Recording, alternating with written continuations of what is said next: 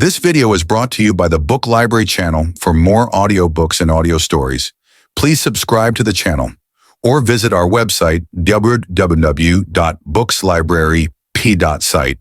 You can request any audiobook and we will publish it for you as a gift on the channel. Thanks.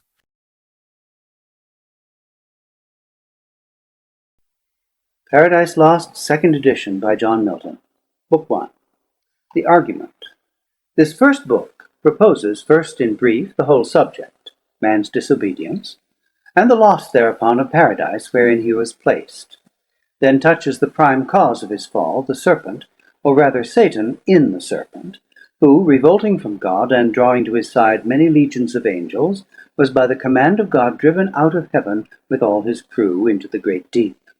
Which action passed over, the poem hastes into the midst of things, presenting Satan with his angels now fallen into hell, described here not in the center, for heaven and earth may be supposed as not yet made, certainly not yet accursed, but in a place of utter darkness fitliest called chaos. Here Satan with his angels lying on the burning lake, thunderstruck and astonished, after a certain space recovers, as from confusion, calls up him who next in order and dignity lay by him. They confer of their miserable fall. Satan awakens all his legions, who lay till then in the same manner confounded. They rise, their numbers, array of battle, their chief leaders named according to the idols known afterwards in Canaan and the countries adjoining. To these Satan directs his speech, comforts them with hope yet of gaining heaven, but tells them lastly of a new world and new kind of creature to be created, according to an ancient prophecy or report in heaven. For that angels were, long before this visible creation, was the opinion of many ancient fathers. To find out the truth of this prophecy, and what to determine thereon, he refers to a full council. What his associates thence attempt.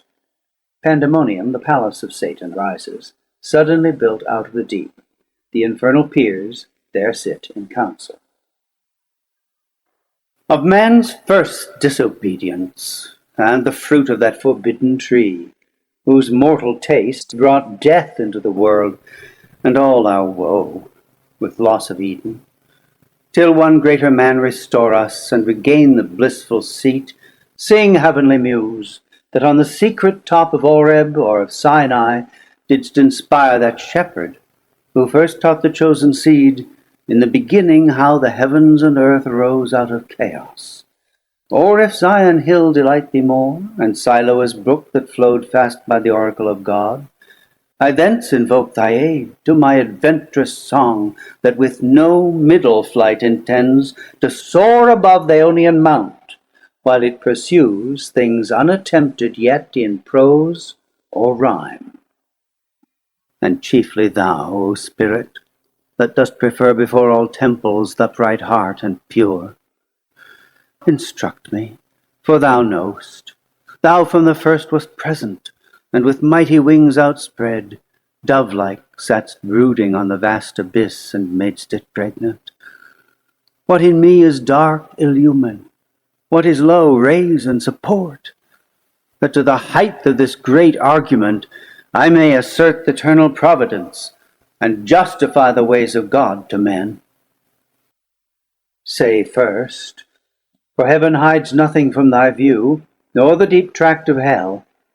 Say first, what cause moved our grandparents in that happy state, favored of heaven so highly, to fall off from their Creator, and transgress his will for one restraint, lords of the world besides? Who first seduced them to that foul revolt? The infernal serpent. He it was whose guile, stirred up with envy and revenge, deceived the mother of mankind, what time his pride had cast him out from heaven, with all his host of rebel angels, by whose aid, aspiring to set himself in glory above his peers, he trusted to have equaled the Most High if he opposed, and with ambitious aim against the throne and monarchy of God, raised impious war in heaven, and battle proud with vain attempt. Him the almighty power hurled headlong, flaming from the ethereal sky, with hideous ruin and combustion, down to bottomless perdition, there to dwell in adamantine chains and penal fire, who durst defy the omnipotent to arms. 9 times the space that measures day and night to mortal men he with his horrid crew lay vanquished, rolling in the fiery gulf, confounded, though immortal. But his doom reserved him to more wrath, for now the thought both of lost happiness and lasting pain torments him. Round he throws his baleful eyes that witnessed huge affliction and dismay, mixed with obdurate pride and steadfast hate. At once, as far as angels can, he views the dismal situation, waste and wild, a dungeon horrible, on all sides round as one great furnace flamed, yet from those flames no light, but rather darkness visible, served only to discover sights of woe, regions of sorrow, doleful shades, where peace and rest can never dwell. Hope never comes that comes to all, but torture without end still urges, and a fiery deluge fed with ever-burning sulphur unconsumed. Such place eternal justice had prepared for those rebellious, here their prison ordained in utter darkness, and their portion set as far removed from God and light of heaven, as from the centre thrice to the utmost pole. Oh, how unlike the place from whence they fell! There the companions of his fall, o'erwhelmed with floods and whirlwinds of tempestuous fire, he soon discerns, and weltering by his side one next himself in power, and next in crime, long after known in Palestine, and named Beelzebub, to whom th' arch-enemy, and thence in heaven called Satan, with bold words breaking the horrid silence, thus began: If thou be'st he, but oh, how fall'n, how changed from him who in the happy realms of light, clothed with transcendent brightness, didst outshine myriads, though bright, if he who mutual league, united thoughts and counsels, equal hope and hazard, in the glorious enterprise joined with me once, now misery hath joined in equal ruin, into what pit thou seest, from what height fallen, so much the stronger proved he with his thunder. And till then who knew the force of those dire arms? Yet not for those, nor what the potent victor in his rage can else inflict, do I repent or change, though changed in outward lustre, that fixed mind and high disdain, from sense of injured merit, that with the mightiest raised me to contend, and to the fierce contention brought along innumerable force of spirits armed, that durst dislike his reign, and me preferring, his utmost power with adverse power opposed in dubious battle on the plains of heaven, and shook his throne. What though the field be lost? All is not lost. The unconquerable will and study of revenge, immortal hate, and courage never to submit or yield, and what is else not to be overcome, that glory never shall his wrath or might extort from me, to bow and sue for grace with suppliant knee, and deify his power, who from the terror of this arm so late doubted his empire. That were low indeed, that were an ignominy and shame beneath this downfall. Since by fate the strength of gods and this imperial substance cannot fail, since through experience of this great event, in arms not worse, in foresight much advanced, we may with more successful hope resolve to wage by force or guile eternal war irreconcilable to our grand foe, who now triumphs and in the excess of joy, sole reigning holds the tyranny of heaven. So spake the postate angel, though in pain, vaunting aloud, but racked with deep despair. And him thus answered soon his bold compeer: O Prince, O Chief of many-throned powers, that led the embattled seraphim to war under thy conduct, and in dreadful deeds fearless endangered heaven's perpetual King, and put to proof his high supremacy, whether upheld by strength or chance or fate. Too well I see and rue the dire event, that with sad overthrow and foul defeat hath lost us heaven, and all this mighty host in horrible destruction laid thus low. As far as gods and heavenly essences can perish, for the mind and spirit remains invincible, and vigor soon returns, though all our glory extinct, and happy state here swallowed up in endless misery. But what if he, our conqueror, whom I now of force believe almighty, since no less than such could have o'erpowered such force as ours, have left us this our spirit and strength entire, strongly to suffer and support our pains, that we may so suffice his vengeful ire, or do him mightier service as his thralls by right of war, whate'er his business be, here in the heart of hell to work in fire, or do his errands in the gloomy deep. What can it then avail, though yet we feel strength undiminished, or eternal being, to undergo eternal punishment? Whereto with speedy words the arch-fiend replied: Fallen cherub, to be weak is miserable, doing or suffering. But of this be sure, to do aught good never will be our task, but ever to do ill our sole delight, as being the contrary to his high will whom we resist. If then his providence out of our evil seek to bring forth good, our labor must be to pervert that end, and out of good still to find means of evil, which oft times may succeed, so as perhaps shall grieve him if I fail not, and disturb his inmost counsels from their destined aim. But see, the angry victor hath recalled his ministers of vengeance and pursuit back to the gates of heaven. The sulphurous hail, shot after us in storm, or blown, hath laid the fiery surge that from the precipice of heaven received us falling, and the thunder, winged with red lightning and impetuous rage, perhaps hath spent his shafts, and ceases now to bellow through the vast and boundless deep. Let us not slip the occasion, whether scorn or satiate fury yielded from our foe.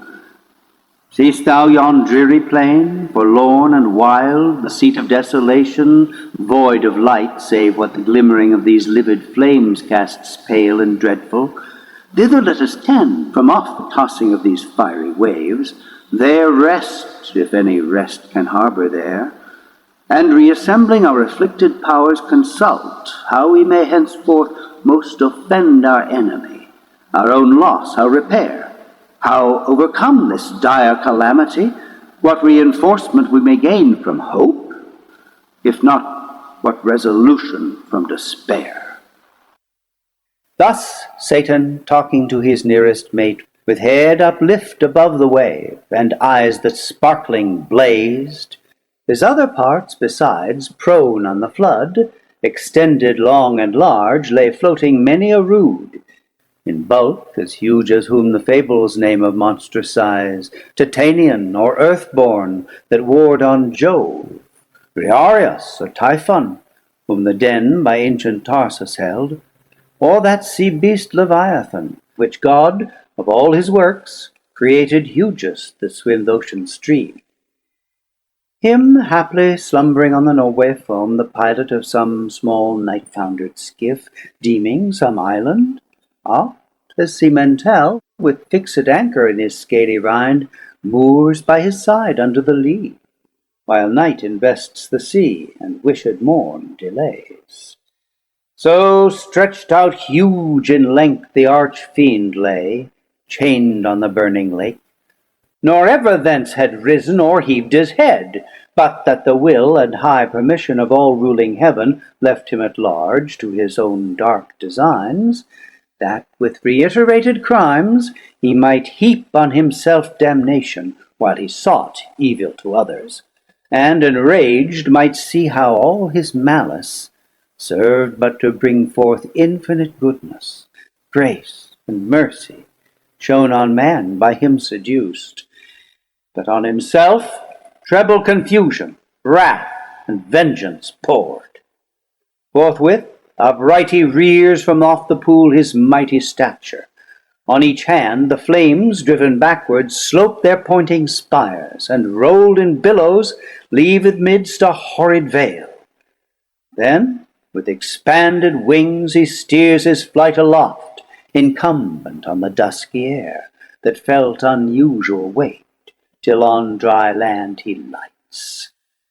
If it were land that ever burned with solid as the lake with liquid fire, and such appeared in hue as when the force of subterranean wind transports a hill torn from Pelorus, or the shattered side of thundering Etna, whose combustible and fueled entrails, thence conceiving fire, sublimed with mineral fury, aid the winds, and leave a singed bottom all involved with stench and smoke.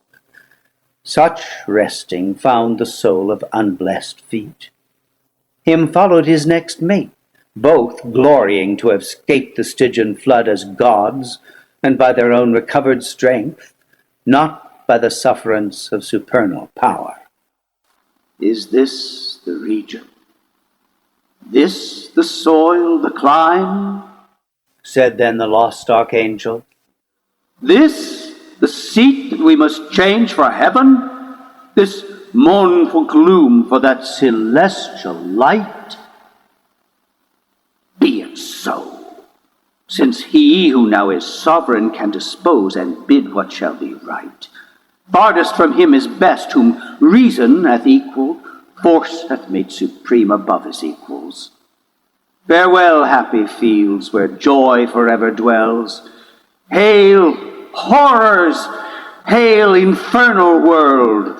And thou, profoundest hell, receive thy new possessor, one who brings a mind not to be changed by place or time.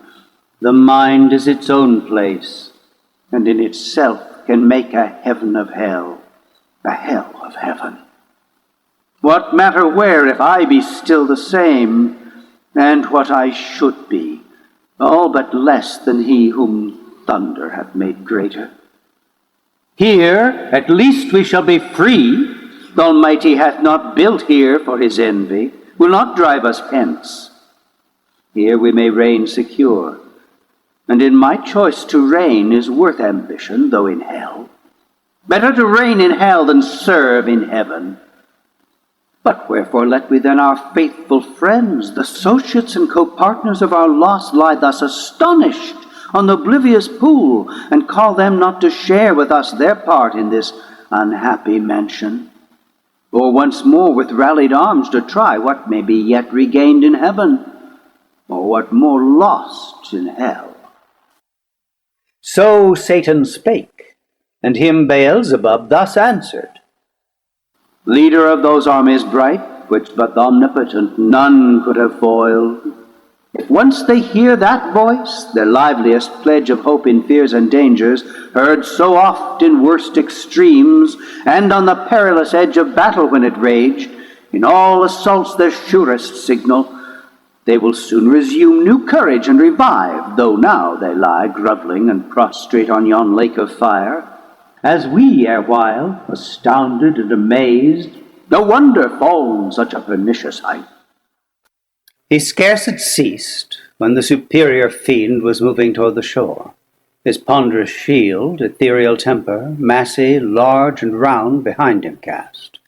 The broad circumference hung on his shoulders like the moon, whose orb, through optic glass, the Tuscan artist views at evening from the top of Faesulae, or in Valdarno, to descry new lands, rivers, or mountains in her spotty globe.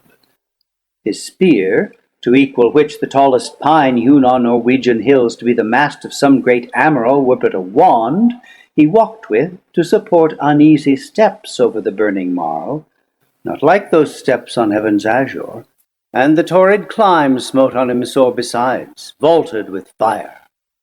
Natheless he so endured, till on the beach of that inflamed sea he stood, and called his legions, angel forms who lay entranced thick as autumnal leaves that strow the brooks in Vallombrosa, where the Trurian shades high overarched embower, or scattered sedge afloat, when with fierce winds Orion armed hath vexed the Red Sea coast, whose waves o'erthrew Busiris and his Memphian chivalry, while with perfidious hatred they pursued the sojourners of Goshen, who beheld from the safe shore their floating carcasses and broken chariot wheels.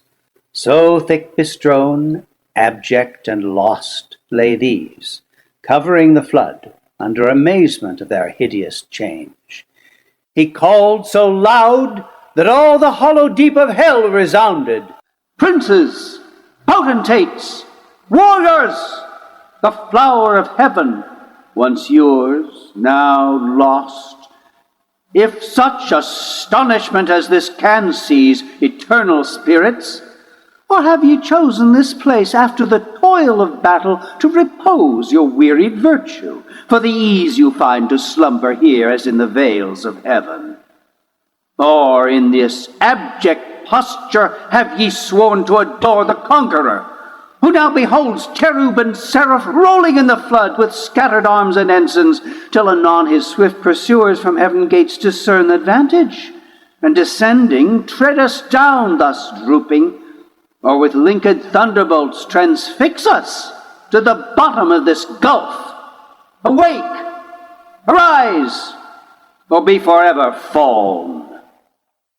They heard and were abashed, and up they sprung upon the wing, as when men wont to watch on duty, sleeping found by whom they dread, rouse and bestir themselves ere well awake. Nor did they not perceive the evil plight in which they were, or the fierce pains not feel. Yet to their general's voice they soon obeyed innumerable, as when the potent rod of Amram's son in Egypt's evil day waved round the coast, upcalled a pitchy cloud of locusts, warping on the eastern wind, that o'er the realm of impious Pharaoh hung like night, and darkened all the land of Nile. So numberless were those bad angels seen, hovering on wing under the cope of hell, twixt upper, nether, and surrounding fires. Till, as a signal given, the uplifted spear of their great Sultan, waving to direct their course, in even balance down they light on the firm brimstone, and fill all the plain. A multitude like which the populous north poured never from her frozen loins to pass Rhine or the Danaa, when her barbarous sons came like a deluge on the south, and spread beneath Gibraltar to the Libyan sands. Forthwith, from every squadron and each band, the heads and leaders thither haste, where stood their great commander, godlike shapes and forms excelling human, princely dignities and powers that erst in heaven sat on thrones, though of their names in heavenly records now be no memorial, blotted out and razed by the rebellion from the books of life. Nor had they yet among the sons of Eve got them new names, till wandering o'er the earth through God's high sufferance for the trial of man, by falsities and lies the greatest part of mankind they corrupted, to forsake God their Creator, and the invisible glory of him that made them, to transform oft to the image of a brute, adorned with gay religions full of pomp and gold, and devils to adore for deities. Then were they known to men by various names, and various idols through the heathen world. Say, Muse, their names, then known. Who first, who last, roused from the slumber on that fiery couch at the great emperor's call, as next in worth came singly where he stood on the bare strand, while the promiscuous crowd stood yet aloof? The chief were those who, from the pit of hell roaming to seek their prey on earth, durst fix their seats long after, next the seat of God, Their altars by his altar, gods adored among the nations round, and durst abide Jehovah thundering out of Zion, throned between the cherubim. Yea, often placed within his sanctuary itself their shrines, abominations, and with cursed things his holy rites and solemn feasts profaned, and with their darkness durst affront his light. First, Moloch, horrid king besmeared with blood of human sacrifice, and parents' tears, though for the noise of drums and timbrels loud, their children's cries unheard, that passed through fire to his grim idol. Him the Ammonite worshipped in Rabbah and her watery plain, in Argob and in Bazan to the stream of utmost Arnon. Nor, content with such audacious neighborhood, the wisest heart of Solomon he led by fraud to build his temple right against the temple of God on that opprobrious hill, and made his grove the pleasant valley of Hinnom, Tophet thence, and black Gehenna called, the type of hell. Next, Chemos, the obscene dread of Moab's sons, from Aroer to Nebo, and the wild of southmost Abarim, in Hezebon and Heranaim, Sion's realm, beyond the flowery dale of Simba, clad with vines, and Eleale to the asphaltic pool. Peor his other name, when he enticed Israel in Sittim on their march from Nile to do him wanton rites, which cost them woe. Yet thence his lustful orgies he enlarged, even to that hill of scandal, by the grove of Moloch, homicide, lust, hard by hate, till good Josiah drove them thence to hell. With these came they who, from the bordering flood of old Euphrates to the brook that parts Egypt from Syrian ground, had general names of Baalim and Ashtaroth, those male, these feminine. For spirits, when they please, can either sex assume or both. So soft and uncompounded is their essence pure, not tied or manacled with joint or limb, nor founded on the brittle strength of bones, like cumbrous flesh, but in what shape they choose, dilated or condensed, bright or obscure, can execute their airy purposes, and works of love or enmity fulfill. For those the race of Israel oft forsook their living strength, and unfrequented left his righteous altar, bowing lowly down to bestial gods, for which their heads, as low bowed down in battle, sunk before the spear of despicable foes. With these in troop came Ashtoreth, whom the Phoenicians called Astarte, queen of heaven, with crescent horns, to whose bright image nightly by the moon Sidonian virgins paid their vows and songs, in Sion also not unsung, where stood her temple on the fensive mountain, built by that uxorious king, whose heart, though large, beguiled by fair idolatresses, fell to idols foul. Thammuz came next behind, whose annual wound in Lebanon allured the Syrian damsels to lament his fate in amorous ditties all a summer's day, while smooth Adonis from his native rock ran purple to the sea, supposed with blood of Thammuz yearly wounded. The love-tale infected Sion's daughters with like heat, whose wanton passions in the sacred porch Ezekiel saw, when by the vision led his eye surveyed the dark idolatries of alienated Judah. Next came one who mourned in earnest when the captive ark maimed his brute image, head and hands lopped off in his own temple on the Grunsel edge, where he fell flat and shamed his worshippers. Dagon his name, sea monster, upward man and downward fish. Yet had his temple high reared in Azotus, dreaded through the coast of Palestine, in Gath and Ascalon, and Acheron and Gaza's frontier bounds. Him followed Rimmon, whose delightful seat was fair Damascus, on the fertile banks of Abana and Pharphar, lucid streams. He also against the house of God was bold.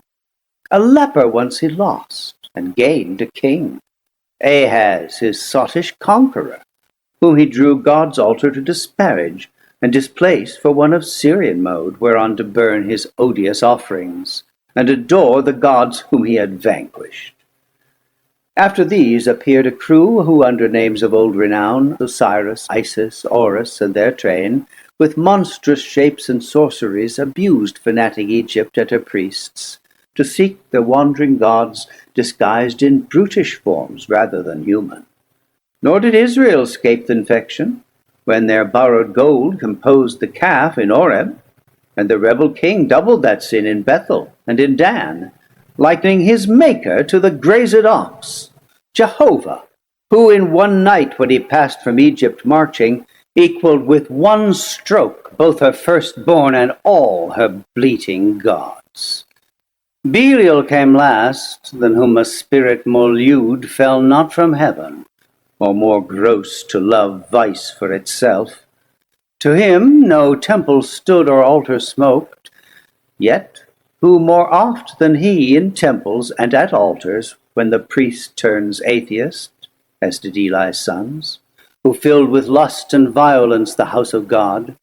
In courts and palaces he also reigns, and in luxurious cities, where the noise of riot ascends above the loftiest towers, and injury and outrage. And when night darkens the streets, then wander forth the sons of Belial, flown with insolence and wine. Witness the streets of Sodom, and that night in Gibeah, when hospitable doors yielded their matrons to prevent worse rape. These were the prime in order and in might. The rest were long to tell, though far renowned, the Ionian gods, of Javan's issue held gods, yet confessed later than heaven and earth their boasted parents. Titan, heaven's firstborn, with his enormous brood, and birthright seized by younger Saturn. He, from mightier Jove, his own and Rhea's son, like measure found, so Jove usurping reigned. These, first in Crete and Ida known, thence on the snowy top of cold Olympus ruled the middle air, the highest heaven. Or on the Delphian cliff, or in Dodona, and through all the bounds of Doric land. Or who with Saturn old fled over Adria to the Sparian fields, and o'er the Celtic roamed the utmost isles.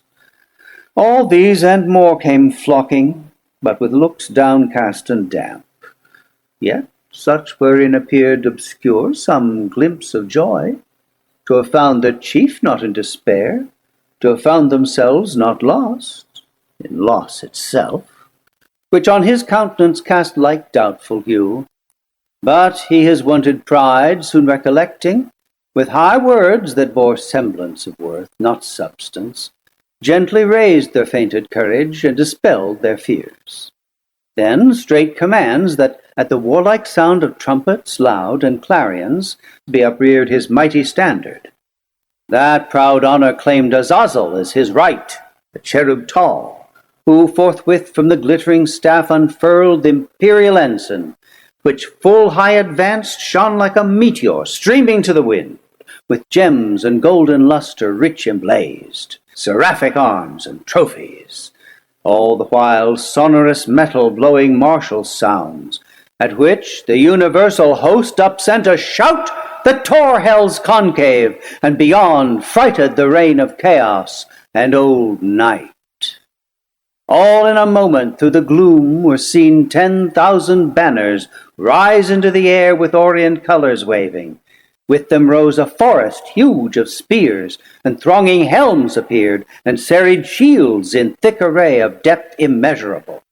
And on they move in perfect phalanx to the Dorian mood of flutes and soft recorders, such as raised to height of noblest temper heroes old arming to battle. And instead of rage, deliberate valor breathe, firm and unmoved with dread of death to flight or foul retreat, nor wanting power to mitigate and swage with solemn touches troubled thoughts, and chase anguish and doubt and fear and sorrow and pain from mortal or immortal minds. Thus they, breathing united force, with fixed thought moved on in silence to soft pipes that charmed their painful steps o'er the burnt soil. And now advanced in view they stand, a horrid front of dreadful length and dazzling arms, in guise of warriors old, with ordered spear and shield, awaiting what command the mighty chief had to impose. He through the armored files darts his experienced eye, and soon traverse the whole battalion views. Their order due, their visages and stature as of gods, the number last he sums. And now his heart distends with pride, and heartening in his strength glories. For never since created man met such embodied force as named with these could merit more than that small infantry warred on by cranes. Though all the giant brood of Phlegra with the heroic race were joined that fought at Thebes and Ilium, on each side mixed with auxiliar gods, and what resounds in fable or romance of Uther's son, begirt with British and Armoric knights, and all who since, baptized or infidel, justed in Aspermont or Montalban, Damasco or Morocco or Trebizond, or whom Bizerta sent from Afric's shore when Charlemagne with all his peerage fell by Fontarabia. Thus far these, beyond compare of mortal prowess, yet observed their great commander. He, above the rest, in shape and gesture proudly eminent, stood like a tower. His form had not yet lost all her original brightness, nor appeared less than archangel ruined, and excess of glory obscured, as when the sun, new risen, looks through the horizontal misty air shorn of his beams, or from behind the moon in dim eclipse disastrous twilight sheds on half the nations, and with fear of change perplexes monarchs. Darkened so, yet shone above them all the archangel, but his face deep scars of thunder had entrenched, and care sat on his faded cheek, but under brows of dauntless courage, and considerate pride waiting revenge. Cruel his eye, but cast signs of remorse and passion to behold the fellows of his crime, the followers rather, far other once beheld in bliss, condemned forever now to have their lot in pain, millions of spirits for his fault immersed of heaven, and from eternal splendors flung for his revolt. Yet faithful how they stood, the glory withered. As, when heaven's fire hath scathed the forest oaks or mountain pines, with singed top their stately growth, though bare, stands on the blasted heath. He now prepared to speak, whereat their doubled ranks they bend from wing to wing, and half enclose him round with all his peers. Attention held them mute. Thrice he essayed, and thrice, in spite of scorn, tears such as angels weep burst forth. At last, words interwove with sighs found out their way. O myriads of immortal spirits! O powers matchless, but with Almighty! And that strife was not inglorious, though the event was dire, as this place testifies, and this dire change hateful to utter. But what power of mind, foreseeing or presaging from the depth of knowledge past or present, could have feared how such united force of gods, how such as stood like these, could ever know repulse? For who can yet believe, though after loss, that all these puissant legions whose exile hath emptied heaven shall fail to reascend, self-raised, and repossess their native seat? For me, be witness all the host of heaven, if counsels different or dangers shunned by me have lost our hopes. But he who reigns monarch in heaven, till then as one secure sat on his throne, upheld by old repute, consent, or custom, and his regal state put forth at full, but still his strength concealed, which tempted our attempt and wrought our fall. Henceforth his might we know, and know our own, so as not either to provoke or dread new war provoked. Our better part remains to work in close design, by fraud or guile, what force effected not, that he no less at length from us may find, who overcomes by force hath overcome but half his foe. Space may produce new worlds, whereof so rife there went a fame in heaven, that he ere long intended to create, and therein plant a generation whom his choice regard should favor equal to the sons of heaven. Thither, if but to pry, shall be perhaps our first eruption, thither or elsewhere. For this infernal pit shall never hold celestial spirits in bondage, nor the abyss long under darkness cover. But these thoughts full counsel must mature. Peace is despaired, for who can think submission? War then, war, open or understood, must be resolved. He spake, and to confirm his words, out flew millions of flaming swords, drawn from the thighs of mighty cherubim. The sudden blaze far round illumined hell. Highly they raged against the highest, and fierce with grasped arms clashed on their sounding shields the din of war, hurling defiance toward the vault of heaven. There stood a hill not far, whose grisly top belched fire and rolling smoke. The rest entire shone with a glossy scurf, undoubted sign that in his womb was hid metallic ore, the work of sulphur. Thither, winged with speed, a numerous brigade hastened, as when bands of pioneers with spade and pickaxe armed forerun the royal camp, to trench a field or cast a rampart. Mammon led them on, Mammon, the least erected spirit that fell from heaven, for even in heaven his looks and thoughts were always downward bent, admiring more the riches of heaven's pavement, trodden gold, than aught divine or holy else enjoyed in vision beatific. By him first men also, and by his suggestion taught, ransacked the centre, and with impious hands rifled the bowels of their mother earth for treasures better hid. Soon had his crew opened into the hill a spacious wound, and digged out ribs of gold. Let none admire that riches grow in hell. That soil may best deserve the precious bane. And here let those who boast in mortal things, and wondering tell of Babel, and the works of Memphian kings, learn how their greatest monuments of fame and strength and art are easily outdone by spirits reprobate, and in an hour what in an age they with incessant toil and hands innumerable scarce perform. Nigh on the plain in many cells prepared, that underneath had veins of liquid fire sluiced from the lake, a second multitude with wondrous art founded the massy ore, severing each kind, and scummed the bullion dross.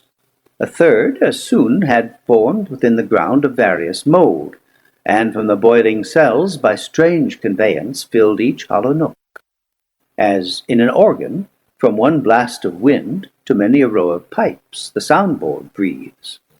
Anon, out of the earth, a fabric huge rose like an exhalation, with the sound of dulcet symphonies and voices sweet, built like a temple, where pilasters round were set, and Doric pillars overlaid with golden architrave. Nor did there want cornice or frieze, with bossy sculptures graven. The roof was fretted gold. Not Babylon, nor great Al-Cairo such magnificence equalled in all their glories, to enshrine Belus or Serapis, their gods, or seat their kings, when Egypt with Assyria strove in wealth and luxury. The sending pile stood fixed her stately height, and straight the doors, opening their brazen folds, discover wide within her ample spaces, o'er the smooth and level pavement. From the arched roof, pendant by subtle magic, many a row of starry lamps and blazing cressets, fed with naphtha and asphaltus, yielded light as from a sky. The hasty multitude admiring entered, and the work some praise, and some the architect, His hand was known in heaven by many a towered structure high, where sceptred angels held their residence and sat as princes, whom the supreme king exalted to such power and gave to rule, each in his hierarchy, the orders bright. Nor was his name unheard or unadored in ancient Greece, and in Ausonian land men called him Lucifer. And how he fell from heaven they fabled, thrown by angry Jove sheer o'er the crystal battlements. From morn to noon he fell, from noon to dewy eve, a summer's day, and with the setting sun dropped from the zenith like a falling star on Lemnos, the Aegean isle.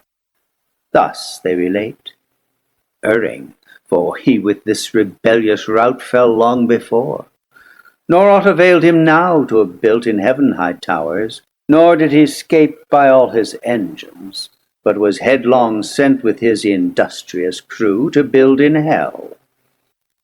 Meanwhile the winged heralds, by command of sovereign power, with awful ceremony and trumpet sound, throughout the host proclaim a solemn council, forthwith to be held at Pandemonium, the high capital of Satan and his peers. The summons called from every band and squared regiment, by place or choice the worthiest. They anon with hundreds and with thousands trooping came, attended. All excess was thronged, the gates and porches wide, but chief the spacious hall, though like a covered field where champions bold wont ride in armed, and at the Soldan's chair defied the best of Paynim's chivalry to mortal combat, or career with lance, thick swarmed, both on the ground and in the air, brushed with the hiss of rustling wings, as bees in springtime, when the sun with Taurus rides, pour forth their populous youth about the hive in clusters. They among fresh dews and flowers fly to and fro, or on the smoothed plank, the suburb of their straw-built citadel, new rubbed with balm, expatiate and confer their state affairs. So thick the airy crowd swarmed and was straitened, till the signal given, behold, a wonder, they but now who seemed in bigness to surpass earth's giant sons, now less than smallest dwarfs in narrow room throng numberless, like that Pygmaean race beyond the Indian mount, or fairy elves, whose midnight revels by a forest side or fountain some belated peasant sees, or dreams he sees, while overhead the moon sits arbitress, and nearer to the earth wheels her pale course. They, on their mirth and dance intent, with jocund music charm his ear. At once with joy and fear his heart rebounds.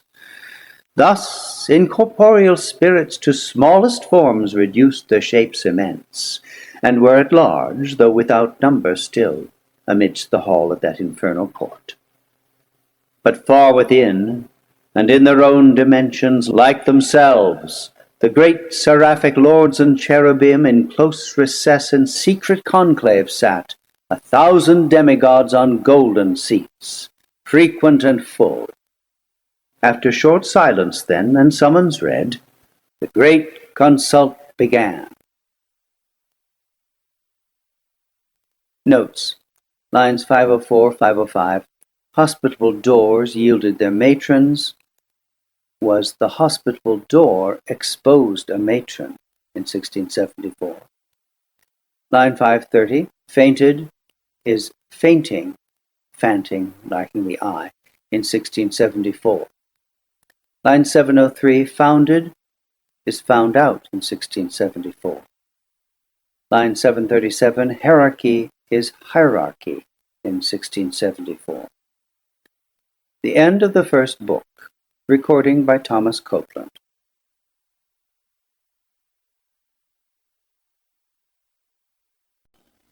Paradise Lost, Book 2, by John Milton.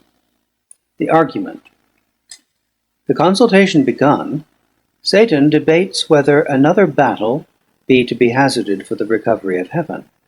Some advise it, others dissuade. A third proposal is preferred, mentioned before by Satan, to search the truth of that prophecy or tradition in heaven concerning another world, and another kind of creature equal or much inferior to themselves, about this time to be created. The doubt who shall be sent on this difficult search. Satan, their chief, undertakes alone the voyage, is honored and applauded. The council thus ended, the rest betake them several ways, and to several employments, as their inclinations lead them, to entertain the time till Satan return. He passes on his journey to hell gates, finds them shut, and who sat there to guard them, by whom at length they are opened, and discover to him the great gulf between hell and heaven. With what difficulty he passes through, directed by chaos, the power of that place, to the sight of this new world which he sought. Note, who shall be sent was who should be sent in 1669. High on a throne of royal state, which far outshone the wealth of Ormus and of Ind, or where the gorgeous East with richest hand showers on her kings barbaric pearl and gold, Satan exalted sat, by merit raised to that bad eminence, and from despair, thus high uplifted beyond hope, aspires beyond thus high, insatiate to pursue vain war with heaven, and by success untaught, his proud imaginations thus displayed. Powers and dominions, deities of heaven, for since no deep within her gulf can hold immortal vigor, though oppressed and fall'n, I give not heaven for lost. From this descent, celestial virtues rising will appear more glorious and more dread than from no fall, and trust themselves to fear no second fate. Me, though just right and the fixed laws of heaven did first create your leader, next free choice, with what besides in council or in fight hath been achieved of merit, yet this loss, thus far at least recovered, hath much more established in a safe, unenvied throne, yielded with full consent. The happier state in heaven, which follows dignity, might draw envy from each inferior. But who here will envy, whom the highest place exposes foremost to stand against the thunderer's aim, your bulwark, and condemns to greatest share of endless pain? Where there is then no good for which to strive, no strife can grow up there from faction, for none sure will claim in hell precedence, none whose portion is so small of present pain that with ambitious mind will covet more. With this advantage then to union and firm faith and firm accord, more than can be in heaven, we now return to claim our just inheritance of old, surer to prosper than prosperity could have assured us, and by what best way, whether of open war or covered guile, we now debate. Who can advise may speak.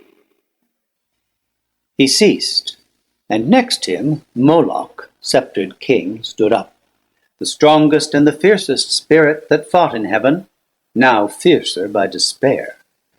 His trust was with the eternal to be deemed equal in strength, and rather than be less, cared not to be at all.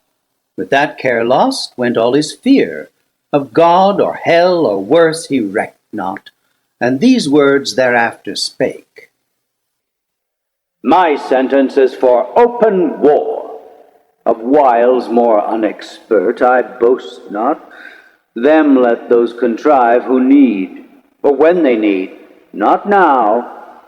For while they sit contriving, shall the rest, millions that stand in arms and longing wait the signal to ascend, sit lingering here, heaven's fugitives, and for their dwelling place accept this dark, opprobrious den of shame, the prison of his tyranny who reigns by our delay? No, let us rather choose, armed with hell flames and fury, all at once o'er heaven's high towers to force resistless way, turning our tortures into horrid arms against the torturer. When to meet the noise of his almighty engine, he shall hear infernal thunder, and for lightning see black fire and horror shot with equal rage among his angels, and his throne itself mixed with Tartarian sulphur and strange fire, his own invented torments. But perhaps the way seems difficult and steep to scale with upright wing against a higher foe. Let such bethink them, if the sleepy drench of that forgetful lake benumb not still, that in our proper motion we ascend up to our native seat. Descent and fall to us is adverse. Who but felt of late, when the fierce foe hung on our broken rear insulting, and pursued us through the deep, with what compulsion and laborious flight we sunk thus low? The scent is easy then, the vent is feared. Should we again provoke our stronger, some worse way his wrath may find to our destruction. If there be in hell fear to be worse destroyed, what can be worse than to dwell here driven out from bliss, condemned in this abhorred deep to utter woe, where pain of unextinguishable fire must exercise us without hope of end, the vassals of his anger, when the scourge inexorably and the torturing hour calls us to penance. More destroyed than thus, we should be quite abolished and expire. What fear we then? What doubt we to incense his utmost ire, which to the height enraged will either quite consume us and reduce to nothing this essential, happier far than miserable to have eternal being, or, if our substance be indeed divine and cannot cease to be, we are at worst on this side nothing, and by proof we feel our power sufficient to disturb his heaven, and with perpetual inroads to alarm, though inaccessible, his fatal throne, which if not victory, is yet revenge. He ended frowning, and his look denounced desperate revenge, and battle dangerous to less than gods. On the other side uprose Belial, in act more graceful and humane. A fairer person lost not heaven. He seemed for dignity composed and high exploit, but all was false and hollow. Though his tongue dropped manna, and could make the worse appear the better reason, to perplex and dash maturest counsels, for his thoughts were low, to vice industrious, but to nobler deeds timorous and slothful. Yet he pleased the ear, and with persuasive accent thus began. I should be much for open war, O peers, as not behind in hate, if what was urged main reason to persuade immediate war did not dissuade me most, and seem to cast ominous conjecture on the whole success, when he who most excels in fact of arms, in what he counsels and in what excels mistrustful, grounds his courage on despair and utter dissolution, as the scope of all his aim after some dire revenge. First, what revenge?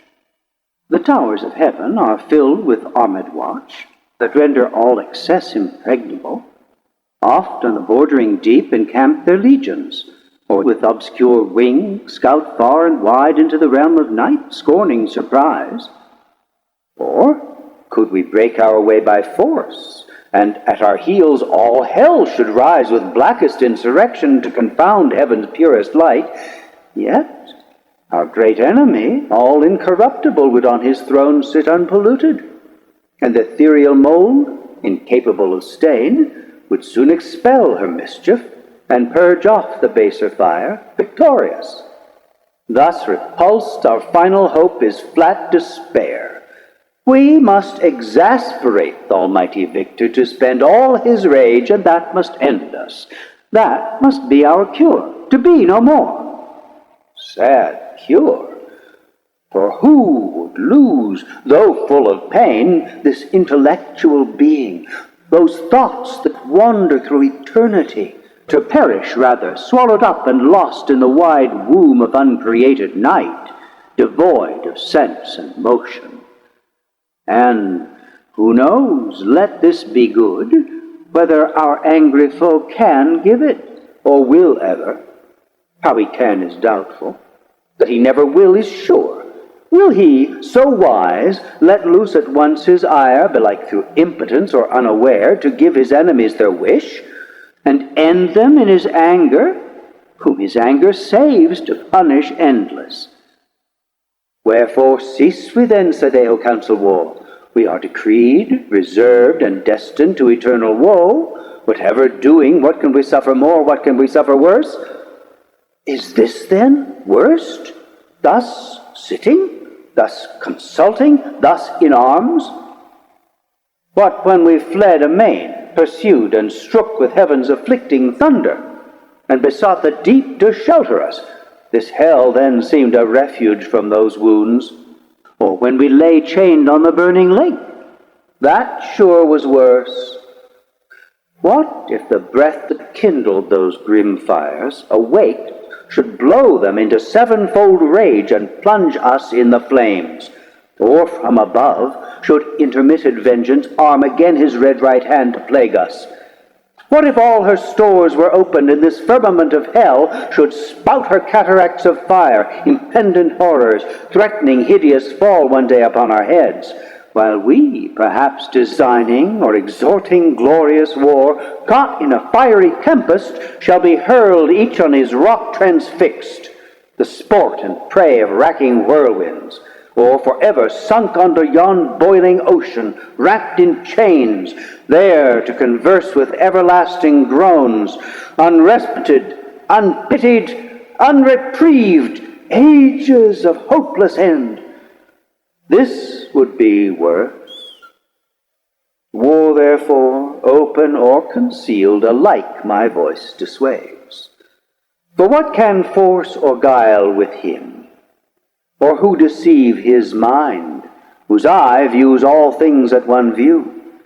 He from heaven's height all these our motions vain sees and derides, not more almighty to resist our might than wise to frustrate all our plots and wiles. Shall we then live thus vile, the race of heaven thus trampled, thus expelled, to suffer here chains and these torments? Better these than worse, by my advice, since fate inevitable subdues us, and omnipotent decree, the victor's will, to suffer as to do our strength is equal. Nor the law unjust that so ordains. This was at first resolved, if we were wise, against so great a foe contending, and so doubtful what might fall. I laugh when those who at the spear are bold and venturous, if that fail them, shrink and fear what yet they know must follow, to endure exile or ignominy or bonds or pain, the sentence of their conqueror. This is now our doom, which if we can sustain and bear, our supreme foe in time may much remit his anger, and perhaps, thus far removed, not mind us, not offending, satisfied with what is punished, whence these raging fires will slacken, if his breath stir not their flames. Our purer essence then will overcome their noxious vapor, or inured not feel, or changed at length, and to the place conformed in temper and in nature, will receive familiar the fierce heat, and void of pain. This horror will grow mild, this darkness light. Besides, what hope the never-ending flight of future days may bring? What chance, what change worth waiting, since our present lot appears for happy though but ill, for ill not worst, if we procure not to ourselves more woe. Thus Belial, with words clothed in reason's garb, counselled ignoble ease and peaceful sloth, not peace. And after him thus Mammon spake. Either to disenthrone the King of heaven we war, if war be best, or to regain our own right lost. Him to unthrone we then may hope, when everlasting fate shall yield to fickle chance, and chaos judge the strife. The former vain to hope argues as vain the latter. For what place can be for us within heaven's bound, unless heaven's Lord supreme we overpower? Suppose he should relent and publish grace to all, on promise made of new subjection. With what eyes could we stand in his presence humble and receive strict laws imposed, to celebrate his throne with warbled hymns, and to his Godhead sing forced hallelujahs, while he lordly sits, our envied sovereign, and his altar breathes ambrosial odors and ambrosial flowers, our servile offerings? This must be our task in heaven, this our delight. How wearisome eternity so spent in worship paid to whom we hate!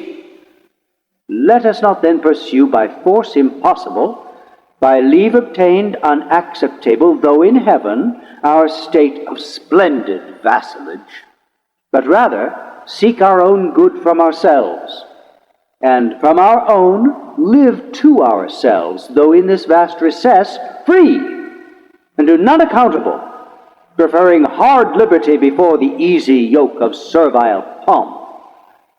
Our greatness will appear then most conspicuous, when great things of small, useful of hurtful, prosperous of adverse we can create, and in what place soe'er thrive under evil, and work ease out of pain, through labor and endurance.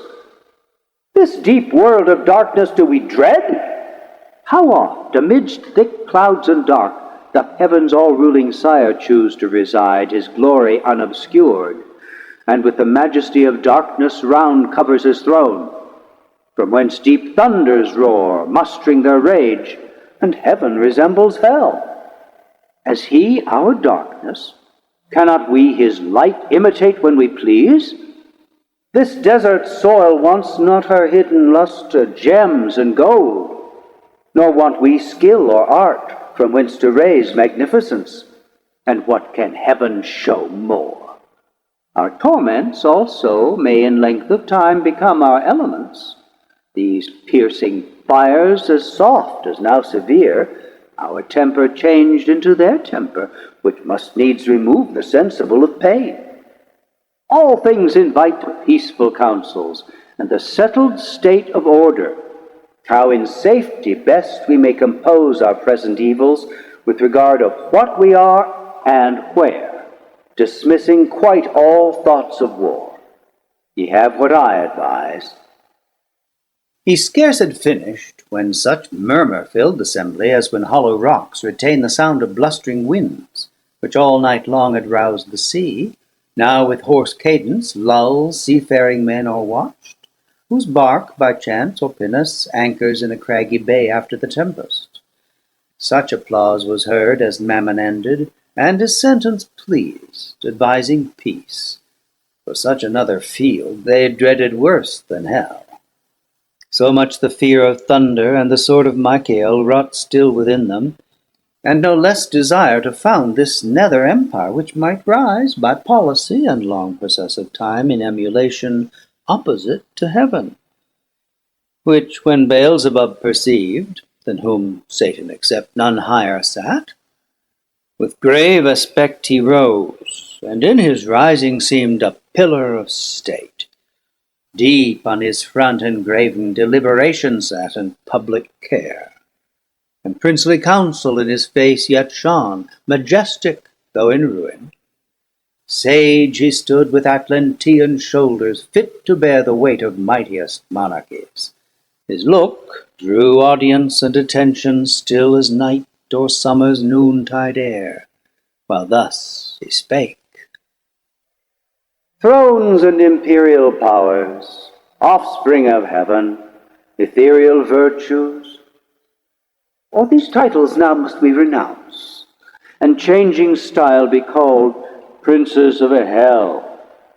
For so the popular vote inclines, here to continue and build up here a growing empire.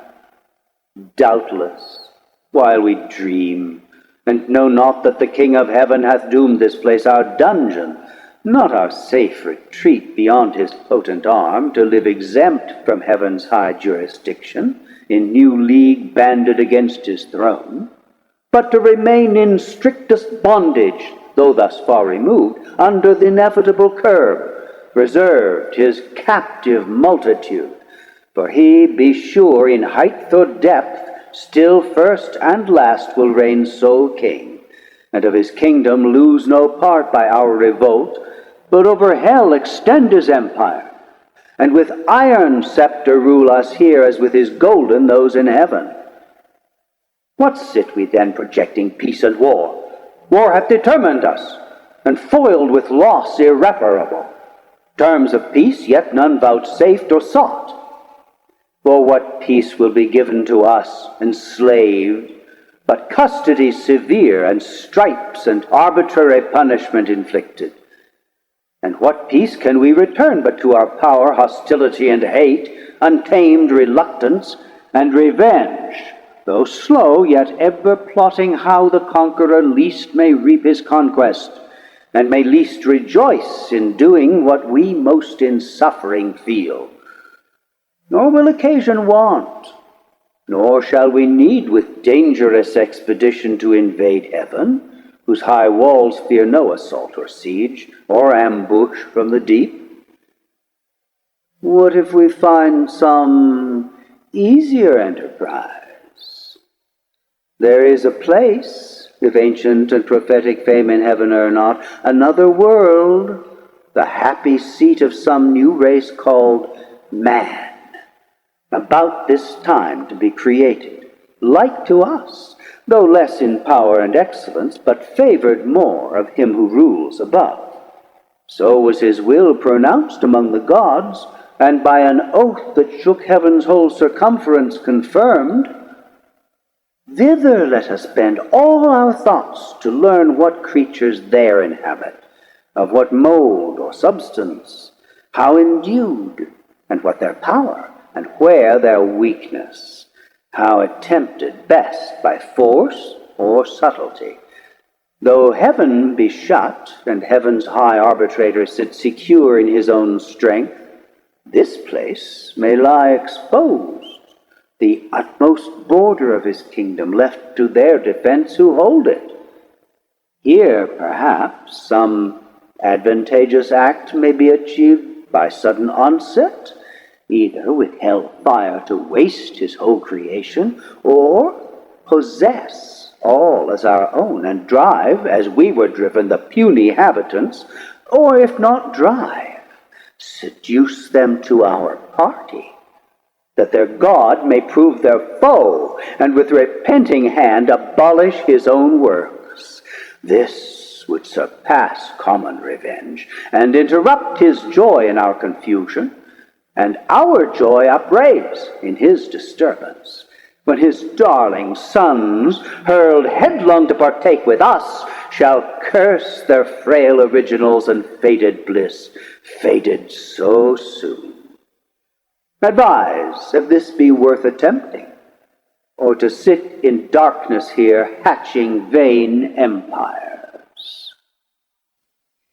Thus Beelzebub pleaded his devilish counsel, first devised by Satan, and in part proposed. For whence but from the author of all ill could spring so deep a malice, to confound the race of mankind in one root, and earth with hell to mingle and involve, done all to spite the great Creator. But their spite still serves his glory to augment. The bold design pleased highly those infernal states, and joy sparkled in all their eyes. With full assent they vote, whereat his speech he thus renews. Well have ye judged, well ended long debate, synod of gods, and like to what ye are, great things resolved, which from the lowest to deep will once more lift us up, in spite of fate, nearer our ancient seat, perhaps in view of those bright confines, whence with neighboring arms and opportune excursion we may chance re-enter heaven, or else in some mild zone dwell not unvisited of heaven's fair light, secure, and at the brightening orient beam purge off this gloom, the soft, delicious air to heal the scar of these corrosive fires shall breathe her balm. But first, whom shall we send in search of this new world? Whom shall we find sufficient? Who shall tempt with wandering feet the dark, unbottomed, infinite abyss, and through the palpable obscure find out his uncouth way, or spread his airy flight, upborne with indefatigable wings over the vast abrupt, ere he arrive the happy isle? What strength, what art can then suffice, or what evasion bear him safe through the strict centuries and stations thick of angels watching round? Here he had need all circumspection, and we now no less choice in our suffrage, for on whom we send the weight of all, and our last hope relies. This said, he sat, and expectation held his look suspense, awaiting who appeared to second, or oppose, or undertake the perilous attempt. But all sat mute, pondering the danger with deep thoughts, and each in other's countenance read his own dismay, astonished. None among the choice and prime of those heaven-warring champions could be found so hardy as to proffer or accept alone the dreadful voyage, till at last Satan, whom now transcendent glory raised above his fellows, with monarchal pride, conscious of highest worth, unmoved, thus spake. O progeny of heaven, imperial thrones, with reason hath deep silence and demur seized us, though undismayed. Long is the way and hard that out of hell leads up to light. A prison strong, this huge convex of fire, outrageous to devour, immures us round ninefold, and gates of burning adamant, barred over us, prohibit all egress. These passed, if any pass, the void profound of unessential night receives him next, wide gaping, and with utter loss of being threatens him, plunged in that abortive gulf. If thence he escape into whatever world or unknown region, what remains him less than unknown dangers, and as hard escape? But I should ill become this throne, O peers, and this imperial sovereignty, adorned with splendor, armed with power, if aught proposed and judged of public moment, in the shape of difficulty or danger, could deter me from attempting. Wherefore do I assume these royalties, and not refuse to reign, refusing to accept as great a share of hazard as of honor, due alike to him who reigns, and so much to him due of hazard more, as he above the rest high honored sits. Go therefore, mighty powers, terror of heaven though fallen, intend at home, while here shall be our home, what best may ease the present misery, and render hell more tolerable. If there be cure or charm to respite, or deceive, or slack the pain of this ill mansion, intermit no watch against a wakeful foe, while I abroad through all the coasts of dark destruction seek deliverance for us all. This enterprise none shall partake with me. Thus saying rose the monarch, and prevented all reply, prudent, lest from his resolution raised others among the chief might offer now, certain to be refused, what erst they feared, and so refused might in opinion stand his rivals, winning cheap the high repute which he through hazard huge must earn. But they dreaded not more that venture than his voice forbidding, and at once with him they rose. The rising all at once was as the sound of thunder heard remote. Towards him they bend with awful reverence prone, and as a god extol him, equal to the highest in heaven. Nor failed they to express how much they praised that for the general safety he despised his own. For neither do the spirits damned lose all their virtue, lest bad men should boast the specious deeds on earth, which glory excites, or close ambition, varnished o'er with zeal. Thus they their doubtful consultations dark ended, rejoicing in their matchless chief. As when from mountain tops the dusky clouds, ascending while the north wind sleeps, o'erspread heaven's cheerful face, the lowering element scowls o'er the darkened landscape, snow or shower. If chance the radiant sun with farewell sweet extend his evening beam, the fields revive, the birds the notes renew, and bleating herds attest the joy that hill and valley rings. O shame to men! Devil with devil damned firm concord holds. Men only disagree of creatures rational, though under hope of heavenly grace, and God proclaiming peace, yet live in hatred, enmity, and strife among themselves, and levy cruel wars, wasting the earth, each other to destroy, as if, which might induce us to accord, man had not hellish foes enow besides, that day and night for his destruction wait. The Stygian council thus dissolved, and forth in order came the grand infernal peers. Midst came their mighty paramount, and seemed alone antagonist of heaven, nor less than hell's dread emperor, with pomp supreme and godlike imitated state.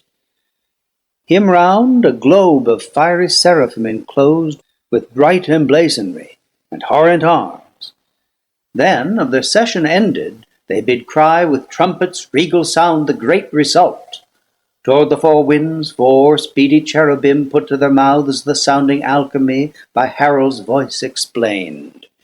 The hollow abyss heard far and wide, and all the host of hell with deafening shout returned them loud acclaim. Thence, more at ease their minds, and somewhat raised by false presumptuous hope, the ranged powers disband, and wandering, each his several way pursues, as inclination or sad choice leads him, perplexed, where he may likeliest find truce to his restless thoughts, and entertain the irksome hours till his great chief return. Part on the plain, or in the air sublime upon the wing, or in swift race contend, as at the Olympian games or Pythian fields. Part curb their fiery steeds, or shun the goal with rapid wheels, or fronted brigads form. As when to warn proud cities war appears waged in the troubled sky, and armies rush to battle in the clouds, before each van prick forth the airy knights, and couch their spears till thickest legions close. With feats of arms from either end of heaven the welkin burns. Others with vast Typhoean rage more fell, rend up both rocks and hills, and ride the air in whirlwind. Hell scarce holds the wild uproar. As when Alcides, from Oealia crowned with conquest, felt th' envenomed robe, and tore through pain up by the roots Thessalian pines, and Lycus from the top of Oeta threw into the Euboic sea. Others, more mild, retreated in a silent valley, sing with notes angelical to many a harp their own heroic deeds, and hapless fall by doom of battle, and complain that fate free virtue should enthrall to force or chance. The song was partial, but the harmony, what could it less when spirits immortal sing, suspended hell, and took with ravishment the thronging audience. In discourse more sweet, for eloquence the soul, song charms the sense, others apart sat, on a hill retired, in thoughts more elevate, and reasoned high, of providence, foreknowledge, will, and fate. Fixed fate, free will, foreknowledge absolute, and found no end, in wandering mazes lost. Of good and evil much they argued then, of happiness and final misery, passion and apathy, and glory and shame, vain wisdom all, and false philosophy.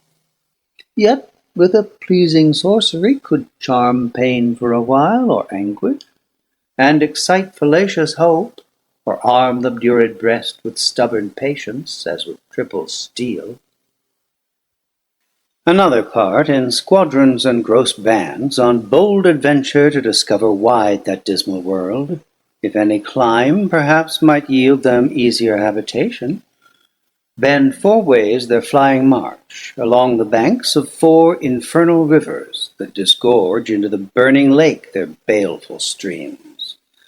Abhorred Styx, the flood of deadly hate, sad Acheron of sorrow, black and deep, Cocytus, named of lamentation loud heard on the rueful stream, fierce Phlegethon, whose waves of torrent fire inflame with rage. Far off from these, a slow and silent stream, Lethe, the river of oblivion, rolls her watery labyrinth, whereof who drinks, forthwith his former state and being forgets both joy and grief, pleasure and pain. Beyond this flood, a frozen continent lies dark and wild, beat with perpetual storms of whirlwind and dire hail, which on firm land thaws not, but gathers heap, and ruin seems of ancient pile. All else, deep snow and ice, a gulf profound as that Serbonian bog betwixt Damiata and Mount Cassius old, where armies whole have sunk. The parching air burns frore, and cold performs the effect of fire.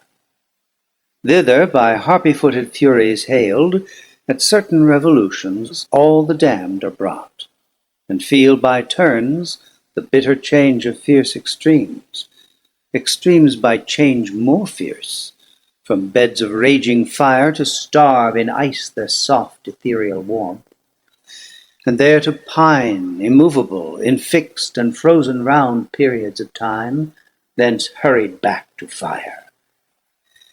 They ferry over this Lethean sound both to and fro, their sorrow to augment, and wish and struggle as they pass to reach the tempting stream, with one small drop to lose in sweet forgetfulness all pain and woe, all in one moment, and so near the brink.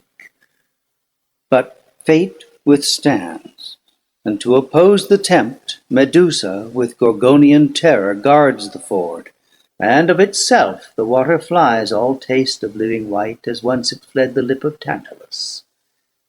Thus, roving on in confused march forlorn, the adventurous bands, with shuddering horror pale and eyes aghast, viewed first their lamentable lot, and found no rest.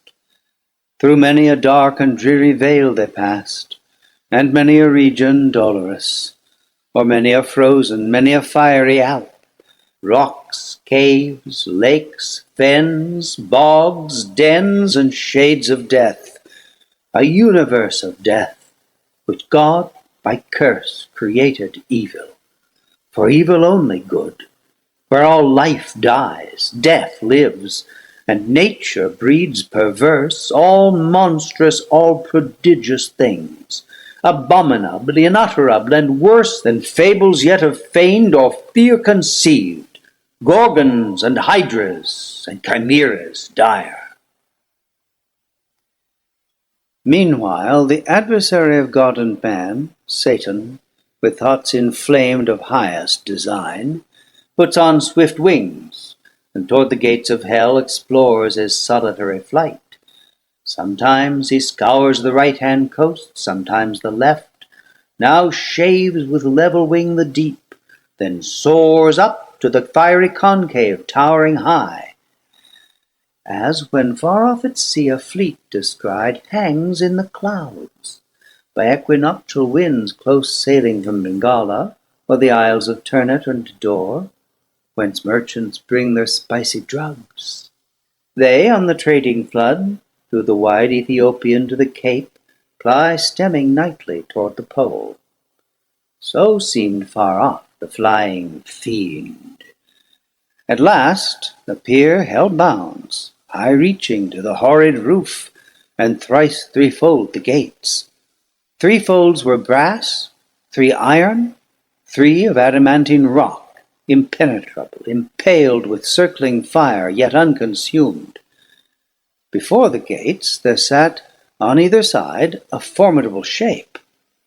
The one seemed woman to the waist, and fair, but ended foul in many a scaly fold, voluminous and vast.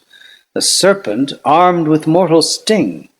About her middle round a cry of hellhounds, never ceasing, barked, with wide Cerberian mouths full loud, and rung a hideous peal. Yet, when they list, would creep, if aught disturbed their noise, into her womb, and kennel there. Yet there still barked and howled within unseen. Far less abhorred than these vexed Scylla, bathing in the sea that parts Calabria from the hoarse Trinacrian shore. Nor uglier follow the night hag, when called in secret, riding through the air she comes, lured with the smell of infant blood, to dance with the Lapland witches, while the labouring moon eclipses at their charms. The other shape, if shape it might be called that shape had none distinguishable in member, joint, or limb, or substance might be called that shadow seemed, for each seemed either. Black it stood as night, fierce as 10 furies, terrible as hell, and shook a dreadful dart. What seemed his head the likeness of a kingly crown had on. Satan was now at hand, and from his seat the monster, moving onward, came as fast, with horrid strides. Hell trembled as he strode. The undaunted fiend, what this might be, admired, not feared. God and his Son except, created thing not valued he, nor shunned, and with disdainful look thus first began. Whence and what art thou, execrable shape, that darest, though grim and terrible, advance thy miscreated front athwart my way to yonder gates? Through them I mean to pass, that be assured, without leave asked of thee. Retire, or taste thy folly, and learn, by proof, hell-born, not to contend with spirits of heaven. To whom the goblin, full of wrath, replied, Art thou that traitor angel? Art thou he who first broke peace in heaven, and faith till then unbroken, and in proud rebellious arms drew after him the 3rd part of heaven's sons, conjured against the highest? For which both thou and they, outcast from God, are here condemned to waste eternal days in woe and pain? And reckons thou thyself with spirits of heaven, hell-doomed, and breathest defiance here and scorn, where I reign king, and to enrage thee more, thy king and lord? Back to thy punishment, false fugitive, and to thy speed add wings, lest with the whip of scorpions I pursue thy lingering, and with one stroke of this dart strange horror seize thee, and pangs unfelt before. So spake the grisly terror, and in shape, so speaking and so threatening, grew 10-fold more dreadful and deformed. On th' other side, incensed with indignation, Satan stood unterrified, and like a comet burned that fires the length of Ophiuchus huge and the Arctic sky, and from his horrid hair shakes pestilence and war. Each at the head levelled his deadly aim, their fatal hands no second stroke intend, and such a frown each cast at t'other, as when 2 black clouds, with heaven's artillery fraught, come rattling on over the Caspian, then stand front to front, hovering a space, till winds the signal blow to join their dark encounter in mid-air. So frowned the mighty combatants, that hell grew darker at their frown, so matched they stood. For never but once more was either like to meet so great a foe. And now great deeds had been achieved, whereof all hell had rung, had not the snaky sorceress that sat fast by hell gate and kept the fatal key, risen, and with hideous outcry rushed between. O Father, what intends thy hand, she cried, against thy only Son? What fury, O son, possesses thee to bend that mortal dart against thy father's head? And know'st for whom? For him who sits above and laughs the while at thee, ordained his drudge, to execute whate'er his wrath, which he calls justice, bids, his wrath which one day will destroy ye both. She spake, and at her words the hellish pest forbore. Then these to her Satan returned. So strange thy outcry, and thy words so strange thou interposest, that my sudden hand, prevented, spares to tell thee yet by deeds what it intends, till first I know of thee what thing thou art, thus double formed, and why in this infernal vale first met thou call'st me father, and that phantasm call'st my son. I know thee not, nor ever saw till now sight more detestable than him and thee. To whom the portress of Hellgate replied, Hast thou forgot me then? And do I seem now in thine eyes so foul, once deemed so fair in heaven, when at the assembly, and in sight of all the seraphim with thee combined in bold conspiracy against heaven's king, all on a sudden miserable pain surprised thee, dim thine eyes, and dizzy swum in darkness, while thy head flames thick and fast threw forth, till on the left side opening wide, likest to thee in shape and countenance bright, then shining heavenly fair, a goddess armed, out of thy head I sprung. Amazement seized all host of heaven. Back they recoiled, afraid at first, and called me sin, and for a sign portentous held me. But, familiar grown, I pleased, and with attractive graces won the most averse. Thee chiefly, who full oft thyself in me thy perfect image viewing becamest enamored, and such joy thou took'st with me in secret, that my womb conceived a growing burden. Meanwhile war arose, and fields were fought in heaven, wherein remained, for what could else, to our almighty foe clear victory, to our part loss and rout through all the Empyrean. Down they fell, driven headlong from the pitch of heaven, down into this deep. And in the general fall I also, at which time this powerful key into my hand was given, with charge to keep these gates forever shut, which none can pass without my opening. Pensive here I sat alone, but long I sat not, till my womb, pregnant by thee, and now excessive grown, prodigious motion felt and rueful throes. At last this odious offspring whom thou seest, thine own begotten, breaking violent way, tore through my entrails, that with fear and pain distorted, all my nether shape thus grew transformed. But he, my inbred enemy, forth issued, brandishing his fatal dart made to destroy. I fled and cried out, Death! Hell trembled at the hideous name, and sighed from all her caves, and back resounded, Death! I fled, but he pursued, though more it seems inflamed with lust and rage, and swifter far me overtook his mother, all dismayed, and in embraces, forcible and foul, engendering with me, of that rape begot these yelling monsters, that with ceaseless cry surround me, as thou sawest, hourly conceived and hourly born, with sorrow infinite to me. For when they list, into the womb that bred them they return, and howl and gnaw my bowels the repast. Then bursting forth afresh, with conscious terrors vex me round, that rest or intermission none I find. Before mine eyes in opposition sits grim death, my son and foe, who sets them on, and me, his parent, would full soon devour for want of other prey, but that he knows his end with mine involved, and knows that I should prove a bitter morsel, and his bane, whenever that shall be, so fate pronounced. But thou, O Father, I forewarn thee, shun his deadly arrow, neither vainly hope to be invulnerable in those bright arms, though tempered heavenly. For that mortal dint, save he who reigns above, none can resist.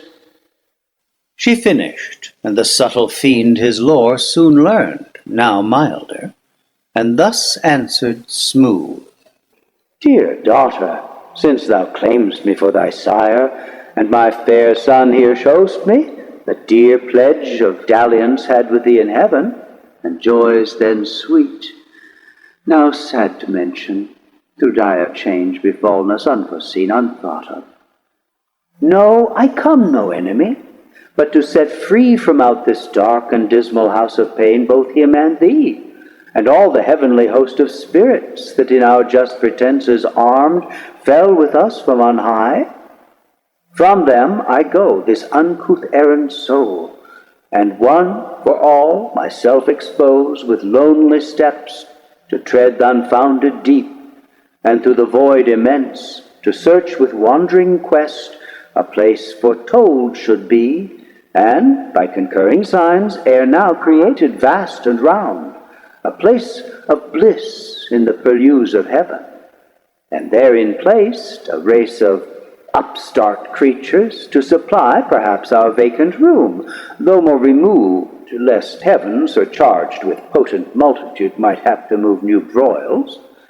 Be this or aught than this more secret now designed, I haste to know, and this once known shall soon return, and bring ye to the place where thou and death shall dwell at ease, and up and down unseen wing silently the buxom air, embalmed with odors.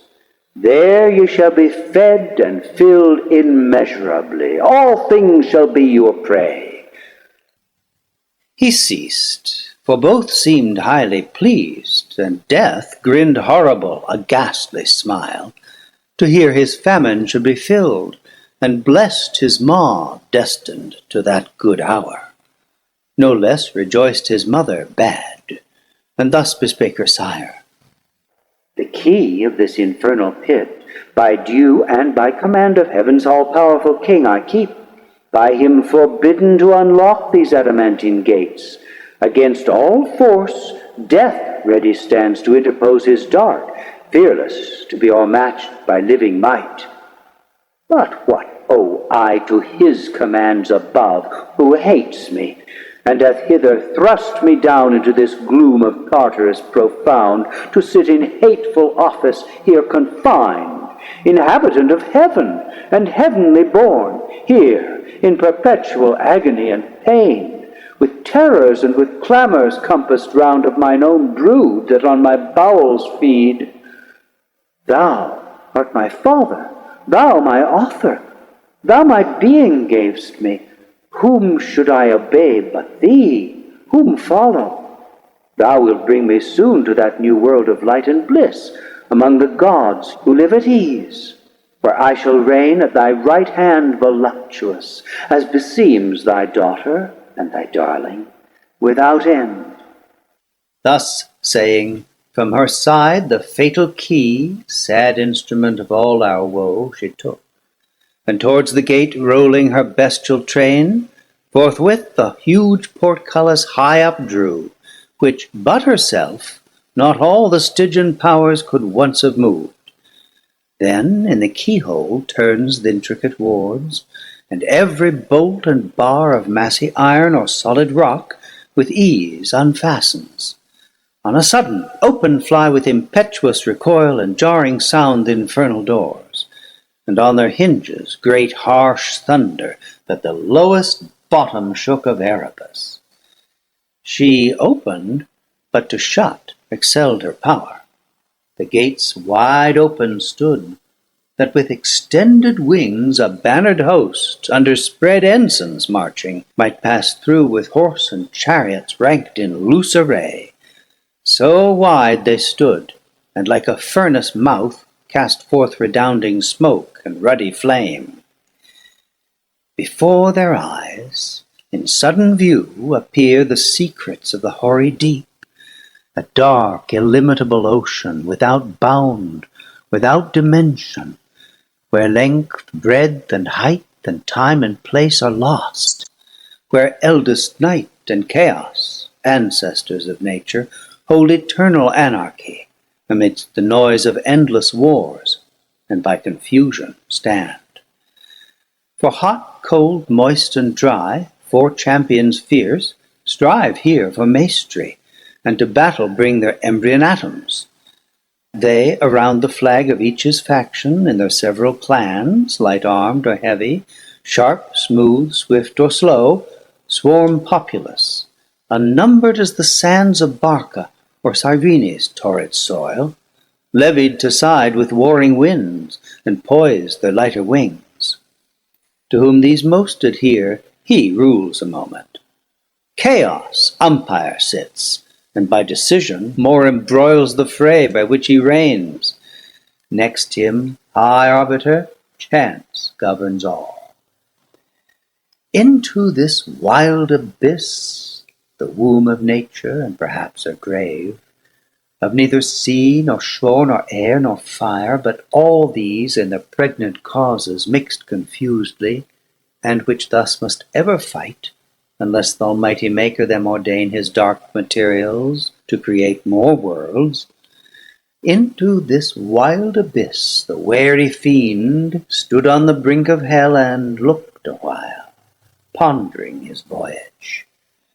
For no narrow frith he had to cross, nor was his ear less peeled with noises loud and ruinous, to compare great things with small, than when Bellona storms, with all her battering engines bent to raise some capital city, or less than if this frame of heaven were falling, and these elements in mutiny had from her axle torn the steadfast earth. At last his sail-broad vans he spreads for flight, and in the surging smoke uplifted, spurns the ground. Thence many a league, as in a cloudy chair ascending, rides audacious, but that seat soon failing, meets a vast vacuity. All unawares, fluttering his pennons vain, plumb down he drops 10,000 fathom deep. And to this hour down had been falling, had not by ill chance the strong rebuff of some tumultuous cloud, instinct with fire and nitre, hurried him as many miles aloft. That fury stayed, quenched in a boggy Syrtis, neither sea nor good dry land. Nigh foundered, on he fares, treading the crude consistence, half on foot, half flying. Behooves him now both oar and sail. As when a griffin through the wilderness with winged course, or hill or moory dale, pursues the Arimaspian, who by stealth had from his wakeful custody purloined the guarded gold. So eagerly the fiend, or bog, or steep, through strait, rough, dense, or rare, with head, hands, wings, or feet, pursues his way, and swims, or sinks, or wades, or creeps, or flies. At length, a universal hubbub wild of stunning sounds and voices, all confused, borne through the hollow dark, assaults his ear with loudest vehemence.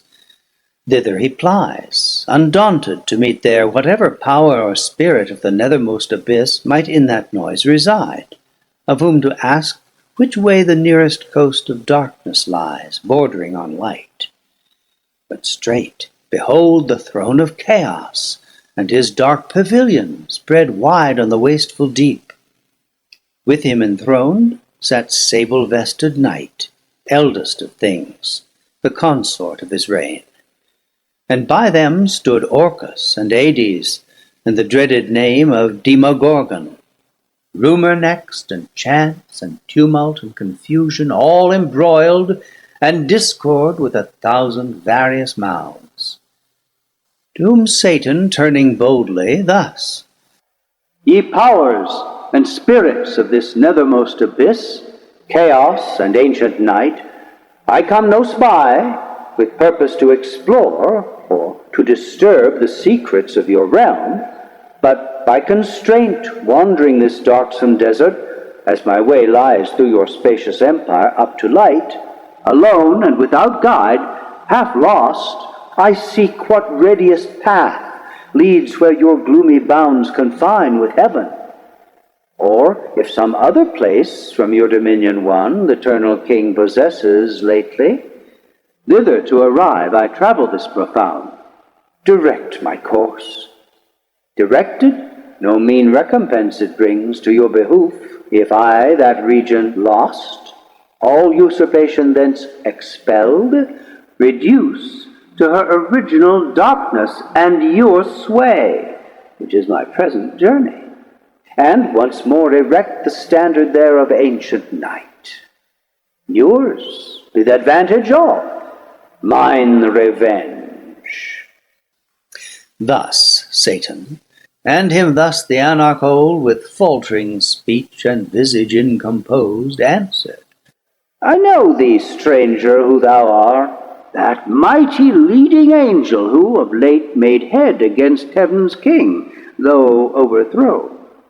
I saw and heard, for such a numerous host fled not in silence through the frighted deep, with ruin upon ruin, rout on rout, confusion worse confounded, and heaven gates poured out by millions of victorious bands pursuing.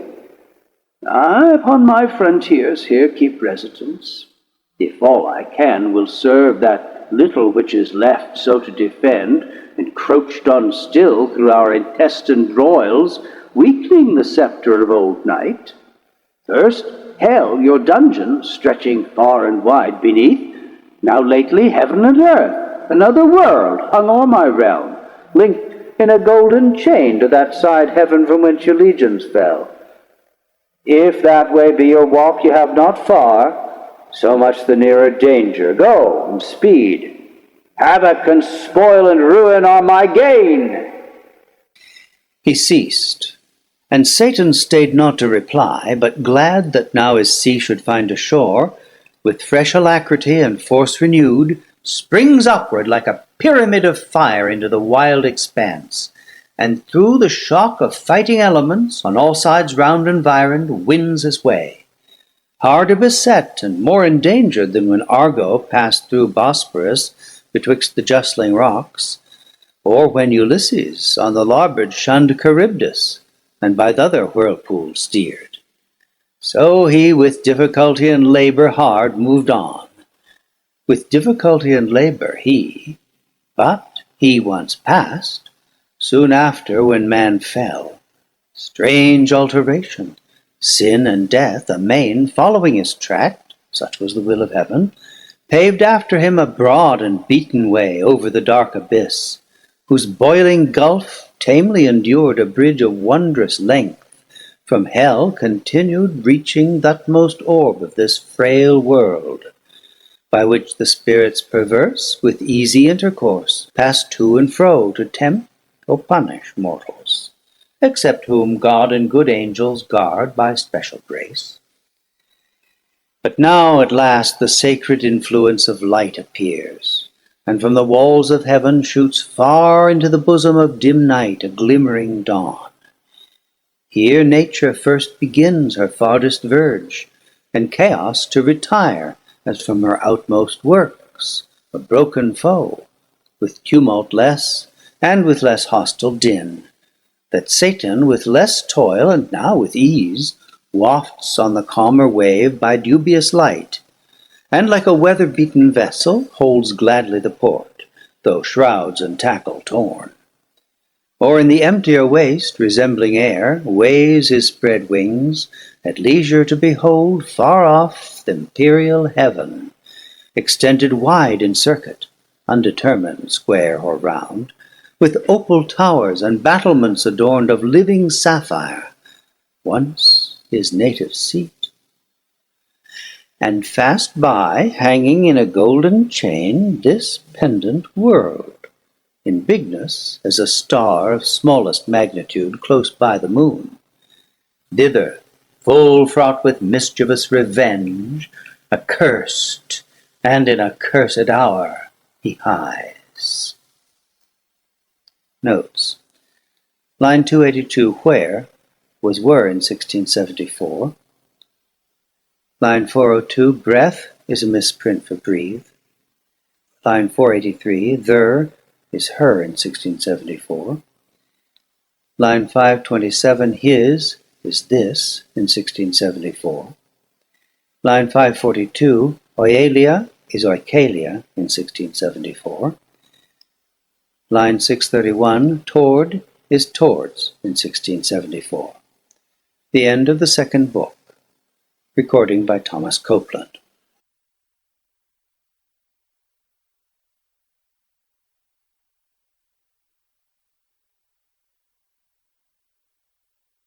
Book 3. The Argument. God, sitting on his throne, sees Satan flying towards this world, then newly created, shows him to the Son who sat at his right hand, foretells the success of Satan in perverting mankind, clears his own justice and wisdom from all imputation, having created man free and able enough to have withstood his tempter, yet declares his purpose of grace towards him, in regard he fell not of his own malice, as did Satan, but by him seduced. The Son of God renders praises to his Father for the manifestation of his gracious purpose towards man. God again declares that grace cannot be extended towards man without the satisfaction of divine justice. Man hath offended the majesty of God by aspiring to Godhead, and therefore, with all his progeny devoted to death, must die, unless someone can be found sufficient to answer for his offense and undergo his punishment. The Son of God freely offers himself a ransom for man. The Father accepts him, ordains his incarnation, pronounces his exaltation above all in heaven and earth, commands all the angels to adore him. They obey, amid hymning to their harps in full choir, celebrate the Father and the Son. Meanwhile, Satan alights upon the bare convex of this world's outermost orb, where, wandering, he first finds a place since called the limbo of vanity. What persons and things fly up thither? Thence comes to the gate of heaven, described ascending by stairs, and the waters above the firmament that flow about it. His passage thence to the orb of the sun. He finds there Uriel, the regent of that orb, but first changes himself into the shape of a meaner angel, and pretending a zealous desire to behold the new creation and man whom God had placed here, inquires of him the place of his habitation, and is directed. Alights first on Mount Nephates. Hail, holy light, offspring of heaven, firstborn, or of the eternal, co-eternal beam may I express thee, unblamed. Since God is light, and never but in unapproached light dwelt from eternity, dwelt then in thee bright effluence of bright essence increate? Or hear'st thou rather pure ethereal stream, whose fountain who shall tell? Before the sun, before the heavens thou wert, and at the voice of God, as with a mantle, didst invest the rising world of waters dark and deep, one from the void and formless infinite. Thee I revisit now with bolder wing, escape the Stygian pool, though long detained in that obscure sojourn, while in my flight through utter and through middle darkness borne, with other notes than to the Orphean lyre I sung of chaos and eternal night, taught by the heavenly muse to venture down the dark descent, and up to reascend, though hard and rare. Thee I revisit safe, and feel thy sovereign vital lamp. But thou revisit'st not these eyes, that roll in vain to find thy piercing ray, and find no dawn. So thick a drop serene hath quenched their orbs, or dim suffusion veiled. Yet not the more cease I to wander where the Muses haunt clear spring, or shady grove, or sunny hill, smit with the love of sacred song. But chief thee, Zion, and the flowery brooks beneath that wash thy hallowed feet, and warbling flow, nightly I visit, nor sometimes forget those other two equalled with me in fate, so were I equalled with them in renown, blind Thamyris and blind Maeonides, and Tiresias and Phineas, prophets old. Then feed on thoughts that voluntary move harmonious numbers, as the wakeful bird sings darkling, and in shadiest covert hid tunes her nocturnal note.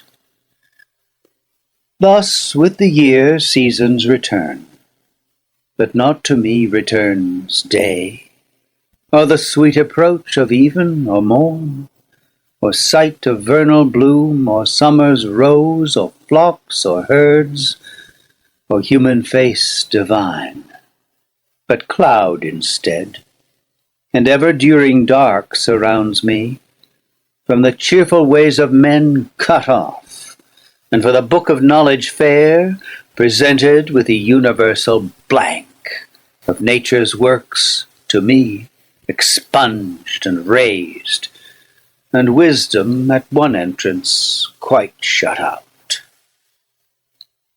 So much the rather thou, celestial light, shine inward, and the mind through all her powers irradiate.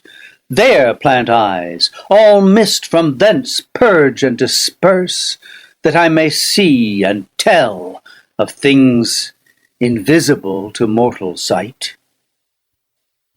Now had the Almighty Father from above, from the pure empyrean where he sits high-throned above all height, bent down his eye, his own works and their works at once to view. About him all the sanctities of heaven stood thick as stars, and from his sight received beatitude past utterance. On his right the radiant image of his glory sat, his only Son. On earth he first beheld our two first parents, yet the only two of mankind, in the happy garden placed, reaping immortal fruits of joy and love, uninterrupted joy, unrivaled love, in blissful solitude. He then surveyed hell and the gulf between, and Satan there coasting the wall of heaven on this side night, in the dun air sublime, and ready now to stoop with wearied wings and willing feet on the bare outside of this world, that seemed firm land embosomed without firmament, uncertain which in ocean or in air. Him God beholding from his prospect high, wherein past, present, future he beholds, thus to his only Son, foreseeing, spake. Only begotten Son, seest thou what rage transports our adversary, whom no bounds prescribe, no bars of hell, nor all the chains heaped on him there, nor yet the main abyss wide interrupt can hold. So bent he seems on desperate revenge, that shall redound upon his own rebellious head. And now, through all restraint broke loose, he wings his way not far off heaven, in the precincts of light, directly towards the new created world, and man there placed, with purpose to assay if him by force he can destroy, or worse, by some false guile pervert, and shall pervert.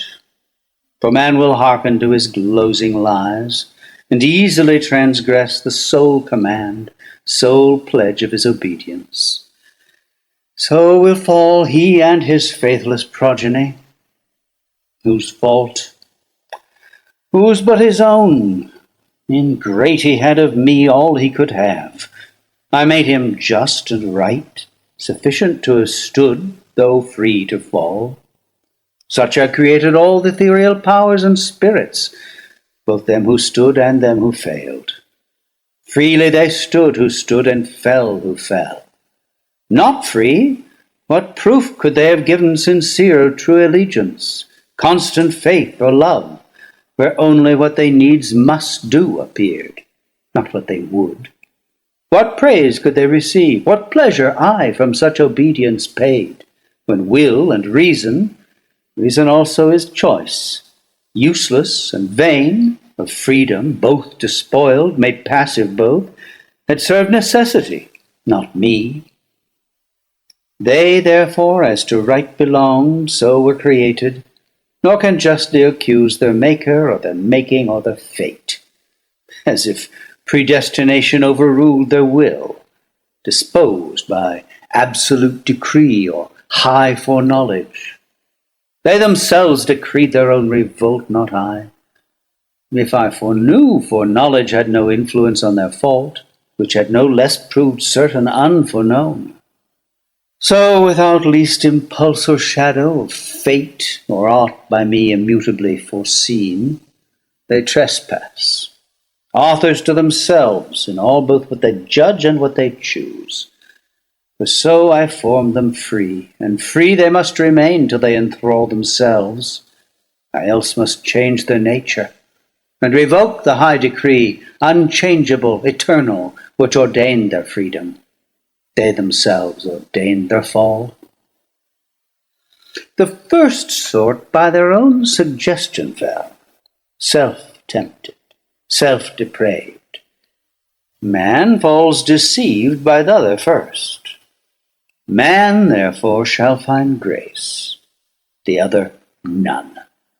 In mercy and justice both, through heaven and earth, so shall my glory excel.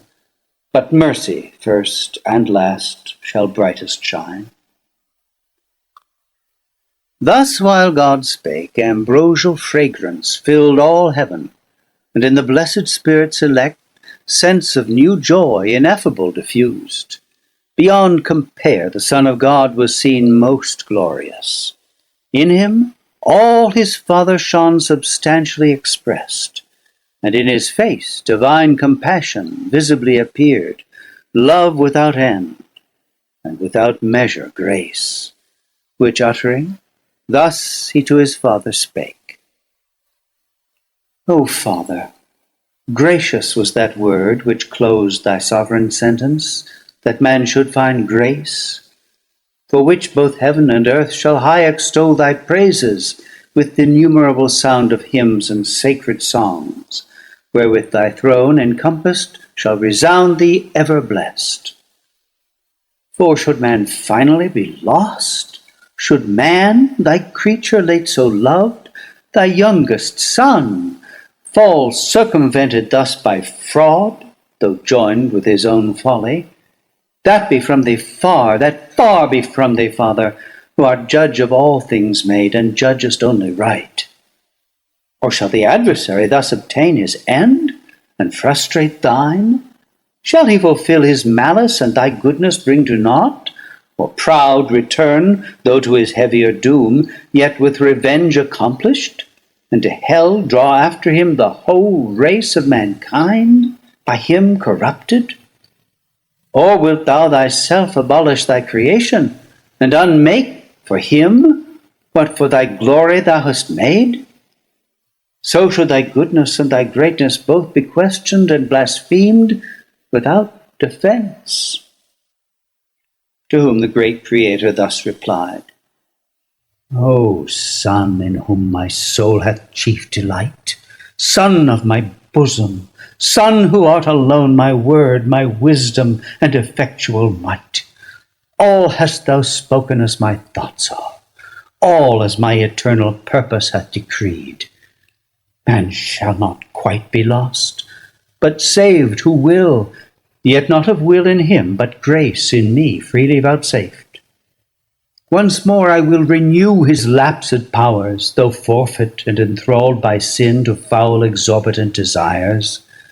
Upheld by me, yet once more he shall stand on even ground against his mortal foe, by me upheld, that he may know how frail his fallen condition is, and to me owe all his deliverance, and to none but me.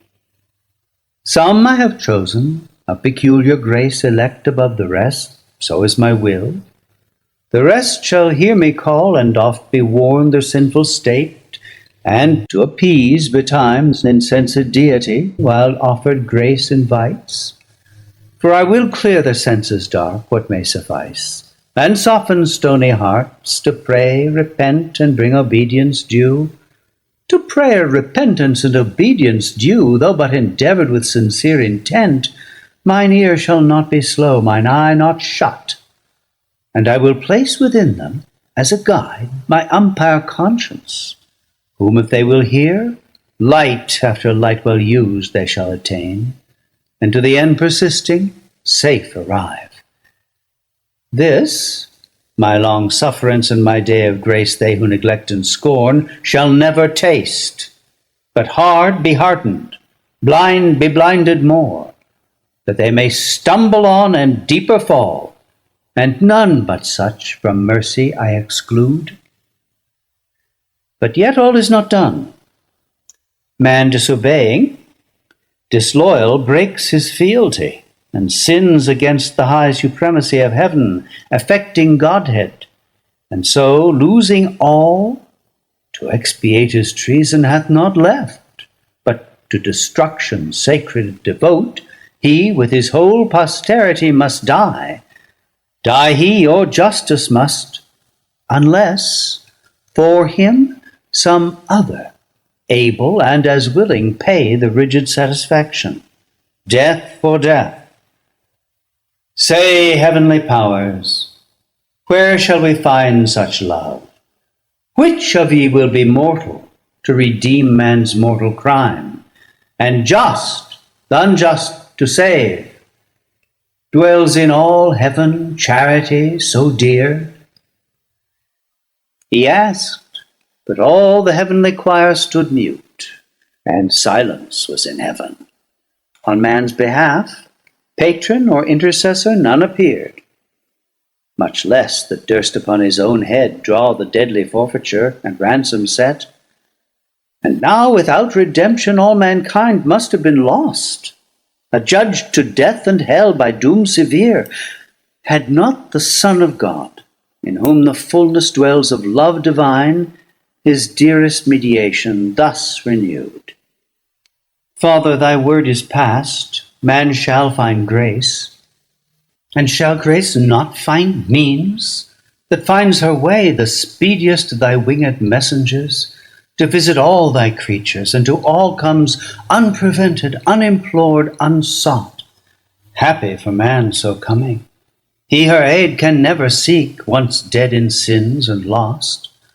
Atonement for himself for offering meet, indebted and undone, hath none to bring. Behold me then, me for him. Life for life I offer. On me let thine anger fall. Account me man. I for his sake will leave thy bosom, and this glory next to thee freely put off, and for him lastly die, well pleased. On me let death wreak all his rage.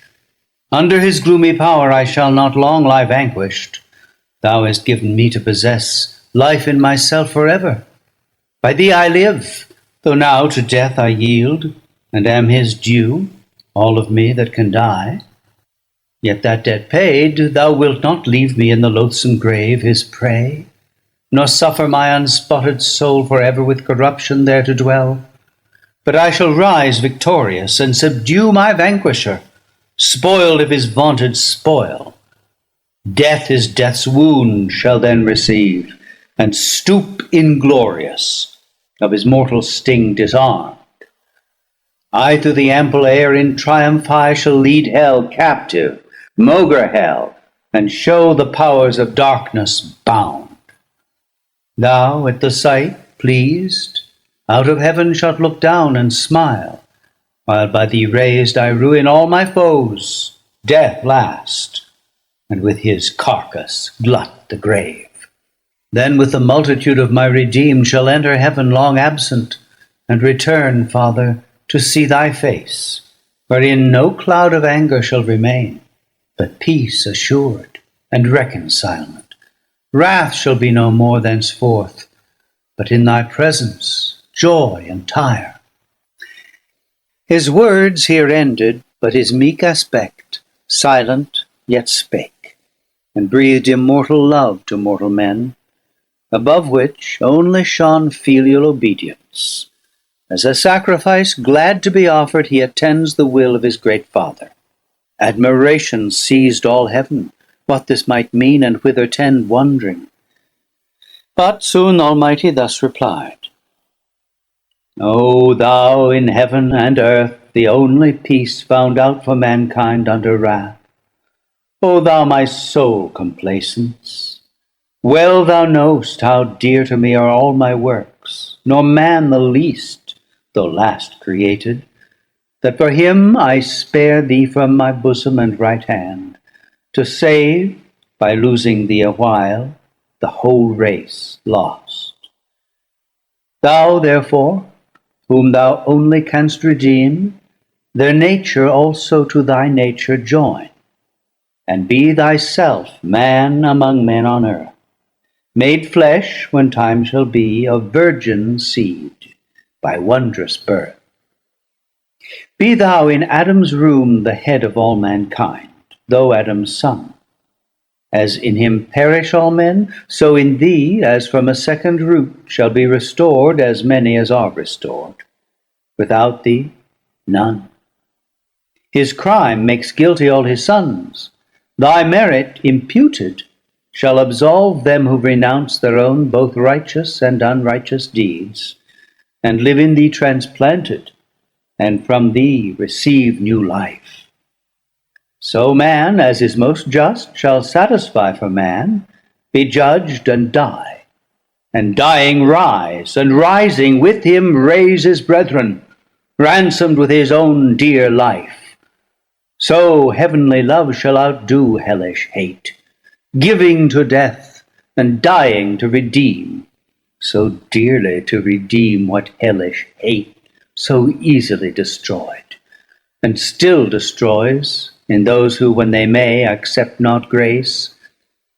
Nor shalt thou by descending to assume man's nature lessen or degrade thine own, because thou hast, though throned in highest bliss equal to God, and equally enjoying godlike fruition, quitted all to save a world from utter loss, and hast been found by merit more than birthright Son of God, found worthiest to be so by being good, far more than great or high. Because in thee love hath abounded more than glory abounds, therefore thy humiliation shall exalt with thee thy manhood also to this throne. Here shalt thou sit incarnate. Here shalt reign both God and man, Son both of God and man, anointed universal King. All power I give thee, reign forever, and assume thy merits. Under thee, as head supreme, thrones, princedoms, powers, dominions I reduce. All knees to thee shall bow, of them that bide in heaven or earth, or under earth in hell. When thou, attended gloriously from heaven, shalt in the sky appear, and from thee send the summoning archangels to proclaim thy dread tribunal, forthwith from all winds the living, and forthwith the sighted dead of all past ages, to the general doom shall hasten. Such a peal shall rouse their sleep. Then all thy saints assembled, thou shalt judge bad men and angels. They arraigned shall sink beneath thy sentence. Hell, her numbers full, thenceforth shall be forever shut. Meanwhile the world shall burn, and from her ashes spring new heaven and earth, wherein the just shall dwell, and after all their tribulations long, see golden days, fruitful of golden deeds, with joy and love triumphing, and fair truth. Then thou thy regal scepter shalt lay by, for regal scepter then no more shall need. God shall be all in all. But all ye gods adore him, who to compass all this dies. Adore the Son, and honor him as me. No sooner had the Almighty ceased, but all the multitude of angels, with a shout loud as from numbers without number, sweet as from blessed voices uttering joy, heaven rung with jubilee, and loud hosannas filled the eternal regions. Lowly reverent towards either throne they bow, And to the ground with solemn adoration down they cast their crowns, inwove with amaranth and gold. Immortal amaranth, a flower which once in paradise, fast by the tree of life, began to bloom, but soon, for man's offence, to heaven removed, where first it grew, there grows, and flowers aloft shading the fount of life. And where the river of bliss through midst of heaven rolls, or Elysian flowers her amber stream. With these that never fade, the spirits elect bind their resplendent locks enwreathed with beams. Now in loose garlands thick thrown off, the bright pavement that like a sea of jasper shone, empurpled with celestial roses, smiled. Then crowned again, the golden harps they took, harps ever tuned, that glittering by their side like quivers hung. And with preamble sweet of charming symphony, they introduce their sacred song, and waken raptures high, no voice exempt, no voice but well could join melodious part, such concord is in heaven. Thee, Father, first they sung, omnipotent, immutable, immortal, infinite, eternal King. Thee, author of all being, fountain of light, thyself invisible, amidst the glorious brightness where thou sitt'st, throned inaccessible. But when thou shadest the full blaze of thy beams, and through a cloud drawn round about thee like a radiant shrine, dark with excessive fright, thy skirts appear, yet dazzle heaven, that brightest seraphim approach not, but with both wings veil their eyes. Thee next they sang, of all creation first, begotten Son, divine similitude, in whose conspicuous countenance, without cloud made visible, the Almighty Father shines, whom else no creature can behold. On thee impressed, the effulgence of his glory abides, transfused on thee his ample spirit rests. He, heaven of heavens, and all the powers therein by thee created, and by thee threw down the spiring dominations. Thou that day thy Father's dreadful thunder didst not spare, nor stop thy flaming chariot wheels that shook heaven's everlasting frame, while o'er the necks thou drovest of warring angels disarrayed. Back from pursuit thy powers with loud acclaim thee only extolled, Son of thy Father's might, to execute fierce vengeance on his foes. Not so on man. Him, through their malice fall'n, Father of mercy and grace, thou didst not doom so strictly, but much more to pity incline. No sooner did thy dear and only Son perceive thee purposed not to doom frail man so strictly, but much more to pity inclined. He, to appease thy wrath, and end the strife of mercy and justice in thy face discerned, regardless of the bliss wherein he sat second to thee, offered himself to die for man's offense. O unexampled love! Love nowhere to be found less than divine. Hail, Son of God, Saviour of men! Thy name shall be the copious matter of my song henceforth, and never shall my harp thy praise forget, nor from thy Father's praise disjoin. Thus they in heaven, above the starry sphere, their happy hours in joy and hymning spent. Meanwhile, upon the firm opacous globe of this round world, whose first convex divides the luminous inferior orbs, enclosed from chaos and inroad of darkness old, Satan alighted walks. A globe far off it seemed, now seems a boundless continent, dark, waste, and wild, under the frown of night starless exposed, and ever-threatening storms of chaos blustering round, inclement sky, save on that side which from the wall of heaven, though distant far, some small reflection gains of glimmering air less vexed with tempest loud. Here walked the fiend at large in spacious field, As when a vulture on Emmaus bred, whose snowy ridge the roving Tartar bounds, dislodging from a region scarce of prey to gorge the flesh of lambs or yeanling kids, on hills where flocks are fed, flies toward the springs of Ganges or Hydaspes, Indian streams, but in his way lights on the barren plains of Saracana, where Chineses drive with sails and wind their caney wagons light. So on this windy sea of land the fiend walked up and down, alone, bent on his prey. Alone, for other creature in this place, living or lifeless, to be found was none. None yet, but store hereafter from the earth up hither like aerial vapours flew, of all things transitory and vain, when sin with vanity had filled the works of men. Both all things vain, and all who in vain things built their fond hopes of glory or lasting fame, or happiness in this or t'other life. All who have the reward on earth, the fruits of painful superstition and blind zeal, not seeking but the praise of men, here find fit retribution, empty as their deeds. All the unaccomplished works of nature's hand, abortive, monstrous, or unkindly mixed, dissolved on earth, fleet hither, and in vain, till final dissolution, wander here.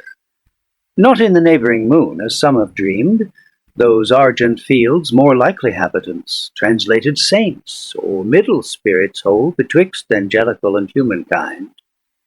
Hither, of ill-joined sons and daughters born, first from the ancient world those giants came, with many a vain exploit, though then renowned. The builders next of Babel on the plain of Sennaar, and still with vain design new Babels, had they wherewithal, would build. Others came single. He who to be deemed a god leaped fondly into Etna flames, Empedocles. And he who to enjoy Plato's Elysium leaped into the sea, Cleombrotus, and many more too long. Embryos and idiots, eremites and friars, white, black, and grey, with all their trumpery. Here pilgrims roam, that strayed so far to seek in Golgotha him dead who lives in heaven. And they who, to be sure of paradise, dying put on the weeds of Dominic, or in Franciscan think to pass disguised. They pass the planet 7 and pass the fixed, and that crystalline sphere whose balance weighs the trepidation topped, and that first moved. And now St. Peter at heaven's wicket seems to wait them with his keys, and now at foot of heaven's ascent they lift their feet, when lo, a violent cross wind from either coast blows them transverse 10,000 leagues awry into the devious air. Then might ye see cowls, hoods, and habits, with their wearers, tossed and fluttered into rags. Then relics, beads, indulgences, dispenses, pardons, bulls, the sport of winds. All these, upwhirled aloft, fly o'er the backside of the world, far off into a limbo large and broad, since called the paradise of fools, to few unknown long after, now unpeopled and untrod. All this dark globe the fiend found as he passed, and long he wandered, till at last a gleam of dawning light turned thitherward in haste his travelled steps. Far distant he descries, ascending by degrees magnificent, up to the wall of heaven, a structure high, at top whereof, but far more rich, appeared the work as of a kingly palace gate, with frontispice of diamond and gold embellished. Thick with sparkling orient gems the portal shone, inimitable on earth by model or by shading pencil drawn. The stairs were such as whereon Jacob saw angels ascending and descending, bands of guardians bright, when he from Esau fled to Padan Aram in the field of Luz, dreaming at night under the open sky, and waking cried, This is the gate of heaven.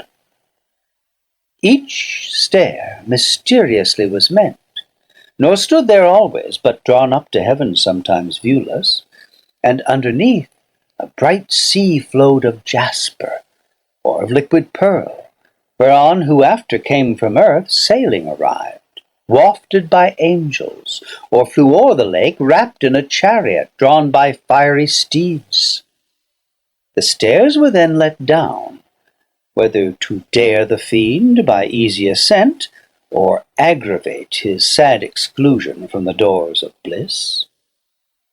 Direct against which, opened from beneath, just o'er the blissful seat of paradise, a passage down to the earth, a passage wide, wider by far than that of after times over Mount Zion, and, though that were large, over the promised land to God so dear, by which, to visit oft those happy tribes, on high behests his angels to and fro passed frequent, and his eye, with choice regard, from Panias, the fount of Jordan's flood, to Beersaba, where the Holy Land borders on Egypt and the Arabian shore. So wide the opening seemed, where bounds were set to darkness, such as bound the ocean wave. Satan from hence now on the lower stair, that scaled by steps of gold to heaven gate, looks down with wonder at the sudden view of all this world at once, as when a scout through darkened desert waves, with peril gone all night, at last, by break of cheerful dawn, obtains the brow of some high climbing hill, which to his eye discovers unaware the goodly prospect of some foreign land first seen, or some renowned metropolis, with glistering spires and pinnacles adorned, which now the rising sun gilds with his beams. Such wonder sees, though after heaven seen, the spirit malign, but much more envy seized at sight of all this world beheld so fair. Round he surveys, and well might, where he stood so high above the circling canopy of night's extended shade, from eastern point of Libra to the fleecy star that bears Andromeda far off Atlantic seas beyond the horizon. Then from pole to pole he views in breadth, and without longer pause, down right into the world's first region throws his flight precipitant, and winds with ease through the pure marble air his oblique way amongst innumerable stars, that shone stars distant, but nigh hand seemed other worlds. Or other worlds they seemed, or happy isles, like those Hesperian gardens famed of old, fortunate fields, and groves, and flowery vales, thrice happy isles. But who dwelt happy there, he stayed not to inquire. Above them all the golden sun, in splendor likest heaven, allured his eye. Thither his course he bends, through the calm firmament, but up or down, by centre or eccentric, hard to tell, or longitude, where the great luminary, aloof the vulgar constellations thick, that from his lordly eye keep distance due, dispenses light from far. They, as they move their starry dance, in numbers that compute days, months, and years, towards his all-cheering lamp turn swift the various motions, or are turned by his magnetic beam, that gently warms the universe, and to each inward part with gentle penetration, though unseen, shoots invisible virtue even to the deep. So wondrously was set his station bright. There lands the fiend, a spot like which perhaps astronomer in the sun's lucent orb through his glazed optic tube yet never saw. The place he found beyond expression bright, compared with aught on earth, metal or stone. Not all parts like, but all alike informed with radiant light, as glowing iron with fire. If metal, part seemed gold, part silver clear. If stone, carbuncle most, or chrysolite, ruby or topaz to the 12 that shone in Aaron's breastplate, and a stone besides, imagined rather oft than elsewhere seen, that stone or like to that which here below philosophers in vain so long have sought. In vain, though by their powerful art they bind volatile Hermes, and call up unbound in various shapes old Proteus from the sea, drained through a limbeck to his native form. What wonder then if fields and regions here breathe forth elixir pure, and rivers run potable gold, when with one virtuous touch the archchimic sun, so far from us remote, produces with terrestrial humour mixed here in the dark so many precious things, of colour glorious and effect so rare. Here matter new to gaze the devil met, undazzled.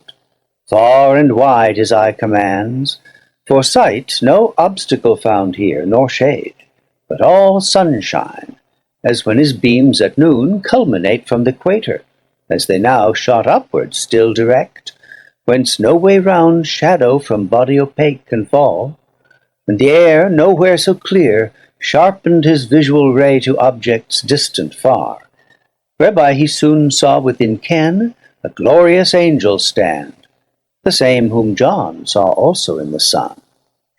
His back was turned, but not his brightness hid, but beaming sunny rays a golden tire circled his head, nor less his locks behind illustrious on his shoulders fledged with wings lay waving round. On some great charge employed he seemed, or fixed in cogitation deep. Glad was the spirit impure, as now in hope to find who might direct his wandering flight to paradise, the happy seat of man, his journey's end, and our beginning woe. But first he casts to change his proper shape, which else might work him danger or delay. And now a stripling cherub he appears, not of the prime, yet such as in his face youth smiled celestial, and to every limb suitable grace diffused, so well he feigned. Under a coronet his flowing hair in curls on either cheek played. Wings he wore of many a coloured plume, sprinkled with gold. His habit, fit for speed, succinct, and held before his decent steps a silver wand. He drew not nigh unheard.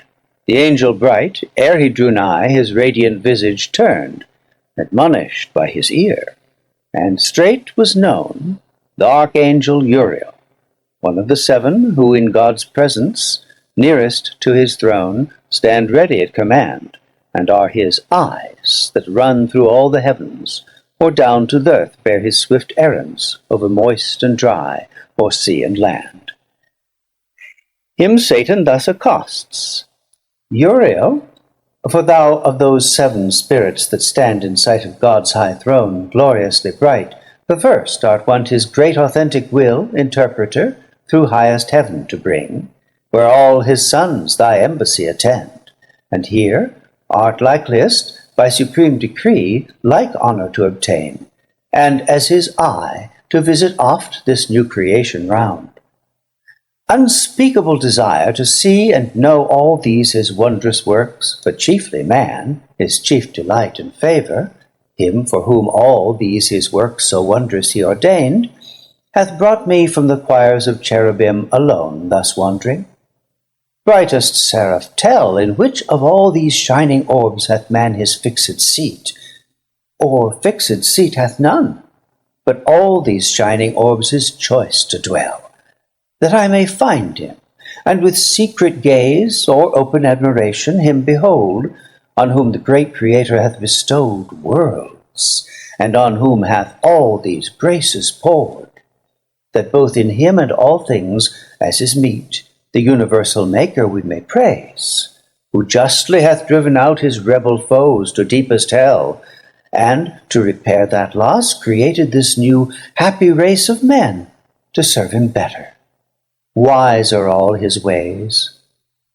So spake the false dissembler unperceived.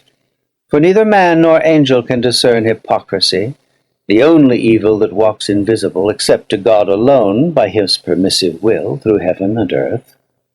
And oft though wisdom wakes, suspicion sleeps at wisdom's gate, and to simplicity resigns her charge, while goodness thinks no ill where no ill seems, which now, for once, beguiled Uriel, though regent of the sun, and held the sharpest sighted spirit of all in heaven, who to the fraudulent impostor foul in his uprightness answer thus returned: Fair angel, thy desire, which tends to know the works of God, thereby to glorify the great workmaster, leads to no excess that reaches blame, but rather merits praise, the more it seems excess, that led thee hither from thy imperial mansion thus alone, to witness with thine eyes what some, perhaps, contented with report, hear only in heaven. For wonderful indeed are all his works, pleasant to know, and worthiest to be all had in remembrance always with delight. But what created mind can comprehend their number, or the wisdom infinite that brought them forth, but hid their causes deep? I saw, when at his word the formless mass, this world's material mould, came to a heap. Confusion heard his voice, and wild uproar stood ruled, stood vast infinitude confined, till at his second bidding darkness fled, light shone, and order from disorder sprung. Swift to their several quarters hasted then the cumbrous elements, earth, flood, air, fire, and this ethereal quintessence of heaven flew upward, spirited with various forms that rolled orbicular, and turned to stars, numberless, as thou seest, and how they move. Each had his place appointed, each his course, the rest in circuit walls this universe. Look downward on that globe whose hither side with light from hence, though but reflected, shines. That place is earth, the seat of man, that light his day, which else, as th' other hemisphere, night would invade. But there the neighbouring moon, so call that opposite fair star, her aid timely interposes, and her monthly round still ending, still renewing through mid-heaven, with borrowed light her countenance triform hence fills and empties to enlighten the earth, and in her pale dominion checks the night. That spot to which I point is paradise, Adam's abode, those lofty shades his bower. Thy way thou canst not miss, me mine requires. Thus said he turned, and Satan, bowing low, as to superior spirits is wont in heaven, where honour due and reverence none neglects, took leave, and toward the coast of earth beneath, down from the ecliptic, sped with hoped success, throws his steep flight in many an airy wheel, nor stayed, till on Nephates' top he lights. The end of the third book. Recording by Thomas Copeland.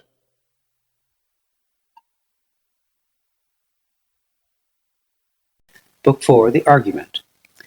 Satan, now in prospect of Eden, and nigh the place where he must now attempt the bold enterprise which he undertook alone against God and man, falls into many doubts with himself, and many passions, fear, envy, and despair, but at length confirms himself in evil, journeys on to paradise, whose outward prospect and situation is described, overleaps the bounds, sits in the shape of a cormorant on the tree of life, as highest in the garden, to look about him.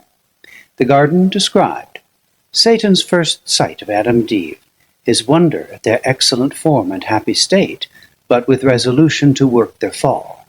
Overhears the discourse, thence gathers that the tree of knowledge was forbidden them to eat of under penalty of death, and thereon intends to found his temptation, by seducing them to transgress. Then leaves them a while to know further of their state by some other means. Meanwhile, Uriel, descending on a sunbeam, warns Gabriel, who had in charge the gate of paradise, that some evil spirit had escaped the deep, and passed at noon by his sphere in the shape of a good angel down to paradise, discovered after by his furious gestures in the mount. Gabriel promises to find him out ere morning. Night coming on, Adam and Eve discourse of going to their rest, their bower described, their evening worship. Gabriel, drawing forth his bands of night watch to walk the round of paradise, appoints 2 strong angels to Adam's bower, lest the evil spirit should be there doing some harm to Adam or Eve sleeping. There they find him at the ear of Eve, tempting her in a dream, and bring him, though unwilling, to Gabriel, by whom questioned he scornfully answers, prepares resistance, but, hindered by a sign from heaven, flies out of paradise. Oh, for that warning voice which he who saw the apocalypse heard cry in heaven aloud! Then when the dragon, put to second rout, came furious down to be revenged on men, woe to the inhabitants on earth, that now, while time was, our first parents had been warned the coming of their secret foe, and scaped, haply so scaped his mortal snare. For now Satan, now first inflamed with rage, came down, the tempter and accuser of mankind, to wreak on innocent frail man his loss of that first battle and his flight to hell. Yet not rejoicing in his speed, though bold, far off and fearless, nor with cause to boast, begins his dire attempt, which neither birth now rolling, boils in his tumultuous breast, and like a devilish engine back recoils upon himself. Horror and doubt distract his troubled thoughts, and from the bottom stir the hell within him. For within him hell he brings, and round about him, nor from hell one step no more than from himself can fly by change of place. Now conscience wakes despair that slumbered, wakes the bitter memory of what he was, what is, and what must be worse. Of worse deeds, worse sufferings must ensue. Sometimes towards Eden, which now in his view lay pleasant, his grieved look he fixes, sad. Sometimes toward heaven and the full blazing sun, which now sat high in his meridian tower. Then, much revolving, thus in sighs began. O thou that with surpassing glory crowned look'st from thy sole dominion like the God of this new world, at whose sight all the stars hide their diminished heads. To thee I call, but with no friendly voice, and add thy name, O Sun, to tell thee how I hate thy beams that bring to my remembrance from what state I fell, how glorious once above thy sphere, till pride and worse ambition threw me down, warring in heaven against heaven's matchless king. Ah, wherefore? He deserved no such return from me, whom he created what I was in that bright eminence, and with his good upbraided none. Nor was his service hard. What could be less than to afford him praise, the easiest recompense, and pay him thanks, how due? Yet all his good proved ill in me, and wrought but malice. Lifted up so high, I disdained subjection, and thought one step higher would set me highest, and in a moment quit the debt immense of endless gratitude, so burthensome, still paying, still to owe. Forgetful what from him I still received, and understood not that a grateful mind by owing owes not, but still pays, at once indebted and discharged. What burden then? Oh, had his powerful destiny ordained me some inferior angel, I had stood then happy. No unbounded hope had raised ambition. Yet why not? Some other power as great might have aspired, and me, though mean, drawn to his part. But other powers as great fell not, but stand unshaken, from within or from without to all temptations armed. Hadst thou the same free will and power to stand? Thou hadst. Whom hast thou then, or what to accuse, but heaven's free love, dealt equally to all? Be then his love accursed, since love or hate, to me alike it deals eternal woe. Nay, cursed be thou, since against his thy will chose freely what it now so justly rues. Me miserable, which way shall I fly infinite wrath and infinite despair? Which way I fly is hell, myself am hell, and in the lowest deep, a lower deep still threatening to devour me opens wide, to which the hell I suffer seems a heaven. Oh, then at last relent. Is there no place left for repentance? None for pardon left? None left, but by submission, and that word disdain forbids me, and my dread of shame among the spirits beneath, whom I seduced with other promises and other vaunts than to submit, boasting I could subdue the omnipotent. Ay me, they little know how dearly I abide that boast so vain, under what torments inwardly I groan, while they adore me on the throne of hell, with diadem and sceptre high advanced, the lower still I fall, only supreme in misery. Such joy ambition finds. But say I could repent, and could obtain by act of grace my former state, how soon would height recall high thoughts? How soon unsay what feigned submission swore? Ease would recant vows made in pain as violent and void. For never can true reconcilement grow where wounds of deadly hate have pierced so deep, which would but lead me to a worse relapse and heavier fall. So should I purchase dear short intermission bought with double smart. This knows my punisher, therefore as far from granting he as I from begging peace. All hope excluded thus, behold, instead of us outcast, exiled, his new delight, mankind created, and for him this world. So farewell hope, and with hope farewell fear. Farewell remorse, all good to me is lost. Evil, be thou my good. By thee, at least, divided empire with heaven's king I hold, by thee, and more than half perhaps will reign, as man ere long and this new world shall know.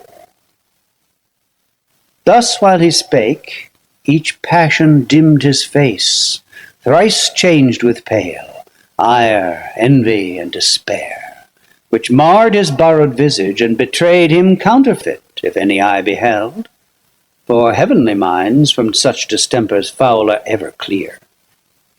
Whereof he soon aware, each perturbation smoothed with outward calm, artificer of fraud, and was the first that practised falsehood under saintly show, deep malice to conceal, couched with revenge. Yet not enough had practised to deceive Uriel, once warned, whose eye pursued him down the way he went, and on the Syrian mount saw him disfigured, more than could befall spirit of happy sort. His gestures fierce he marked, and mad demeanour, then alone, as he supposed, all unobserved, unseen. So on he fares, and to the border comes of Eden, where delicious paradise, now nearer, crowns with her enclosure green, as with a rural mound, the champaign head of a steep wilderness, whose hairy sides, with thicket overgrown, grotesque and wild, access denied. And overhead upgrew insuperable height of loftiest shade, cedar and pine and fir and branching palm, a sylvan scene.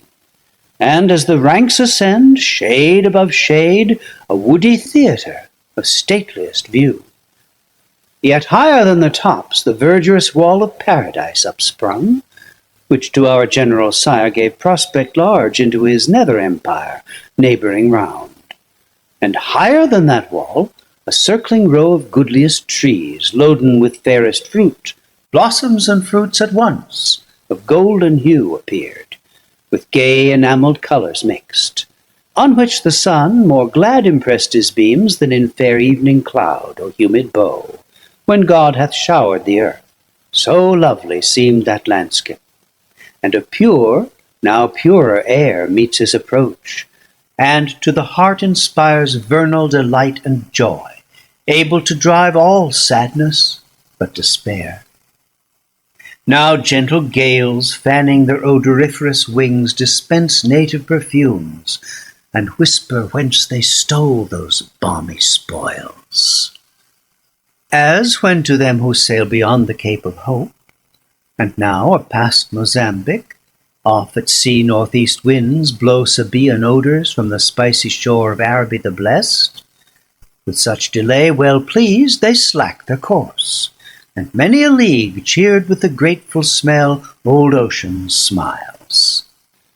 So entertained those odorous sweets the fiend, who came their bane, though with them better pleased than Asmodeus, with the fishy fume that drove him, though enamoured, from the spouse of Tobit's son, and with a vengeance sent from Media post to Egypt, there fast bound.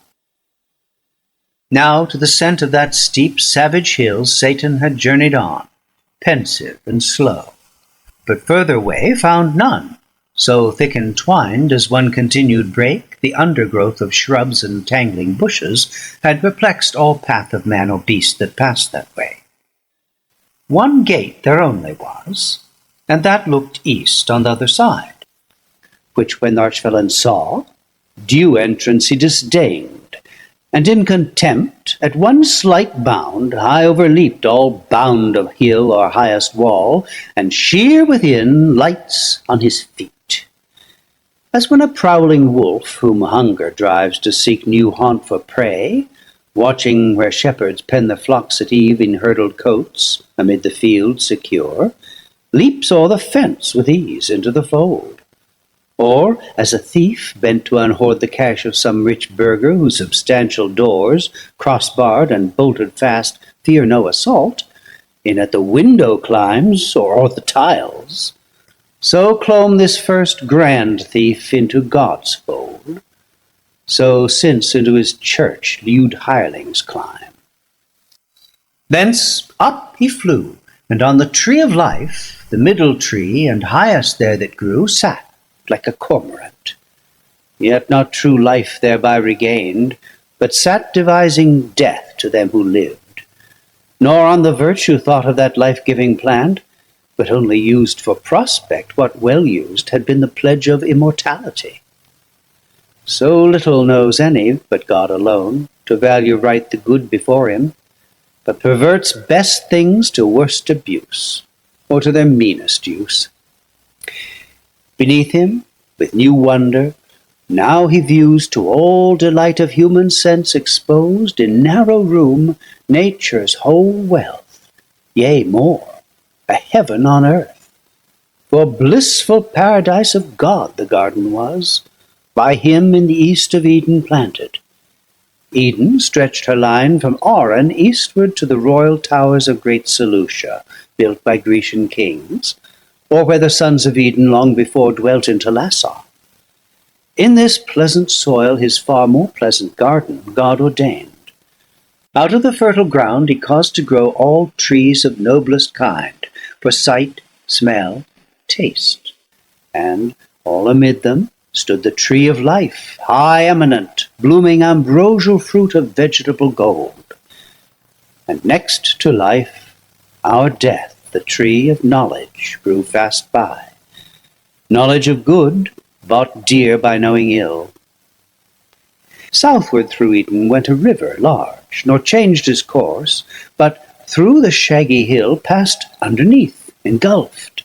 For God had thrown that mountain as his garden mould, high raised upon the rapid current, which, Through veins of porous earth, with kindly thirst updrawn, rose a fresh fountain, and with many a rill watered the garden. Thence united fell down the steep glade, and met the nether flood, which from his darksome passage now appears, and, now divided into 4 main streams, runs diverse, wandering many a famous realm and country, whereof here needs no account, but rather to tell how, if art could tell, how from that sapphire font the crisped brooks, rolling on orient pearl and sands of gold, with mazy error under pendant shades, ran nectar, visiting each plant, and fed flowers worthy of paradise, which not nice art in beds and curious knots, but nature, boon, poured forth profuse on hill and dale and plain, both where the morning sun first warmly smote the open field, and where the unpierced shade embrowned the noontide bowers. Thus was this place a happy rural seat of various view, groves whose rich trees wept odorous gums and balm, others whose fruit, burnished with golden rind, hung amiable, Hesperian fables true, if true here only, and of delicious taste. Betwixt them lawns or level downs, and flocks grazing the tender herb were interposed, or palmy hillock, or the flowery lap of some irriguous valley spread her store, flowers of all hue, and without thorn the rose. Another side umbrageous grots, and caves of cool recess, o'er which the mantling vine lays forth her purple grape, and gently creeps luxuriant. Meanwhile murmuring waters fall down the slope hills dispersed, or in a lake that to the fringed bank with myrtle crowned her crystal mirror holds, unite their streams. The birds their choir apply, airs, vernal airs, breathing the smell of field and grove, attune the trembling leaves, while universal Pan, knit with the graces and the hours in dance, led on the eternal spring.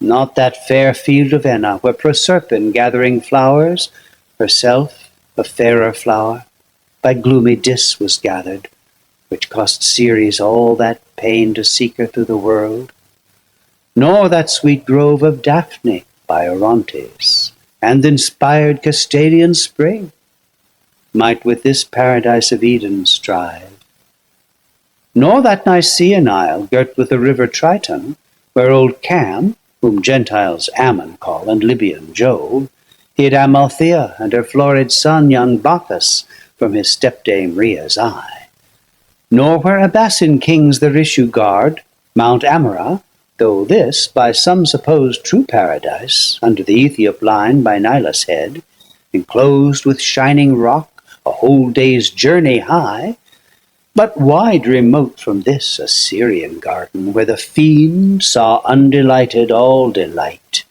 all kind of living creatures new to sight and strange. Two of far nobler shape, erect and tall, godlike erect, with native honour clad in naked majesty, seemed lords of all, and worthy seemed, for in their looks divine the image of their glorious Maker shone, truth, wisdom, sanctitude severe and pure, severe but in true filial freedom placed, whence true authority in men, though both not equal, as their sex not equal seemed, for contemplation he and valour formed, for softness she and sweet attractive grace, he for God only, she for God in him. His fair large front and eye sublime declared absolute rule, and hyacinthan locks round from his parted forelock manly hung clustering, but not beneath his shoulders broad. She as a veil down to the slender waist her unadorned golden tresses wore dishevelled, but in wanton ringlets waved as the vine curls her tendrils, which implied subjection, but required with gentle sway, and by her yielded, by him best received, yielded with coy submission, modest pride, and sweet, reluctant, amorous delay. nor those mysterious parts were then concealed. Then was not guilty shame, dishonest shame of nature's works, honour dishonourable, sin-bred. How have ye troubled all mankind with shows instead, mere shows of seeming pure, and banished from man's life his happiest life, simplicity and spotless innocence? So passed they naked on, nor shunned the sight of God or angel, for they thought no ill. So hand in hand they passed, the loveliest pair that ever since in love's embraces met. Adam, the goodliest man of men since born his sons, the fairest of her daughters, Eve. Under a tuft of shade that on a green stood whispering soft, by a fresh fountain side they sat them down, and after no more toil of their sweet gardening labour than sufficed to recommend cool zephyr, and made ease more easy, wholesome thirst and appetite more grateful, to their supper fruits they fell, nectarine fruits which the compliant boughs yielded them, sidelong as they sat recline on the soft downy bank, damasked with flowers. The savoury pulp they chew, and in the rind, still as they thirsted, scoop the brimming stream. Nor gentle purpose, nor endearing smiles wanted, nor youthful dalliance, as beseems fair couple, linked in happy nuptial league, alone as they. About them, frisking, played all beasts of the earth since wild, and of all chase, in wood or wilderness, forest or den. Sporting the lion ramped, and in his paw dandled the kid.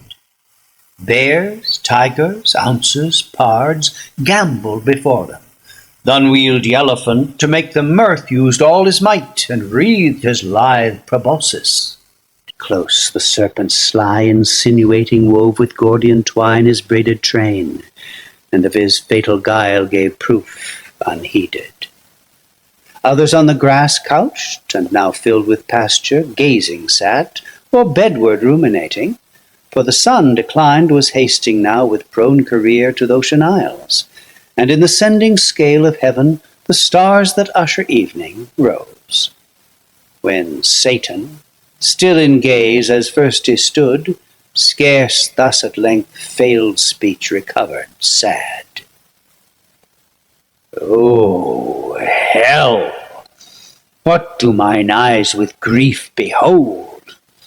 Into our room of bliss thus high advanced, creatures of other mould, earth-born, perhaps, not spirits, yet to heavenly spirits bright little inferior, whom my thoughts pursue with wonder and could love. So lively shines in them divine resemblance, and such grace the hand that formed them on their shape hath poured. Ah, gentle pair, ye little think how nigh your change approaches, when all these delights will vanish and deliver ye to woe. More woe, the more your taste is now of joy. Happy, but for so happy, ill secured long to continue.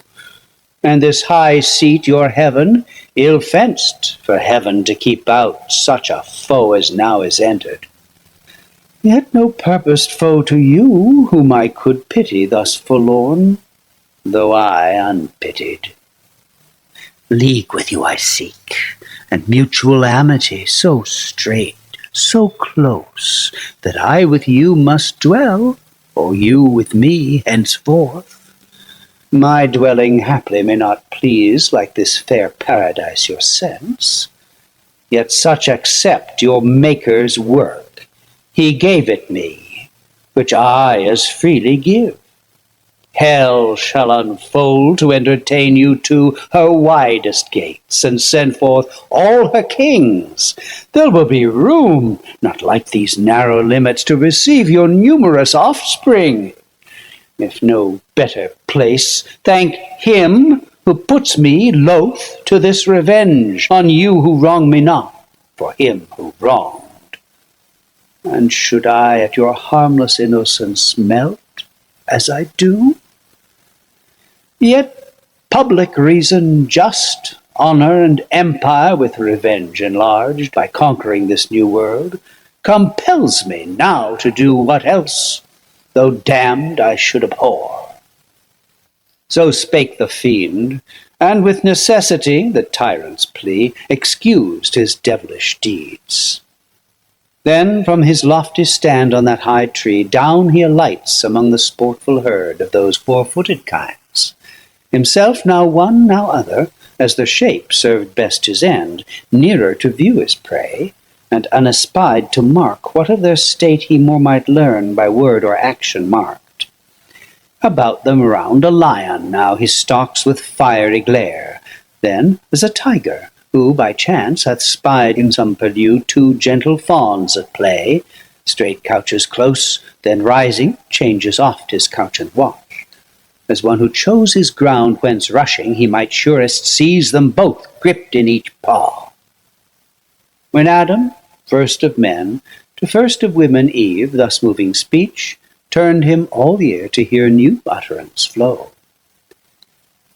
Sole partner, and sole part of all these joys, dearer thyself than all, needs must the power that made us, and for us this ample world, be infinitely good, and of his good as liberal and free as infinite, that raised us from the dust, and placed us here in all this happiness, who at his hand have nothing merited, nor can perform aught whereof he hath need, he who requires from us no other service than to keep this one, this easy charge, of all the trees in paradise that bear delicious fruit, so various, not to taste that only tree of knowledge, planted by the tree of life. So near grows death to life. Whate'er death is, some dreadful thing, no doubt, for well thou know'st God hath pronounced it death to taste that tree, the only sign of our obedience left among so many signs of power and rule conferred upon us, and dominion given over all other creatures that possess earth, air, and sea. Then let us not think hard one easy prohibition, who enjoy free leave so large to all things else, and choice unlimited of manifold delights. But let us ever praise him, and extol his bounty, following our delightful task to prune these growing plants and tend these flowers, which, were it toilsome, yet with thee were sweet. To whom thus Eve replied, O thou, for whom and from whom I was formed, flesh of thy flesh, and without whom am to no end, my guide and head, what thou hast said is just and right. For we to him indeed all praises owe, and daily thanks, I chiefly, who enjoy so far the happier lot, enjoying thee, preeminent by so much odds, while thou, like consort to thyself, canst nowhere find. That day I oft remember, when from sleep I first awaked, and found myself reposed under a shade on flowers, much wondering where and what I was, whence thither brought, and how.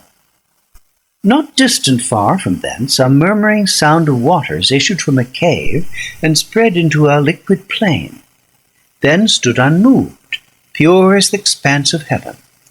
I thither went with unexperienced thought, and laid me down on the green bank to look into the clear smooth lake, that to me seemed another sky.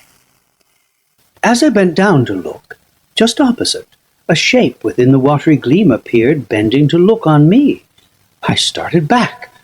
It started back, but pleased I soon returned. Pleased it returned as soon, with answering looks of sympathy and love.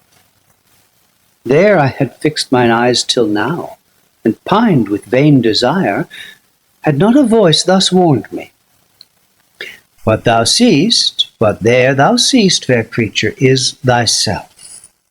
With thee it came and goes. But follow me, and I will bring thee where no shadow stays thy coming and thy soft embraces. He, whose image thou art, him thou shalt enjoy inseparably thine. To him shalt bear multitudes like thyself, and thence be called mother of human race. What could I do but follow straight, invisibly thus led, till I espied thee, fair indeed and tall, under a platen, yet methought less fair, less winning soft, less amiably mild than that smooth watery image. Back I turned. Thou following criedst aloud, Return, fair Eve! Whom fliest thou? Whom thou fliest, of him thou art, his flesh, his bone. To give thee being I lend out of my side to thee nearest my heart substantial life, to have thee by my side henceforth an individual solace dear. Part of my soul I seek thee, and thee claim my other half. With that, thy gentle hand seized mine. I yielded, and from that time see how beauty is excelled by manly grace and wisdom, which alone is truly fair. So spake our general mother, and with eyes of conjugal attraction unreproved, and meek surrender, half embracing leaned on our first father. Half her swelling breast, naked, met his, under the flowing gold of her loose tresses hid. He, in delight both of her beauty and submissive charms, smiled with superior love, as Jupiter on Juno smiles when he emprains the clouds that shed May flowers, and pressed her matron lip with kisses pure. Aside the devil turned for envy, yet with jealous leer malign eyed them askance, and to himself thus plained, Sight hateful, sight tormenting, thus these two imparadised in one another's arms, the happier eaten, shall enjoy their fill of bliss on bliss, while I to hell am thrust, where neither joy nor love, but fierce desire among our other torments not the least, still unfulfilled with pain of longing, pines. Yet let me not forget what I have gained from their own mouths. All is not theirs, it seems. One fatal tree there stands, of knowledge called, forbidden them to taste.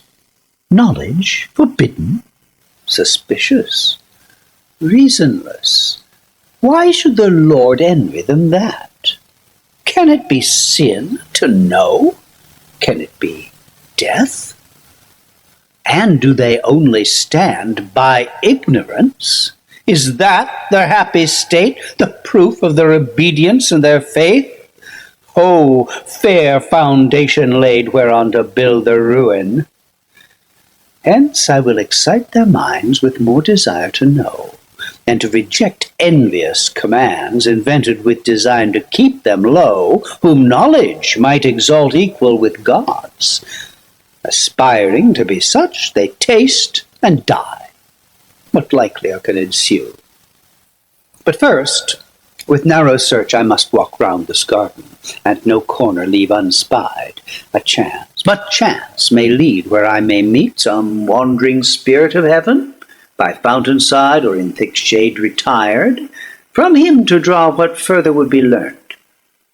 Live while ye may, yet happy pair, enjoy till I return short pleasures, for long woes are to succeed. So saying, his proud step he scornful turned, but with sly circumspection, and began through wood, through waste, or hill, or dale his roam. Meanwhile, in utmost longitude, where heaven with earth and ocean meets, the setting sun slowly descended, and with right aspect against the eastern gate of paradise levelled his evening rays. It was a rock of alabaster, piled up to the clouds conspicuous far, winding with one ascent accessible from earth, one entrance high. The rest was craggy cliff, that overhung still as it rose, impossible to climb. Betwixt these rocky pillars Gabriel sat, chief of the angelic guards, awaiting night. About him exercised heroic games th' unarmed youth of heaven. But nigh at hand celestial armoury, shields, helms, and spears, hung high, with diamond flaming, and with gold. Thither came Uriel, gliding through the even on a sunbeam, swift as a shooting star in autumn thwarts the night, when vapours fired impress the air, and shows the mariner from what point of his compass to beware impetuous winds. He thus began in haste: Gabriel, to thee thy course by lot hath given charge and strict watch, that to this happy place no evil thing approach or enter in. This day at height of noon came to my sphere a spirit, zealous as he seemed to know more of the Almighty's works, and chiefly man, God's latest image. I described his way, bent on all speed, and marked his airy gait. But in the mount that lies from Eden north, where he first lighted, soon discerned his looks alien from heaven, with passions foul obscured. Mine eye pursued him still, but under shade lost sight of him. One of the banished crew, I fear, hath ventured from the deep to raise new troubles. Him thy care must be to find. To whom the winged warrior thus returned: Uriel, no wonder if thy perfect sight amid the sun's bright circle where thou sitt'st see far and wide. In at this gate none pass the vigilance here placed, but such as come well known from heaven, and since meridian hour no creature thence. If spirit of other sort so minded have o'erleaped these earthly bounds on purpose, hard thou know'st it to exclude spiritual substance with corporeal bar. But if within the circuit of these walks, in whatsoever shape, he lurk of whom thou tell'st, by morrow dawning I shall know. So promised he, and Uriel to his charge returned on that bright beam, whose point now raised bore him slope downward to the sun, now fallen beneath his orbs, whither the prime orb, incredible how swift, hath thither rolled diurnal, or this less voluble earth by shorter flight to the east had left him there, arraying with reflected purple and gold the clouds that on his western throne attend. Now came still evening on, and twilight grey had in her sober livery all things clad. Silence accompanied, for beast and bird, they to their grassy couch, these to their nests were slunk. All but the wakeful nightingale, she all night long her amorous descant sung. Silence was pleased. Now glowed the firmament with living sapphires. Hesperus, that led the starry host, rode brightest, till the moon, rising in clouded majesty, at length, apparent queen, unveiled her peerless light, and o'er the dark her silver mantle threw. When Adam thus to Eve: Fair consort, thou are of night, and all things now retired to rest mind us of like repose, since God hath set labour and rest as day and night to men successive. And the timely dew of sleep now falling, with soft slumbrous weight inclines our eyelids. Other creatures all day long rove idle, unemployed, and less need rest. Man hath his daily work of body or mind appointed, which declares his dignity, and the regard of heaven on all his ways, while other animals on active range, and of their doings God takes no account. Tomorrow, ere fresh morning streak the east, with first approach of light we must be risen, and at our pleasant labour to reform yon flowery arbours, yonder alleys green, our walks at noon, with branches overgrown, that mock our scant manuring, and require more hands than ours to lop the wanton growth. Those blossoms also, and those dropping gums that lie bestrown unsightly and unsmooth ask riddance, if we mean to tread with ease. Meanwhile, as nature wills, as night bids us rest. To whom thus Eve, with perfect beauty adorned: My author and disposer, what thou bidst, unargued I obey. So God ordains. God is thy law, thou mine. To know no more is woman's happiest knowledge and her praise. With thee conversing I forget all time, all seasons and their change, all please alike. Sweet is the breath of morn, her rising sweet, with charm of earliest birds. Pleasant the sun, when first on this delightful land he spreads his orient beams on herb, tree, fruit, and flower, glistering with dew. Fragrant the fertile earth after soft showers, and sweet the coming on of grateful evening mild. Then silent night, with this her solemn bird, and this fair moon, and these the gems of heaven, her starry train. But neither breath of morn when she ascends with charm of earliest birds, nor rising sun on this delightful land, nor herb, fruit, flower glistering with dew, nor fragrance after showers, nor grateful evening mild, nor silent night with this her solemn bird, nor walk by moon, nor glittering starlight, without thee is sweet. But wherefore all night long shine these? For whom this glorious sight, when sleepeth shut all eyes?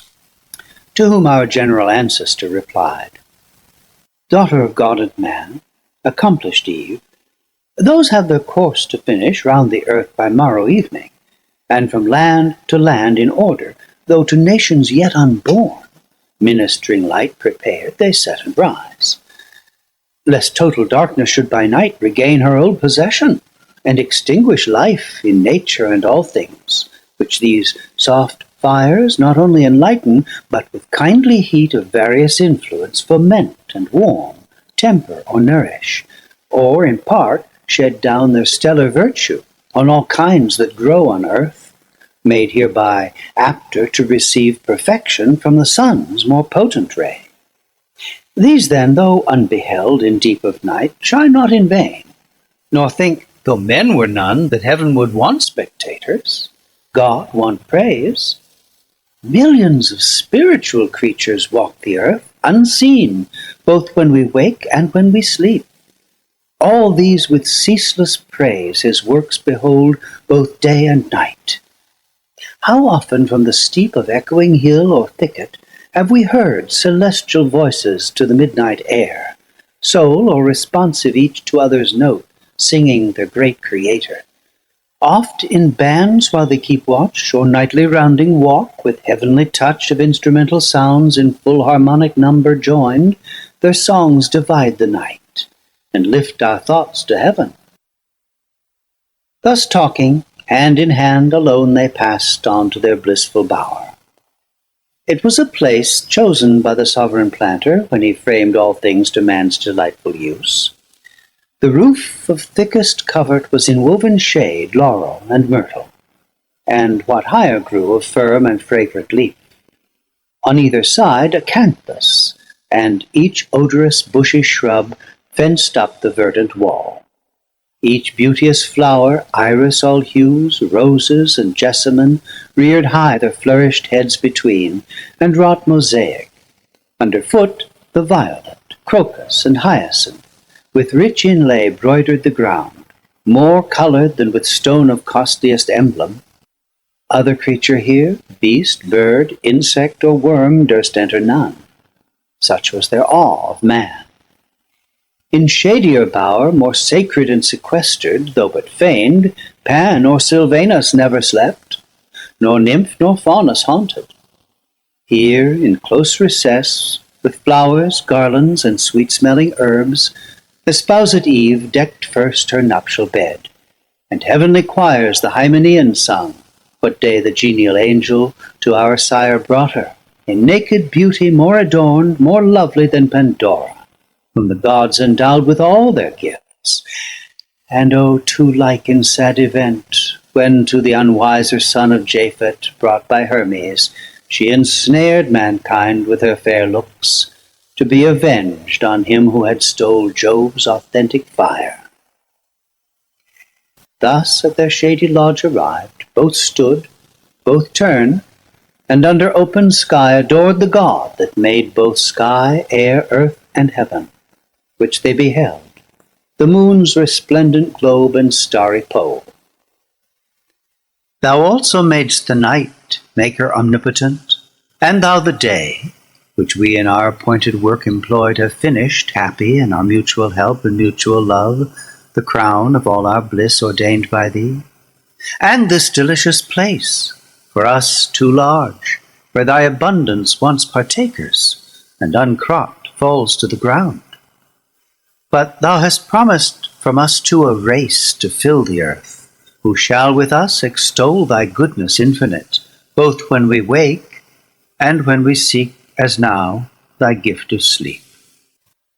This said unanimous, and other rites observing none, but adoration pure, which God likes best, into their inmost bower handed they went, and eased the putting off these troublesome disguises which we wear, straight side by side were laid. Nor turned, I ween, Adam from his fair spouse, nor Eve the rites mysterious of connubial love refused. Whatever hypocrites austerely talk of purity and place and innocence, defaming as impure what God declares pure, and commands to some, leaves free to all. Our Maker bids increase. Who bids abstain but our destroyer, foe to God and man? Hail, wedded love, mysterious law, true source of human offspring, sole propriety in paradise of all things common else. By thee adulterous lust was driven from men among the bestial herds to range. By thee, founded in reason, loyal, just, and pure, relations dear and all the charities of father, son, and brother first were known. Far be it that I should write thee sin or blame, or think thee unbefitting holiest place, perpetual fountain of domestic sweets, whose bed is undefiled and chaste pronounced, present or past, as saints and patriarchs used. Here love his golden shafts employs, here lights his constant lamp, and waves his purple wings, reigns here and revels, not in the bought smile of harlots, loveless, joyless, unendeared, casual fruition, nor in court amours, mixed dance, or wanton mask, or midnight ball, or serenade which the starved lover sings to his proud fair, best quitted with disdain. These, lulled by nightingales, embracing slept, and on their naked limbs the flowery roof showered roses, which the morn repaired. Sleep on, blessed pair, and O yet happiest, if ye seek no happier state, and know to know no more. Now at night measured with her shadowy cone halfway uphill this vast sublunar vault, and from their ivory port the cherubim forth issuing at the accustomed hour stood armed to the night watches in warlike parade, when Gabriel to his next in power thus spake: Uzziel, half these draw off, and coast the south with strictest watch. These other wheel the north, our circuit meets full west. As flame they part, half wheeling to the shield, half to the spear. From these 2 strong and subtle spirits he called that near him stood, and gave them thus in charge: Ithuriel and Zephon, with winged speed search through this garden, leave unsearched no nook, but chiefly where those 2 fair creatures lodge, now laid perhaps asleep, secure of harm. This evening from the sun's decline arrived, who tells of some infernal spirit seen, hitherward bent, who could have thought, escaped the bars of hell, on errand bad, no doubt. Such where ye find, seize fast, and hither bring. So saying, on he led his radiant files, dazzling the moon. These to the bower direct, in search of whom they sought. Him there they found, squat like a toad, close at the ear of Eve, essaying by his devilish art to reach the organs of her fancy, and with them forge illusions as he list, phantasms and dreams, or if inspiring venom he might taint the animal spirits, that from pure blood arise like gentle breaths from rivers pure, thence raise at least distempered, discontented thoughts, vain hopes, vain aims, inordinate desires, blown up with high conceits engendering pride. Him thus intent Ithuriel with his spear touched lightly, for no falsehood can endure touch of celestial temper, but returns of force to its own likeness. Up he starts, discovered and surprised. as when a spark lights on a heap of nitrous powder, laid fit for the ton, some magazine to store against a rumoured war, the smutty grain with sudden blaze diffused inflames the air. So started up in his own shape the fiend.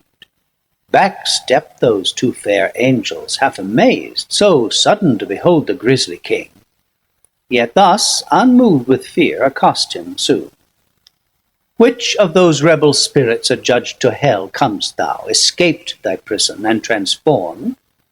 Why satst thou like an enemy in wait, here watching at the head of these that sleep? Know ye not, then said Satan, filled with scorn, know ye not me? Ye knew me once, no mate for you, there sitting where ye durst not soar. Not to know me argues yourselves unknown, the lowest of your throng. Or if ye know, why ask ye, and superfluous begin your message, like to end as much in vain? To whom thus Zephon, answering scorn with scorn, think not, revolted spirit, thy shape the same, or undiminished brightness to be known, as when thou stoodst in heaven upright and pure. That glory then, when thou no more wast good, departed from thee, and thou resemblest now thy sin and place of doom, obscure and foul. But come, for thou, be sure, shalt give account to him who sent us, whose charge is to keep this place inviolable, and these from harm. So spake the cherub, and his grave rebuke, severe in youthful beauty, added grace invincible. Abashed the devil stood, and felt how awful goodness is, and saw virtue in her shape, how lovely, saw and pined his loss, but chiefly to find here observed his lustre visibly impaired, yet seemed undaunted. If I must contend, said he, best with the best, the sender, not the sent, or all at once, more glory will be won, or less be lost. Thy fear, said Zephon bold, will save us trial what the least can do, single against thee, wicked, and thence weak. The fiend replied not, overcome with rage, but like a proud steed reined went haughty on, champing his iron curb. To strive or fly he held it vain, awe from above had quelled his heart, naught else dismayed. Now drew they nigh the western point, where those half-rounding guards just met, and closing stood in squadron joined, awaiting next command. To whom their chief, Gabriel, from the front thus called aloud. O friends, I hear the tread of nimble feet hasting this way, and now by glimpse discern Ithuriel and Zephon through the shade, and with them comes a third, of regal port, but faded splendor wan, who by his gait and fierce demeanor seems the prince of hell, not likely to part hence without contest. Stand firm, for in his look defiance lowers. He scarce had ended when those two approached, and brief related whom they brought, where found, how busied, in what form and posture couched. To whom with stern regard thus Gabriel spake. Why hast thou, Satan, broke the bounds prescribed to thy transgressions, and disturbed the charge of others, who approve not to transgress by thy example, but have power and right to question thy bold entrance on this place, employed, it seems, to violate sleep, and those whose dwelling God hath planted here in bliss? To whom thus Satan with contemptuous brow. Gabriel, thou hadst in heaven the esteem of wise, and such I held thee. But this question asked puts me in doubt. Lives there who loves his pain? Who would not, finding way, break loose from hell, though thither doomed? Thou wouldst thyself, no doubt, and boldly venture to whatever place farthest from pain, where thou mightst hope to change torment with ease, and soonest recompense dole with delight, which in this place I sought. To thee no reason, who knowst only good, but evil hast not tried. And wilt object his will who bound us? Let him surer bar his iron gates if he intends our stay in that dark durance. Thus much what was asked. The rest is true, they found me where they say, but that implies not violence or harm. Thus he in scorn. The warlike angel, moved, disdainfully, half smiling, thus replied, O loss of one in heaven to judge of wise, since Satan fell, whom folly overthrew, and now returns him of his prison scaped, gravely in doubt whether to hold them wise or not, who ask what boldness brought him hither unlicensed, from his bounds in hell prescribed. So wise he judges it to fly from pain, however, and to scape his punishment. So judge thou still, presumptuous, till the wrath which thou incurst by flying meet thy flight sevenfold, and scourge that wisdom back to hell, which taught thee yet no better that no pain can equal anger infinite provoked. But wherefore thou alone? Wherefore with thee came not all hell broke loose? Is pain to them less pain, less to be fled? Or thou than they less hardy to endure? Courageous chief, the first in flight from pain, hadst thou alleged to thy deserted host this cause of flight, thou surely hadst not come sole fugitive. To which the fiend thus answered, frowning stern, Not that I less endure or shrink from pain, insulting angel. Well thou know'st I stood thy fiercest, when in battle to thy aid the blasting volleyed thunder made all speed, and seconded thy else not dreaded spear.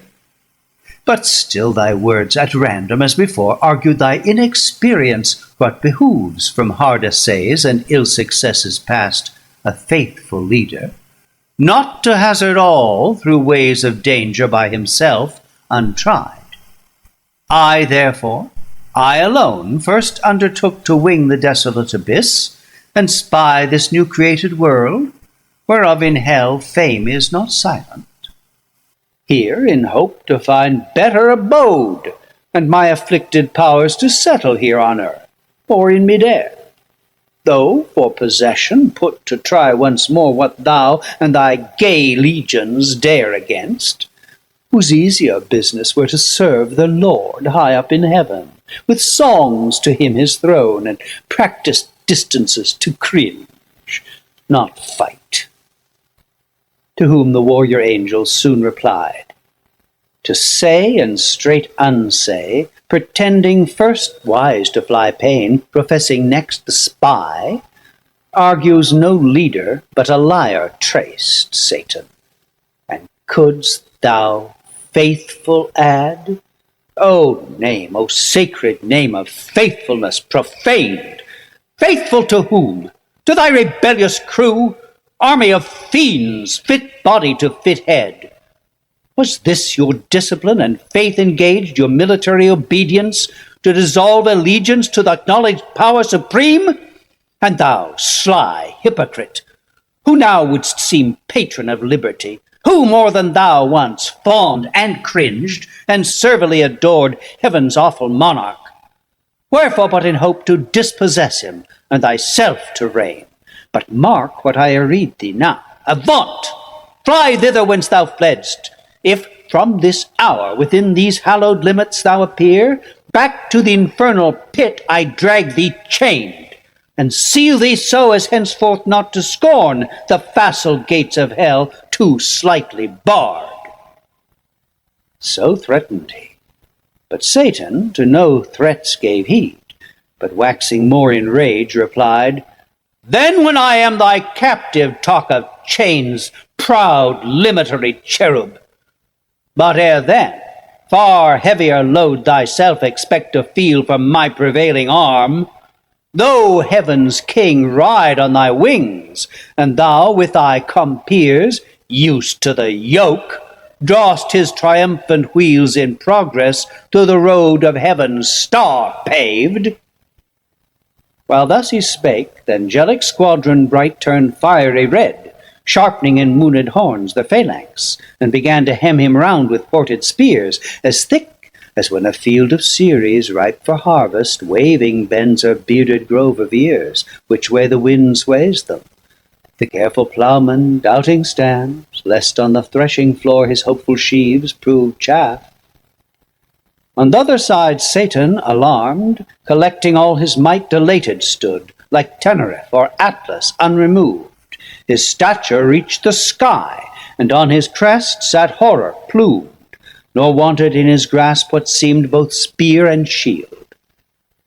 Now dreadful deeds might have ensued, nor only paradise in this commotion, but the starry cope of heaven, perhaps, or all the elements at least, had gone to wrack, disturbed and torn with violence of this conflict, had not soon the Eternal, to prevent such horrid fray, hung forth in heaven his golden scales, yet seen betwixt Astrea and the Scorpion sign, wherein all things created first he weighed, the pendulous round earth with balanced air in counterpoise. Now ponders all events, battles, and realms. In these he put two weights, the sequel each of parting and of fight. The latter quick up flew and kicked the beam, which Gabriel spying thus bespake the fiend: Satan, I know thy strength, and thou know'st mine. Neither our own, but given. What folly then to boast what arms can do, since thine no more than heaven permits, nor mine, though doubled now, to trample thee as mire. For proof, look up, and read thy lot in yon celestial sign, where thou art weighed and shown how light, how weak, if thou resist. The fiend looked up, and knew his mounted scale aloft, no more, but fled murmuring, and with him fled the shades of night. Notes. Argument. Promises to find him out. Promises to find him. 1674. Line 627, walks, walk. 1674. Line 928, thy. 1674. The end of the fourth book. Recording by Thomas Copeland.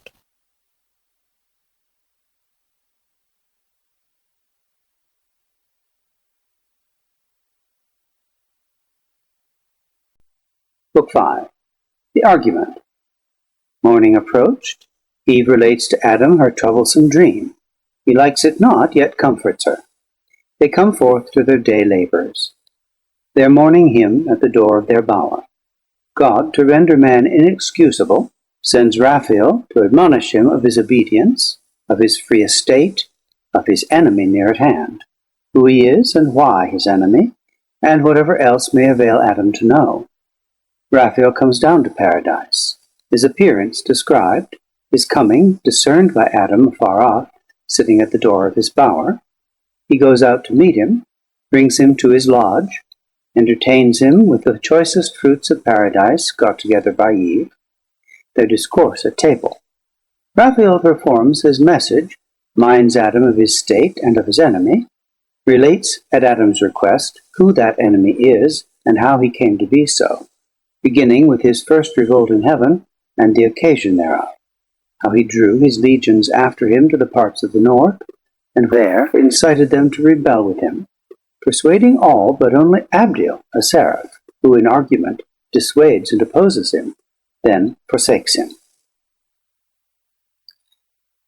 Now morn, her rosy steps in the eastern clime advancing, sowed the earth with orient pearl, when Adam waked, so accustomed, for his sleep was airy light, from pure digestion bred and temperate vapours bland, which the only sound of leaves and fuming rills Aurora's fan lightly dispersed, and the shrill matin song of birds on every bough. So much the more his wonder was to find unwakened Eve, with tresses discomposed and glowing cheek, as through unquiet rest. He on his side leaning half raised, with looks of cordial love hung over her enamoured, and beheld beauty, which whether waking or asleep shot forth peculiar graces. Then with voice mild, as when Zephyrus on Flora breathes, her hand soft touching, whispered thus: Awake, my fairest, my espoused, my latest found, heaven's last, best gift, my ever-new delight. Awake! The morning shines, and the fresh field calls us. We lose the prime to mark how spring our tended plants, how blows the citron grove, what drops the myrrh, and what the balmy reed, how nature paints her colours, how the bee sits on the bloom extracting liquid sweet. Such whispering waked her, but with startled eye on Adam, whom embracing thus she spake. O soul, in whom my thoughts find all repose, my glory, my perfection! Glad I see thy face, and morn returned, for I this night, such night till this I never passed, have dreamed, if dreamed, not as I oft am wont of thee, works of day past, or morrow's next design, but of offence and trouble, which my mind knew never till this irksome night. Methought close at mine ear one called me forth to walk with gentle voice. I thought it thine. It said, Why sleep'st thou, Eve? Now is the pleasant time, the cool, the silent, save where silence yields to the night-warbling bird, that now, awake, tunes sweetest his love-laboured song. Now reigns full-orbed the moon, and with more pleasing light shadowy sets off the face of things. In vain if none regard, heaven wakes with all his eyes, whom to behold but thee, nature's desire, in whose sight all things joy, with ravishment attracted by thy beauty, still to gaze. I rose as at thy call, but found thee not. To find thee I directed then my walk, and on methought alone I passed through ways that brought me on a sudden to the tree of interdicted knowledge. Fair it seemed, much fairer to my fancy than by day, and as I wondering looked, beside it stood one shaped and winged like one of those from heaven by us oft seen. His dewy locks distilled ambrosia. On that tree he also gazed, and, O fair plant, said he, with fruit surcharged, deigns none to ease thy load and taste thy sweet, nor God, nor man? Is knowledge so despised, or envy, or what reserve forbids to taste? Forbid who will, none shall from me withhold longer thy offered good. Why else set here? This said, he paused not, but with venturous arm he plucked. He tasted. Me damp horror chilled at such bold words, vouched with a deed so bold. But he, thus overjoyed, O fruit divine, sweet of thyself, but much more sweet thus cropped, forbidden here it seems as only fit for gods, yet able to make gods of men. And why not gods of men, since good, the more communicated, more abundant grows, the author not impaired, but honoured more.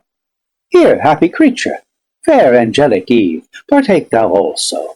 Happy though thou art, happier thou mayst be, worthier canst not be. Taste this, and be henceforth among the gods thyself a goddess, not to earth confined, but sometimes in the air, as we sometimes ascend to heaven, by merit thine, and see what life the gods live there, and such live thou.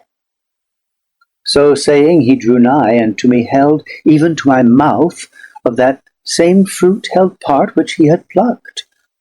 The pleasant savoury smell so quickened appetite that I methought could not but taste. Forthwith up to the clouds with him I flew, and underneath beheld the earth outstretched immense, a prospect wide and various, wondering at my flight, and changed to this high exaltation. Suddenly my guide was gone, and I methought sunk down and fell asleep. But oh, how glad I waked to find this but a dream. Thus Eve her night related, and thus Adam answered, sad. Best image of myself, and dearer half, the trouble of thy thoughts this night in sleep affects me equally.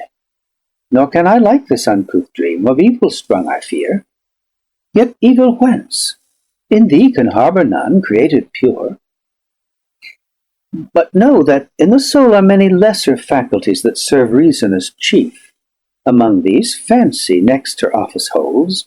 Of all external things which the 5 watchful senses represent, she forms imaginations, airy shapes which reason, joining or disjoining, frames all what we affirm or what deny, and call our knowledge or opinion, then retires into her private cell when nature rests.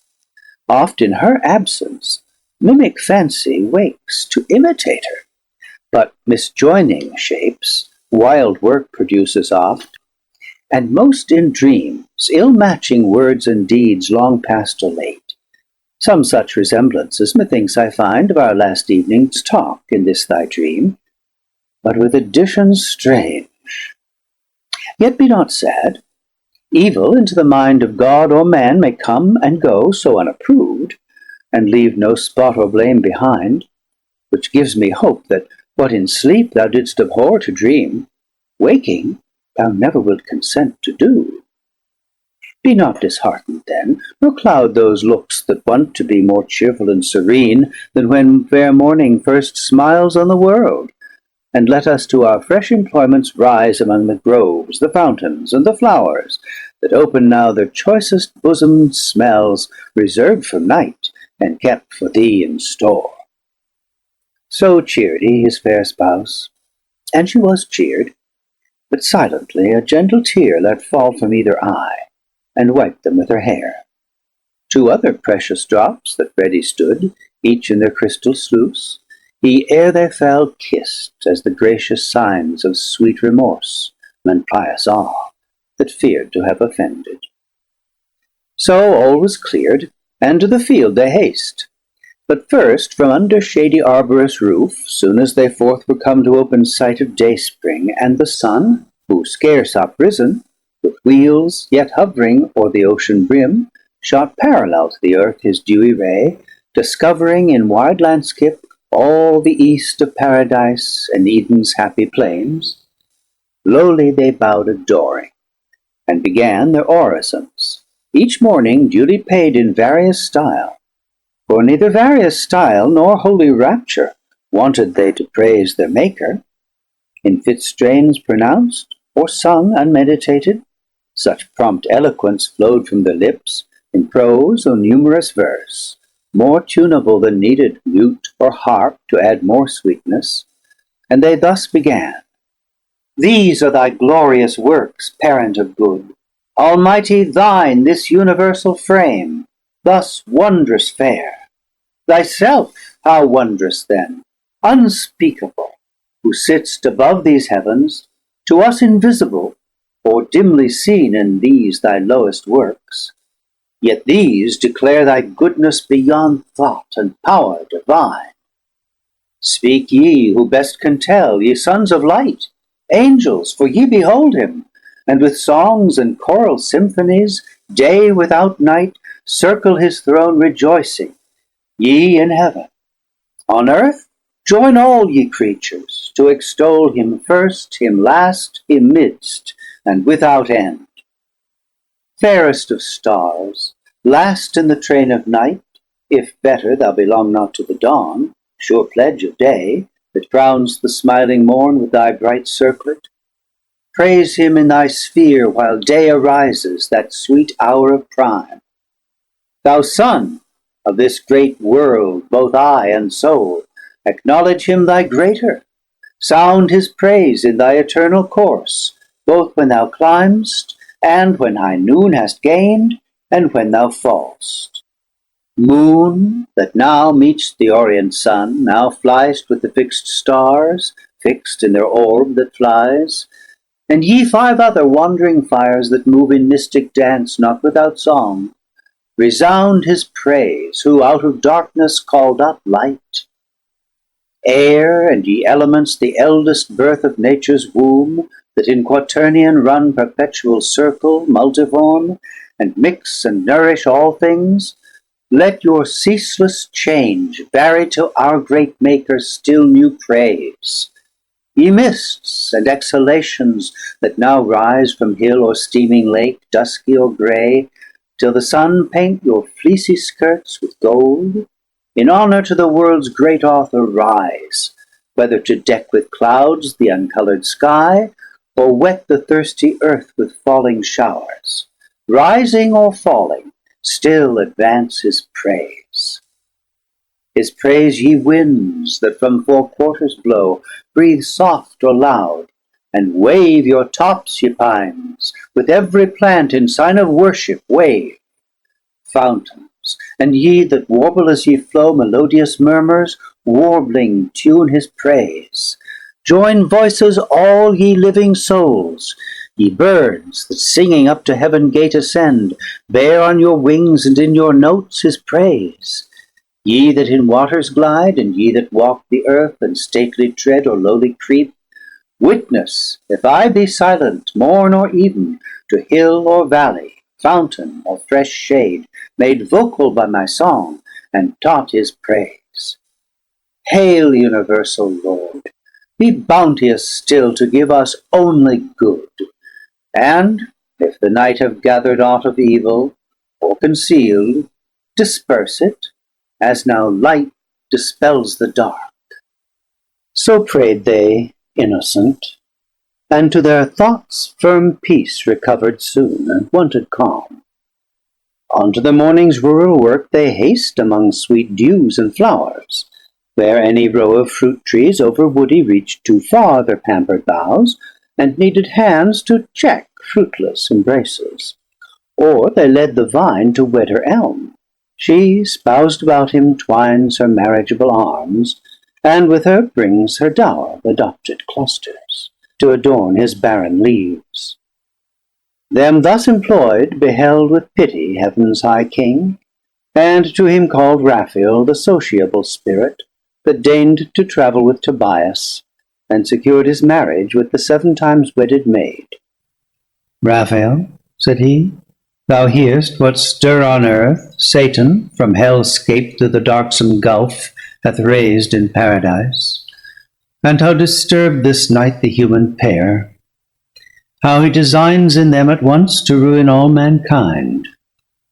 Go, therefore, half this day, as friend with friend, converse with Adam, in what bower or shade thou find'st him, from the heat of noon retired, to respite his day labour with repast or with repose, and such discourse bring on as may advise him of his happy state, happiness in his power, left free to will, left to his own free will, his will though free, yet mutable, whence warn him to beware he swerve not too secure. Tell him withal his danger, and from whom. What enemy, late fall'n himself from heaven, is plotting now the fall of others from like state of bliss? By violence, no, for that shall be withstood, but by deceit and lies. This let him know, lest wilfully transgressing, he pretend surprisal, unadmonished, unforewarned. So spake the eternal Father, and fulfilled all justice, nor delayed the winged saint after his charge received, but from among 1,000 celestial ardours, where he stood veiled with his gorgeous wings, upspringing light, flew through the midst of heaven. Angelic choirs on each hand parting, to his speed gave way through all the imperial road, till at the gate of heaven arrived, the gate self opened wide, on golden hinges turning, as by work divine the sovereign architect had framed. From hence no cloud, or to obstruct his sight star interposed, however small, he sees, not unconformed to other shining globes, earth, and the garden of God, with cedars crowned above all hills. As when by night the glass of Galileo, less assured, observes imagined lands and regions in the moon, or Pilate from amidst the Cyclades, Delos or Samos first appearing, kens a cloudy spot. Down thither prone in flight he speeds, and through the vast ethereal sky sails between worlds and worlds, with steady wing now on the polar winds, then with quick fan winnows the buxom air, till within soar of towering eagles, to all the fowls he seems a phoenix, gazed by all as that sole bird, when to enshrine his relics in the sun's bright temple, to Egyptian Thebes he flies. At once on the eastern cliff of paradise he lights, and to his proper shape returns, a seraph winged. 6 wings he wore to shade his lineaments divine. The pair that clad each shoulder broad came mantling o'er his breast with regal ornament. The middle pair, girt like a starry zone his waist, and round skirted his loins and thighs with downy gold, and colours dipped in heaven. The third, his feet shadowed from either heel with feathered mail, sky-tinctured grain. Like Maia's son he stood, and shook his plumes, that heavenly fragrance filled the circuit wide. Straight knew him all the bands of angels under watch, and to his state and to his message high in honour rise, for on some message high they guessed him bound. The glittering tents he passed, and now is come into the blissful field, through groves of myrrh and flowering odours, cassia, nard, and balm, a wilderness of sweets. For nature here wantoned as in her prime, and played at will her virgin fancies, pouring forth more sweet, wild above rule or art, enormous bliss. Him through the spicy forest onward come Adam discerned, as in the door he sat of his cool bower, while now the mounted sun shot down direct his fervid rays, to warm earth's inmost womb, more warmth than Adam needs. And Eve within, due at her hour, prepared for dinner savoury fruits, of taste to please true appetite, and not disrelish thirst, of nectarous draughts between, from milky stream, berry, or grape. To whom thus Adam called, Haste hither, Eve, and worth thy sight behold eastward among those trees what glorious shape comes this way moving, seems another morn risen on mid-noon. Some great behest from heaven to us perhaps he brings, and will vouchsafe this day to be our guest. But go with speed, and what thy stores contain bring forth, and pour abundance, fit to honour and receive our heavenly stranger. Well we may afford our givers their own gifts, and large bestow from large bestowed, where nature multiplies her fertile growth, and by disburdening grows more fruitful, which instructs us not to spare.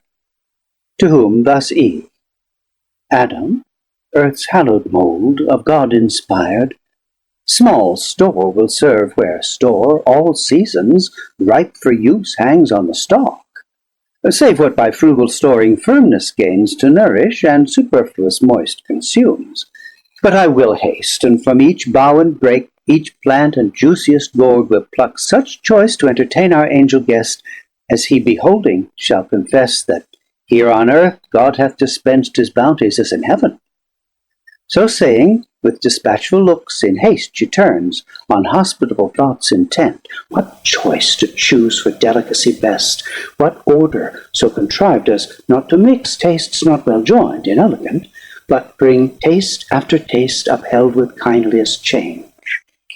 Bestirs her then, and from each tender stock whatever earth all-bearing mother yields, in India, east or west, or middle shore, in Pontus, or the Punic coast, or where Alcinous reigned, fruit of all kinds, in coat, rough, or smooth rind, or bearded husk, or shell she gathers, tribute large, and on the board heaps with unsparing hand.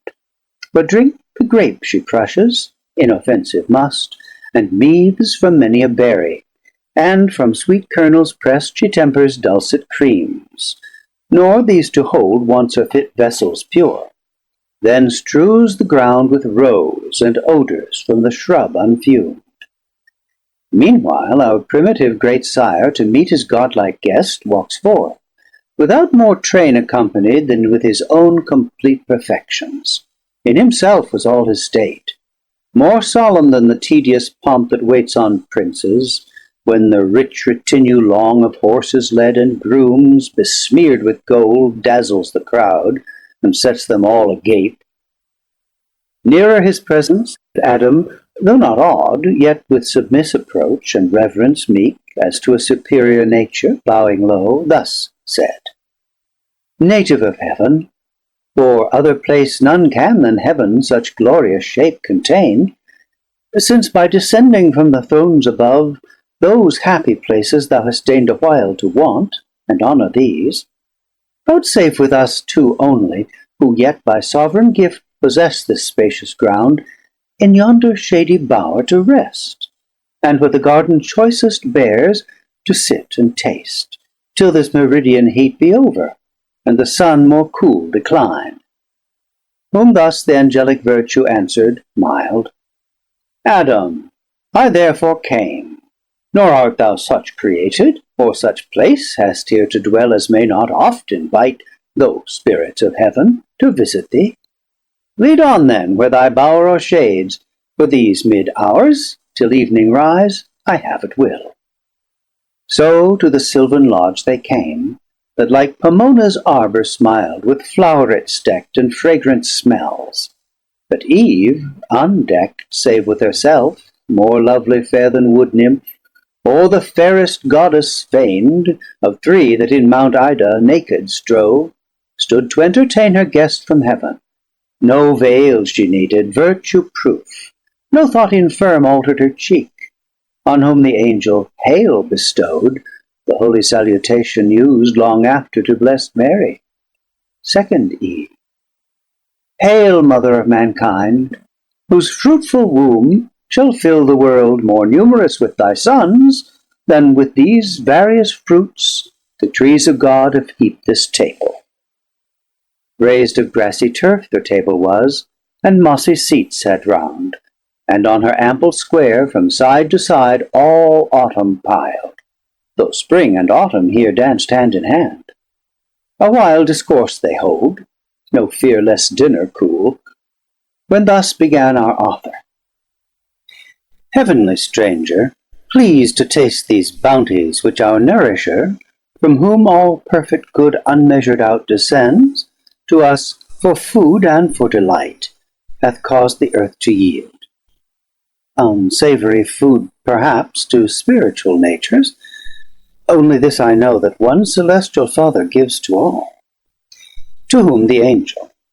Therefore, what he gives, whose praise be ever sung, to man in part spiritual, may of purest spirits be found no ingrateful food, and food alike those pure intelligential substances require, as doth your rational, and both contain within them every lower faculty of sense, whereby they hear, see, smell, touch, taste, tasting, concoct, digest, assimilate, and corporeal to incorporeal turn. For know, whatever was created needs to be sustained and fed. Of elements, the grosser feeds the purer, earth and the sea feed air, the air those fires ethereal, and as lowest first the moon, whence in her visage round those spots, unpurged vapours not into her substance turned. Nor doth the moon no nourishment exhale from her moist continent to higher orbs. The sun, that light imparts to all, receives from all his elemental recompense in humid exhalations, and at even sups with the ocean. Though in heaven the trees of life ambrosial fruitage bear, and vines yield nectar, though from off the boughs each morn we brush mellifluous dews, and find the ground covered with pearly grain, yet God hath here varied his bounty so with new delights as may compare with heaven. And to taste, think not I shall be nice. So down they sat, and to their viands fell, nor seemingly the angel, nor in mist, the common gloss of theologians, but with keen dispatch of real hunger and concoctive heat to transubstantiate. What redounds transpires through spirits with ease. No wonder, if by fire of sooty coal the empiric alchemist can turn, or holds it possible to turn, metals of drossiest ore to perfect gold as from the mine. Meanwhile, at table, Eve ministered naked, and their flowing cups with pleasant liquors crowned. O innocence deserving paradise! If ever, then had the sons of God excuse to have been enamoured at that sight. But in those hearts love unlibidinous reigned, nor jealousy was understood, the injured lovers' hell. Thus, when with meats and drinks they had sufficed, not burdened nature, sudden mind arose in Adam not to let the occasion pass given him by this great conference to know of things above his world, and of their being who dwell in heaven, whose excellence he saw transcend his own so far, whose radiant forms, divine effulgence, whose high power so far exceeded human, and his wary speech thus to the imperial minister he framed: Inhabitant with God, now know I well thy favour in this honour done to man, under whose lowly roof thou hast vouchsafed to enter, and these earthly fruits to taste, food not of angels, yet accepted so, as that more willingly thou couldst not seem at heaven's high feasts to have fed. Yet what compare? To whom the winged hierarch replied, O Adam, one Almighty is, from whom all things proceed, and up to him return, if not depraved from good. Created all to such perfection, one first matter all, endued with various forms, various degrees of substance, and in things that live of life, but more refined, more spirituous and pure, as nearer to him placed, or nearer tending, each in their several active spheres assigned, till body up to spirit work, in bounds proportioned to each kind. So from the root springs lighter the green stalk, from thence the leaves more airy, last the bright consummate flower spirit's odorous breathes.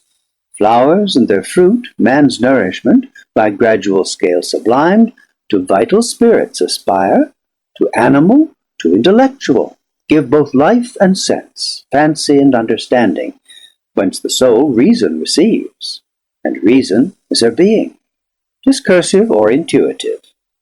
Discourse is oftest yours, the latter most is ours, differing but in degree, of kind the same. Wonder not then what God for you saw good if I refuse not, but convert as you to proper substance. Time may come when men with angels may participate, and find no inconvenient diet, nor too light fare. And from these corporal nutriments, perhaps your bodies may at last turn all to spirit, improved by tract of time, and winged ascend ethereal as we, or may at choice here or in heavenly paradises dwell. If ye be found obedient, and retain unalterably firm his love entire, whose progeny you are, meanwhile enjoy your fill, what happiness this happy state can comprehend, incapable of more. To whom the patriarch of mankind replied, O favourable spirit, propitious guest, well hast thou taught the way that might direct our knowledge, and the scale of nature set from centre to circumference, whereon in contemplation of created things by steps we may ascend to God. But say, what meant that caution joined, if ye be found obedient?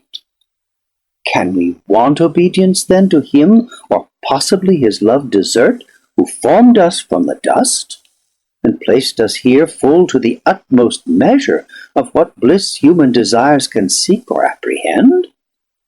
To whom the angel, Son of heaven and earth, attend. That thou art happy, owe to God. That thou continuest such, owe to thyself, that is, to thy obedience. Therein stand.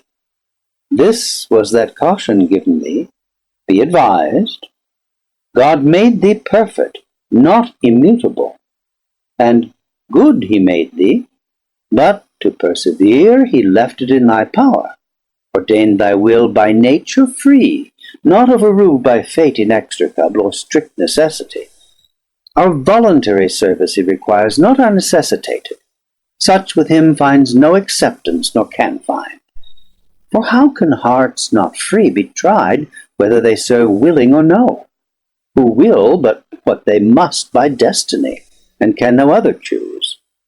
Myself, and all the angelic host that stand in sight of God enthroned, our happy state hold as you yours, while our obedience holds. Another surety is none. Freely we serve, because we freely love, as in our will to love or not. In this we stand or fall. And some are fallen, to disobedience fallen, and so from heaven to deepest hell. Oh, fall from what high state of bliss into what woe! To whom our great progenitor, thy words attentive, and with more delighted ear, divine instructor, I have heard, than when cherubic songs by night from neighbouring hills aerial music send. Nor knew I not to be both will and deed created free, yet that we never shall forget to love our Maker, and obey him, whose command single is yet so just. My constant thoughts assured me, and still assure, though what thou tell'st hath passed in heaven, some doubt within me move, but more desire to hear, if thou consent, the full relation, which must needs be strange, worthy of sacred silence to be heard. And we have yet large day, for scarce the sun hath finished half his journey, and scarce begins his other half in the great zone of heaven. Thus Adam made request, and Raphael, after short pause assenting, thus began. High matter thou enjoin'st me, O prime of men, sad task and hard. For how shall I relate to human sense the invisible exploits of warring spirits? How, without remorse, the ruin of so many glorious once and perfect while they stood? How last unfold the secrets of another world, perhaps not lawful to reveal? Yet for thy good this is dispensed, and what surmounts the reach of human sense, I shall delineate so by likening spiritual to corporal forms, as may express them best. Though what if earth be but the shadow of heaven, and things therein each to other like more than on earth is thought? As yet this world was not, and chaos wild reigned where these heavens now roll, where earth now rests upon her centre poised, when on a day, for time, though in eternity applied to motion, measures all things durable by present, past, and future. On such day as heaven's great year brings forth, the imperial host of angels, by imperial summons called, innumerable, before the Almighty's throne, forthwith from all the ends of heaven appeared, under their hierarchs, in orders bright, 10,000 ensigns, high advanced, standards and gonfalons twixt van and rear stream in the air, and for distinction serve of hierarchies, of orders and degrees, or in their glittering tissues bear emblazed holy memorials, acts of zeal and love recorded eminent. Thus when in orbs of circuit inexpressible they stood, orb within orb, the Father infinite, by whom in bliss embosomed sat the Son, amidst, as from a flaming mount whose top brightness had made invisible, thus spake. Hear all ye angels, progeny of light, thrones, dominations, princedoms, virtues, powers, hear my decree, which unrevoked shall stand. This day I have begot whom I declare my only Son, and on this holy hill him have anointed, whom ye now behold at my right hand. Your head I him appoint, and by myself have sworn, to him shall bow all knees in heaven, and shall confess him Lord. Under his great vicegerent reign abide united, as one individual soul forever happy. Him who disobeys, me disobeys, breaks union, and that day, cast out from God and blessed vision, falls into utter darkness, deep engulfed, his place ordained without redemption, without end. So spake th' Omnipotent, and with his words all seemed well pleased. All seemed, but were not all. That day, as other solemn days, they spent in song and dance about the sacred hill, mystical dance, which yonder starry sphere of planets and of fixed in all her wheels resembles nearest, mazes intricate, eccentric, intervolved. yet regular then most when most irregular they seem, and in their motions harmony divine so smooths her charming tones that God's own ear listens delighted. Evening approached, for we have also our evening and our morn. We ours for change delectable, not need. Forthwith from dance to sweet repast they turned desirous, all in circles as they stood. Tables are set, and on a sudden piled with angels' food, and rubied nectar flows, in pearl, in diamond, and massy gold, fruit of delicious vines, the growth of heaven. They eat, they drink, and with refection sweet are filled, before th' all-bounteous King, who showered with copious hand, rejoicing in their joy. Now when ambrosial night with clouds exhaled from that high mount of God, whence light and shade spring both, the face of brightest heaven had changed to grateful twilight, for night comes not there in darker veil, and roseate dews disposed all but the unsleeping eyes of God to rest. Wide over all the plain, and wider far than all this globous earth in plain outspread, such are the courts of God, the angelic throng, dispersed in bands and files, their camp extend, by living streams among the trees of life, pavilions numberless and sudden reared, celestial tabernacles, where they slept, fanned with cool winds, save those who in their course melodious hymns about the sovereign throne alternate all night long.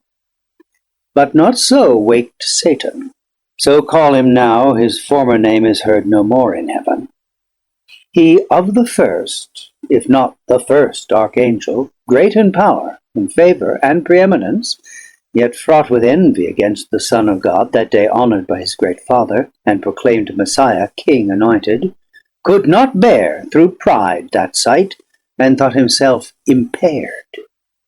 Deep malice thence conceiving and disdain, soon as midnight brought on the dusky hour friendliest to sleep and silence, he resolved with all his legions to dislodge, and leave unworshipped, unobeyed the throne supreme, contemptuous, and his next subordinate awakening, thus to him in secret spake.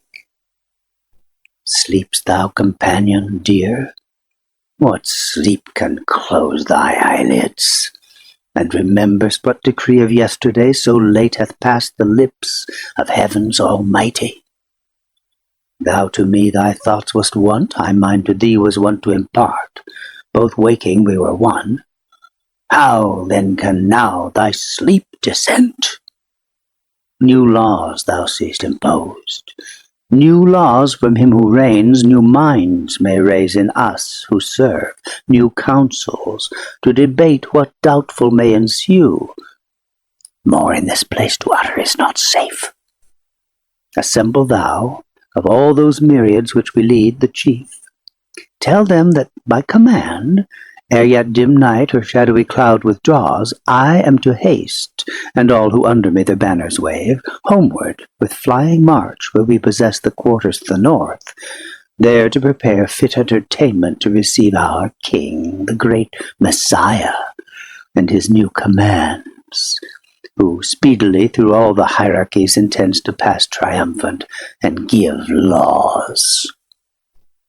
So spake the false archangel, and infused bad influence into the unwary breast of his associate. He together calls, or several, one by one, the regent powers, under him regent, tells, as he was taught, that the Most High commanding, now ere night, now ere dim night had disencumbered heaven, the great hierarchical standard was to move, tells the suggested cause, and casts between ambiguous words and jealousies, to sound or taint integrity.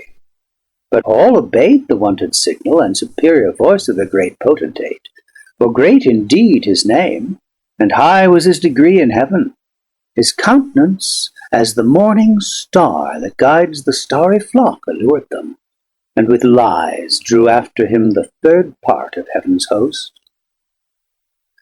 Meanwhile the eternal eye, whose sight discerns abstrusest thoughts, from forth his holy mount, and from within the golden lamps that burn nightly before him, saw without their light rebellion rising, saw in whom, how spread among the sons of morn, what multitudes were banded to oppose his high decree, and, smiling to his only son, thus said, Son, thou in whom my glory I behold in full resplendence, heir of all my might, nearly it now concerns us to be sure of our omnipotence, and with what arms we mean to hold what anciently we claim of deity or empire.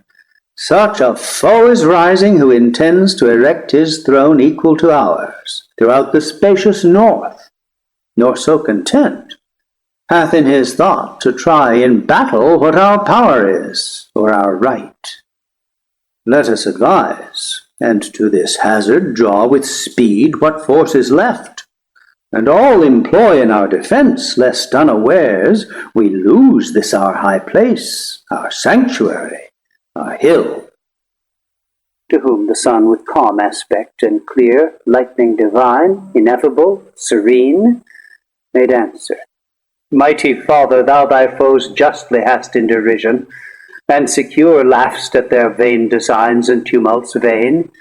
Matter to me of glory, whom their hate illustrates, when they see all regal power given me to quell their pride, and in event know whether I be dexterous to subdue thy rebels, or be found the worst in heaven.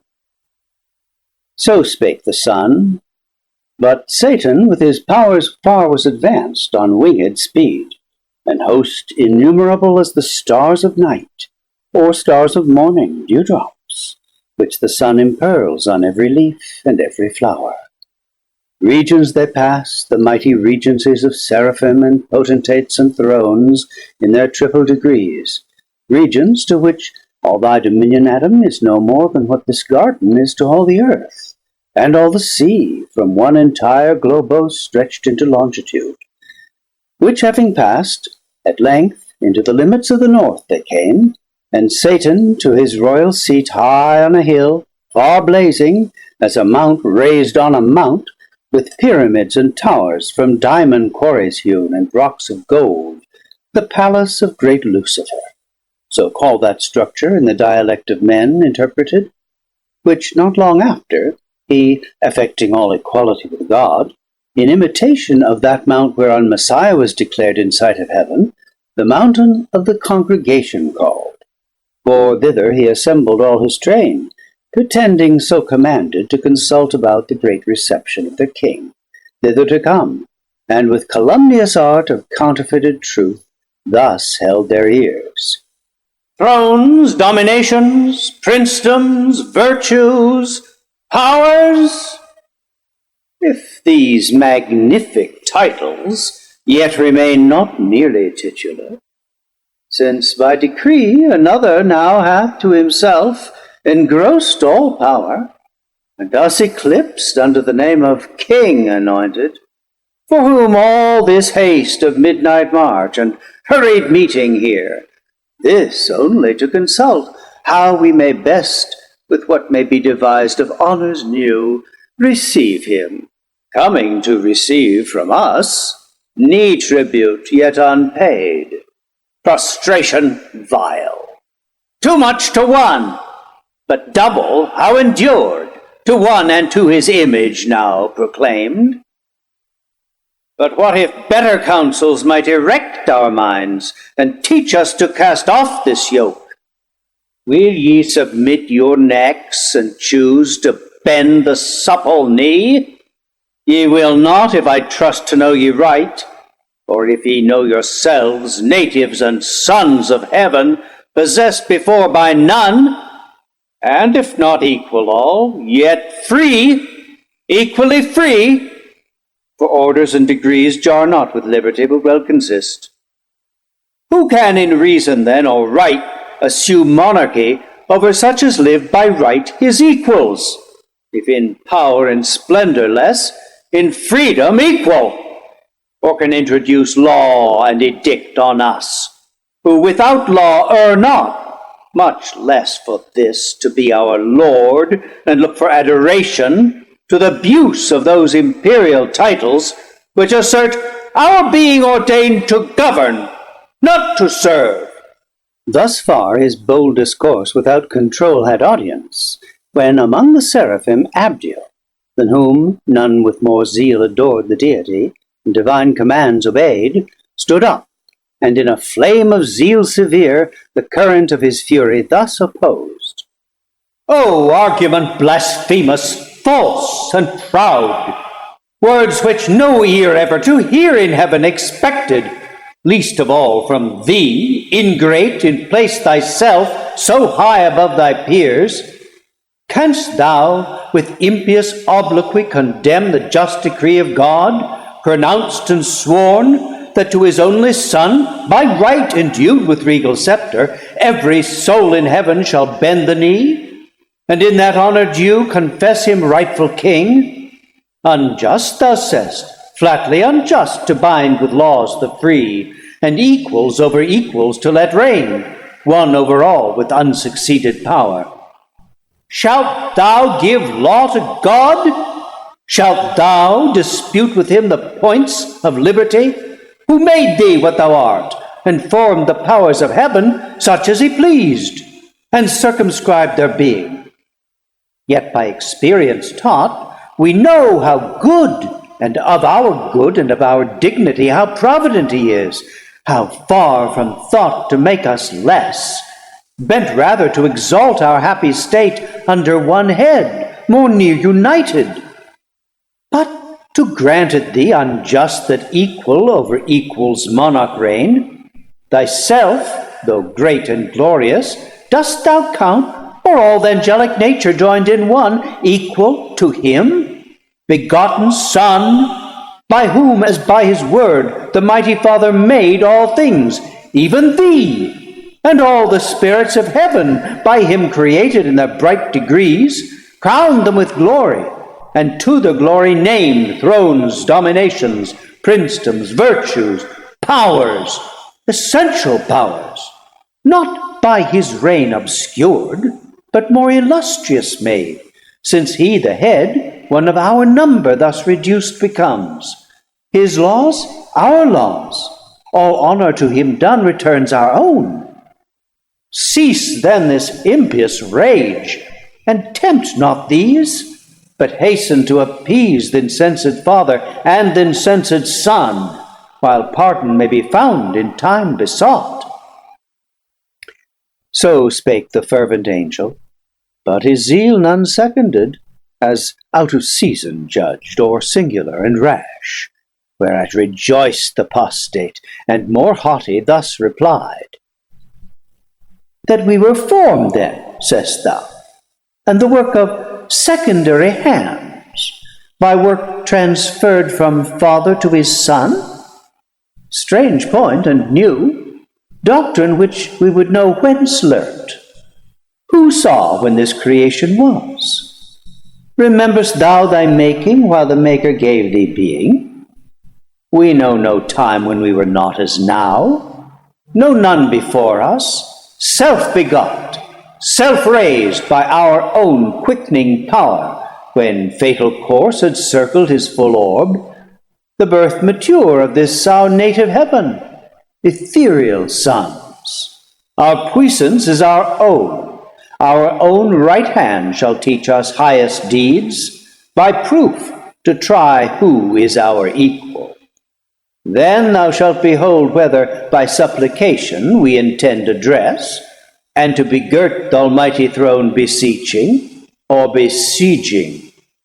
This report, these tidings carry to the anointed King, and fly, ere evil intercept thy flight.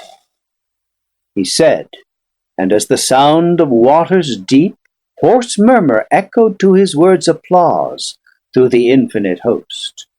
Nor less for that the flaming seraph, fearless, though alone, encompassed round with foes, thus answered bold. O alienate from God, O spirit accursed, forsaken of all good, I see thy fall determined, and thy hapless crew involved in this perfidious fraud, contagion spread both of thy crime and punishment. Henceforth no more be troubled how to quit the yoke of God's Messiah. Those indulgent laws will not be now vouchsafed. Other decrees against thee are gone forth without recall. That golden sceptre which thou didst reject is now an iron rod to bruise and break thy disobedience. Well thou didst advise, yet not for thy advice or threats I fly these wicked tents devoted, lest the wrath impendent, raging into sudden flame, distinguish not. For soon expect to feel his thunder on thy head, devouring fire. Then who created thee, lamenting learn, when who can uncreate thee, thou shalt know. So spake the seraph Abdiel, faithful found. Among the faithless, faithful only he. Among innumerable false, unmoved, unshaken, unseduced, unterrified, his loyalty he kept, his love, his zeal. Nor number nor example with him wrought to swerve from truth, or change his constant mind, though single.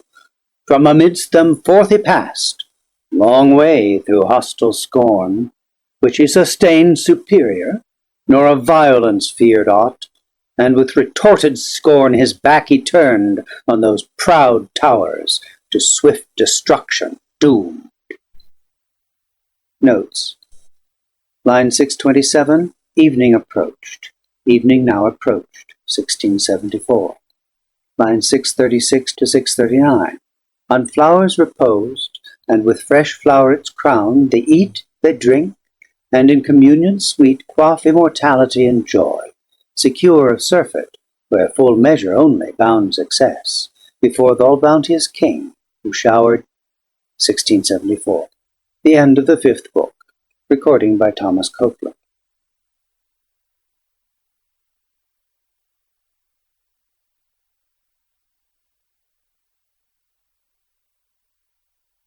Book 6, The Argument. Raphael continues to relate how Michael and Gabriel were sent forth to battle against Satan and his angels. The first fight described. Satan and his powers retire under night. He calls a council, invents devilish engines, which in the second day's fight put Michael and his angels to some disorder.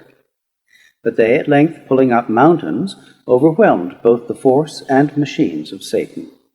Yet the tumult not so ending, God on the third day sends Messiah, his Son, for whom he had reserved the glory of that victory.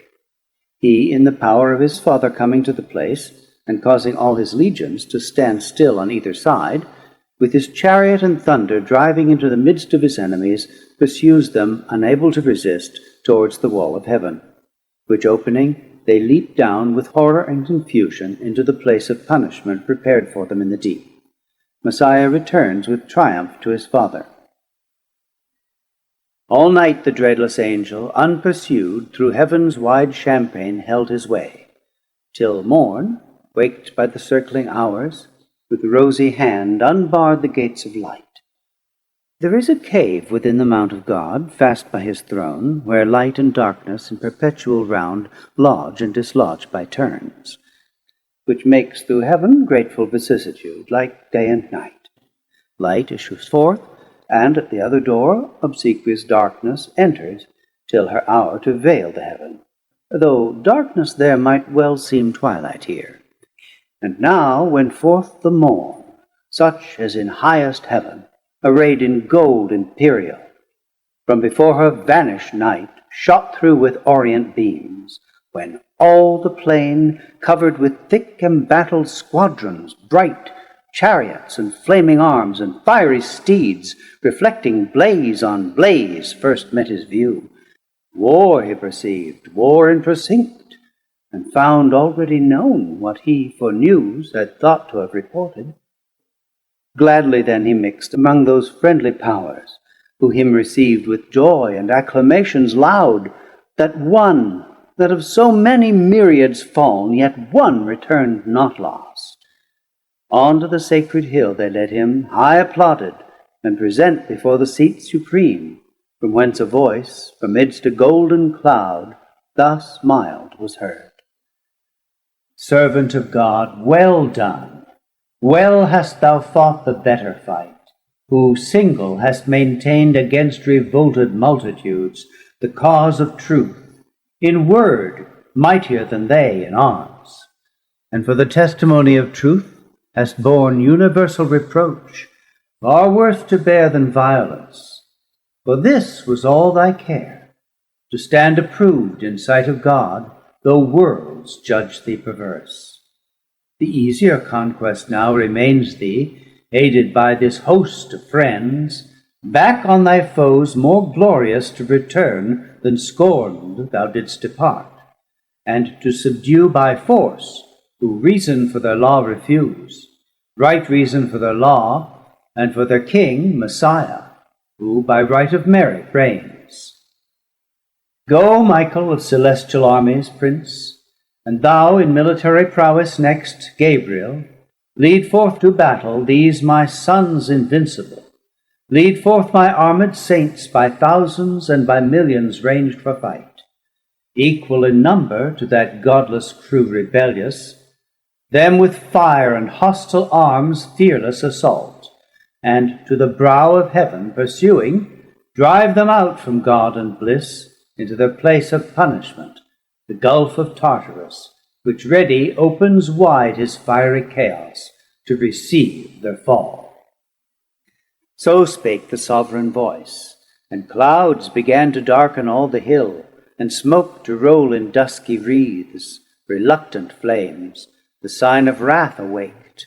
Nor with less dread the loud ethereal trumpet from on high gan blow, at which command the powers militant that stood for heaven, in mighty quadrate joined of union irresistible, moved on in silence their right legions, to the sound of instrumental harmony that breathed heroic ardor to adventurous deeds under their godlike leaders in the cause of God and his Messiah.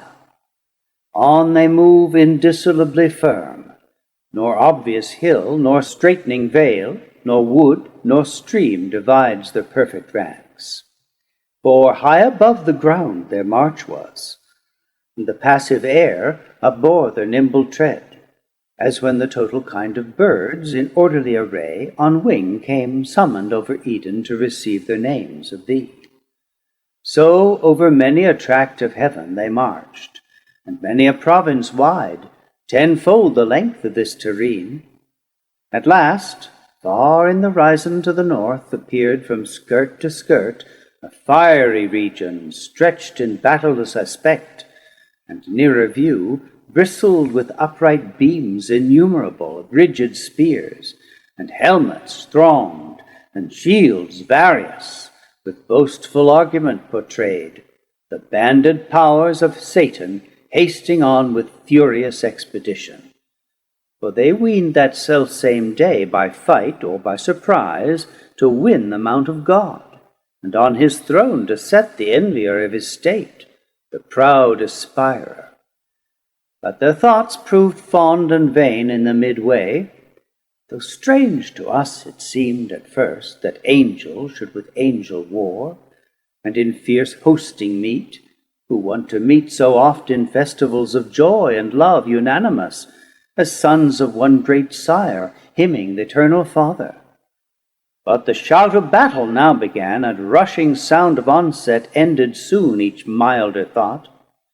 High in the midst, exalted as a god, the apostate in his sun-bright chariot sate, idol of majesty divine, enclosed with flaming cherubim and golden shields, then lighted from his gorgeous throne, for now, twixt host and host, but narrow space was left, a dreadful interval, and front to front presented stood in terrible array of hideous length. Before the cloudy van on the rough edge of battle ere it joined, Satan, with vast and haughty strides advanced, came towering, armed with adamant and gold. Abdiel that sight endured not, where he stood among the mightiest, bent on highest deeds, and thus his own undaunted heart explores.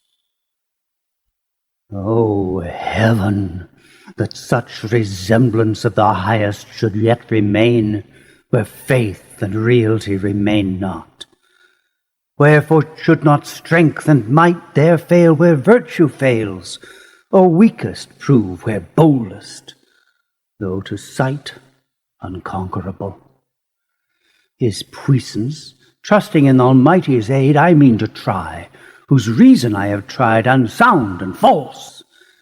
Nor is it aught but just that he who in debate of truth hath won should win in arms, in both disputes alike victor, though brutish that contest and foul, when reason hath to deal with force. Yet so most reason is that reason overcome. So pondering, and from his armed peers forth stepping opposite, halfway he met his daring foe, at this prevention more incensed, and thus securely him defied. Proud art thou met, thy hope was to have reached the height of thy aspiring unopposed, the throne of God unguarded, and his side abandoned at the terror of thy power or potent tongue. Fool, not to think how vain against the omnipotent to rise in arms, who out of smallest things could without end have raised incessant armies to defeat thy folly, or with solitary hand reaching beyond all limit, at one blow unaided could have finished thee, and whelmed thy legions under darkness. But thou seest all are not of thy train. There be who faith prefer and piety to God, though then to thee not visible, when I alone seemed in thy world erroneous to dissent from all. My sect thou seest, now learn too late how few sometimes may know, when thousands err. Whom the grand foe with scornful eye askance thus answered, Ill for thee, but in wished hour of my revenge, first sought for, thou return'st from flight, seditious angel, to receive thy merited reward, the first essay of this right hand provoked, since first that tongue, inspired with contradiction, durst oppose a third part of the gods, in synod met their deities to assert, who, while they feel vigor divine within them, can allow omnipotence to none. But well thou comest before thy fellows, ambitious to win from me some plume, that thy success may show destruction to the rest. This pause between, unanswered lest thou boast, to let thee know, at first I thought that liberty and heaven to heavenly souls had been all one. But now I see that most through sloth had rather serve, ministering spirits trained up in feast and song. Such hast thou armed the minstrelsy of heaven, servility with freedom to contend, as both their deeds compared this day shall prove. To whom in brief thus Abdiel stern replied, Apostate still thou erst, nor end wilt find of erring, from the path of truth remote. Unjustly thou deprav'st it with the name of servitude, to serve whom God ordains, or nature. God and nature bid the same, when he who rules is worthiest, and excels them whom he governs. This is servitude, to serve the unwise, or him who hath rebelled against his worthier, as thine now serve thee, thyself not free, but to thyself enthralled, yet lewdly darest our ministering upbraid.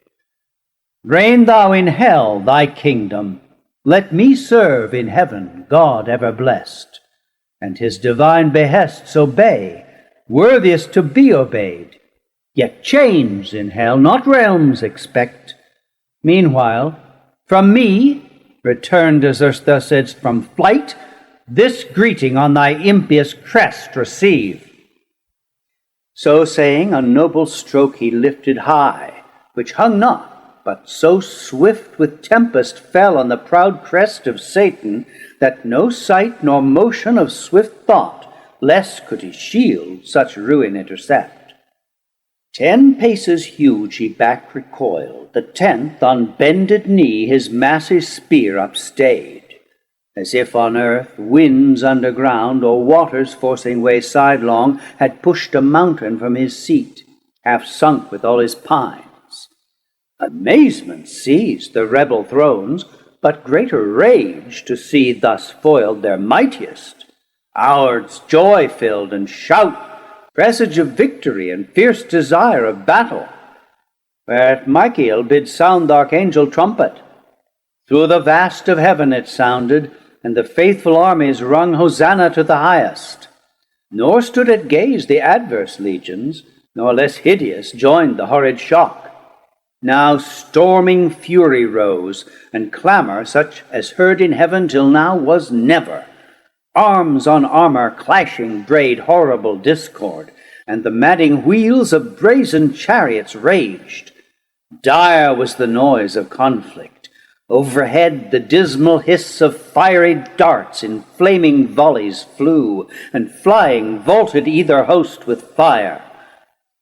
So under fiery cope together rushed both battles main, with ruinous assault and inextinguishable rage. All heaven resounded, and, had earth been then, all earth had to her center shook. What wonder, when millions of fierce encountering angels fought on either side, the least of whom could wield these elements, and arm him with the force of all the regions? How much more of power army against army, numberless, to raise dreadful combustion warring, and disturb, though not destroy, their happy native seat? Had not the eternal King, omnipotent, from his stronghold of heaven high overruled and limited their might? Though numbered such as each divided legion might have seemed a numerous host, in strength each armed hand a legion, led in fight, yet leader seemed each warrior, single as in chief, expert when to advance or stand or turn the sway of battle, open when, and when to close the ridges of grim war. No thought of flight, none of retreat, no unbecoming deed that argued fear. Each on himself relied, as only in his arm the moment lay of victory. Deeds of eternal fame were done, but infinite, for wide was spread that war, and various, sometimes on firm ground, a standing fight, then soaring on main wing tormented all the air. All air seemed then conflicting fire. Long time in even scale the battle hung, till Satan, who that day prodigious power had shown, and met in arms no equal, ranging through the dire attack of fighting seraphim confused, at length saw where the sword of Michael smote, and felled squadrons at once. With huge two-handed sway brandished aloft, the horrid edge came down wide wasting. Such destruction to withstand he hasted, and opposed the rocky orb of tenfold adamant, his ample shield of vast circumference. At his approach the great archangel from his warlike toils surceased, and glad, as hoping here to end intestine war in heaven, the arch-foe subdued or captive dragged in chains, with hostile frown and visage all inflamed, first thus began: Author of evil, unknown till thy revolt, unnamed in heaven, now plenteous as thou seest these acts of hateful strife, hateful to all, though heaviest by just measure on thyself and thy adherents, how hast thou disturbed heaven's blessed peace, and into nature brought misery, uncreated till the crime of thy rebellion? How hast thou instilled thy malice into thousands, once upright and faithful, now proved false? But think not here to trouble holy rest. Heaven casts thee out from all her confines. Heaven, the seat of bliss, brooks not the works of violence and war. Hence then, and evil go with thee along, thy offspring, to the place of evil, hell, thou and thy wicked crew, there mingle broils, ere this avenging sword begin thy doom, or some more sudden vengeance winged from God precipitate thee with augmented pain. So spake the Prince of Angels, to whom thus the adversary: Nor think thou with wind of airy threats to awe, whom yet with deeds thou canst not. Hast thou turned the least of these to flight? Or if to fall, but that they rise unvanquished, easier to transact with me that thou shouldst hope, imperious, and with threats to chase me hence? Err not that so shall end the strife which thou call'st evil, but we style the strife of glory, which we mean to win, or turn this heaven itself into the hell thou fablest, here, however, to dwell free, if not to reign. Meanwhile, thy utmost force, and join him named Almighty to thy aid, I fly not, but have sought thee far and nigh. They ended parle, and both addressed for fight unspeakable. For who, though with the tongue of angels, can relate, or to what things liken on earth conspicuous, that may lift human imagination to such height of godlike power? For likest gods they seemed, stood they or moved, in stature, motion, arms, fit to decide the empire of great heaven. Now waved their fiery swords, and in the air made horrid circles. Two broad suns their shields blazed opposite, while expectation stood in horror. From each hand with speed retired, where erst was thickest fight, th' angelic throng, and left large field unsafe within the wind of such commotion, such as to set forth great things by small. If nature's concord broke, among the constellations war was sprung, two planets, rushing from aspect malign of fiercest opposition in mid-sky, should combat, and their jarring spheres confound. Together both with next to almighty arm, uplifted, imminent, one stroke they aimed that might determine, and not need repeat, as not of power, at once.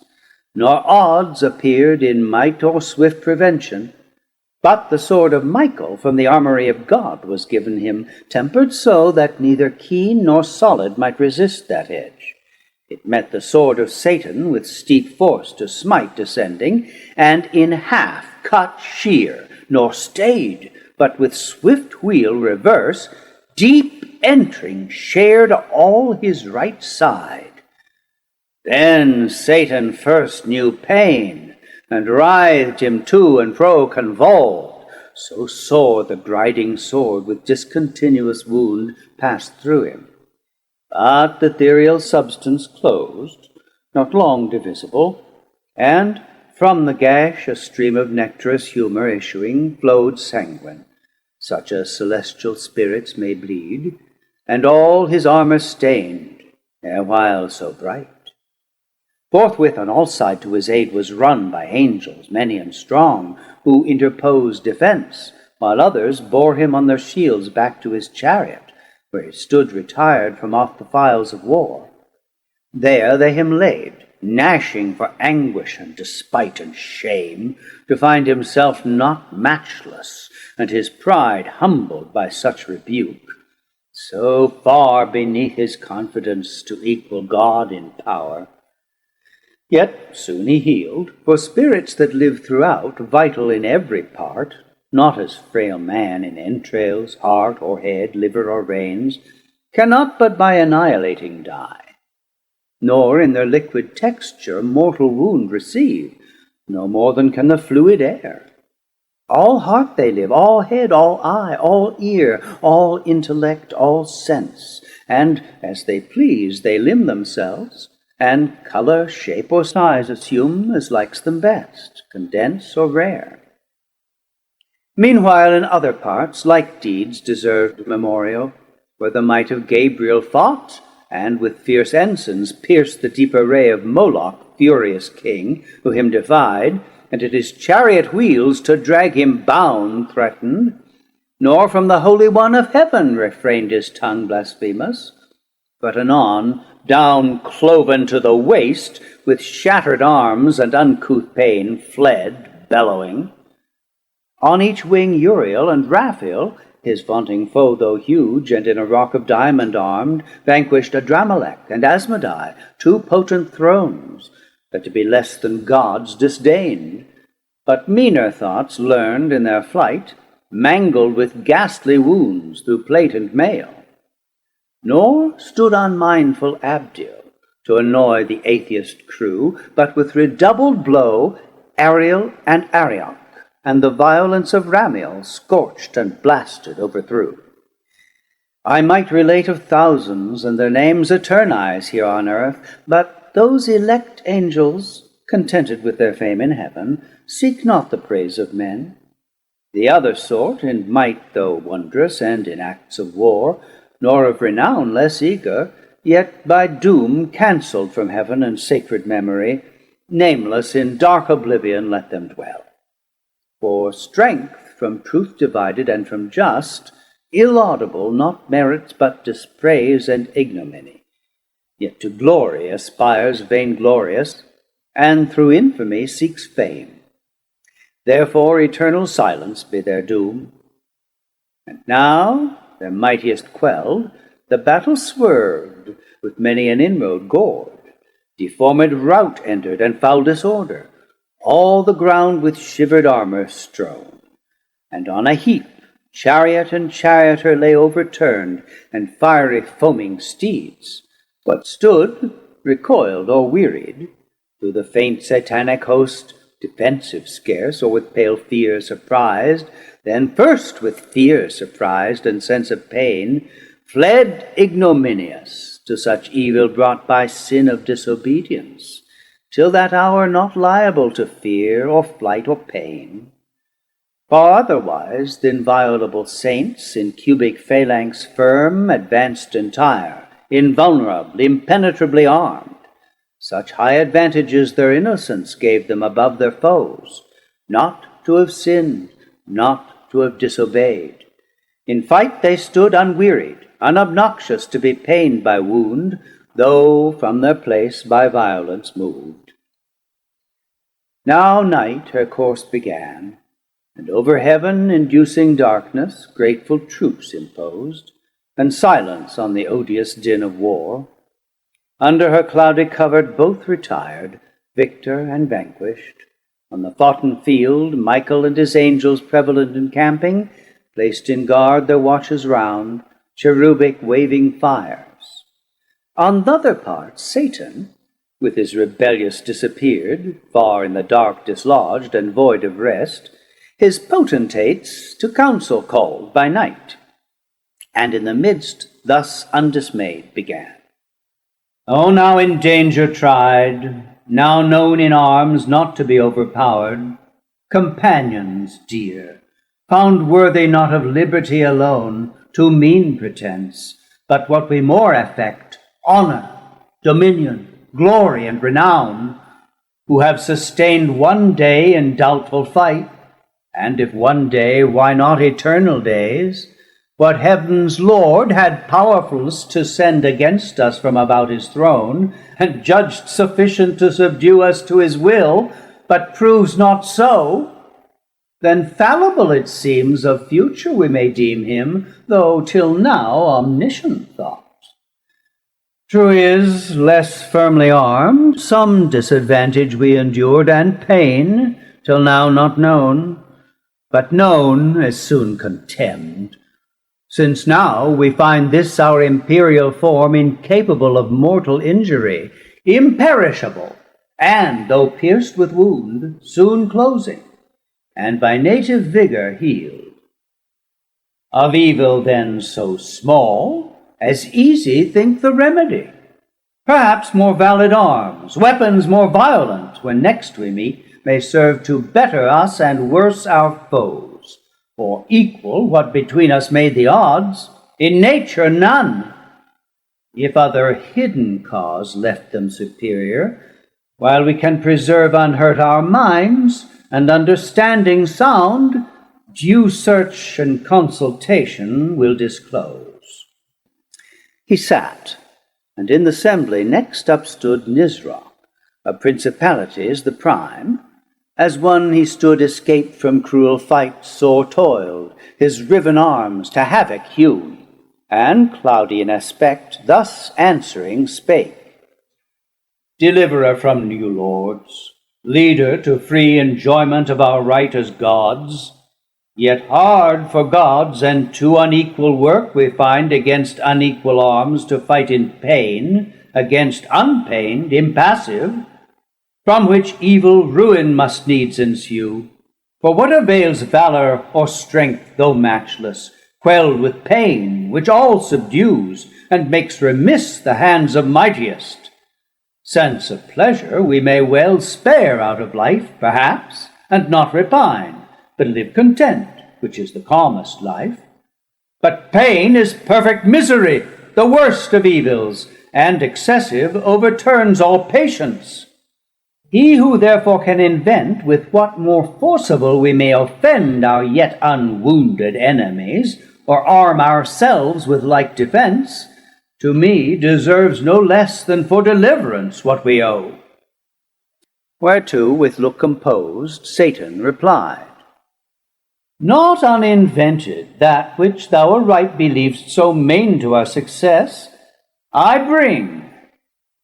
Which of us who beholds the bright surface of this ethereous mould whereon we stand, this continent of spacious heaven adorned with plant, fruit, flower, ambrosial, gems, and gold, whose eye so superficially surveys these things as not to mind from whence they grow, deep underground, materials dark and crude, of spirituous and fiery spume, till, touched with heaven's ray and tempered, they shoot forth so beauteous, opening to the ambient light.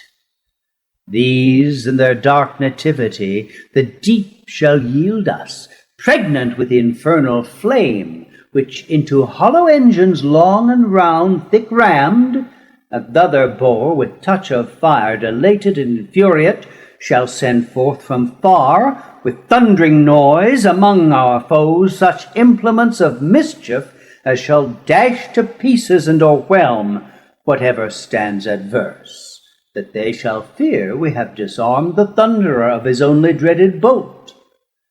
Nor long shall be our labor, yet ere dawn effect shall end our wish.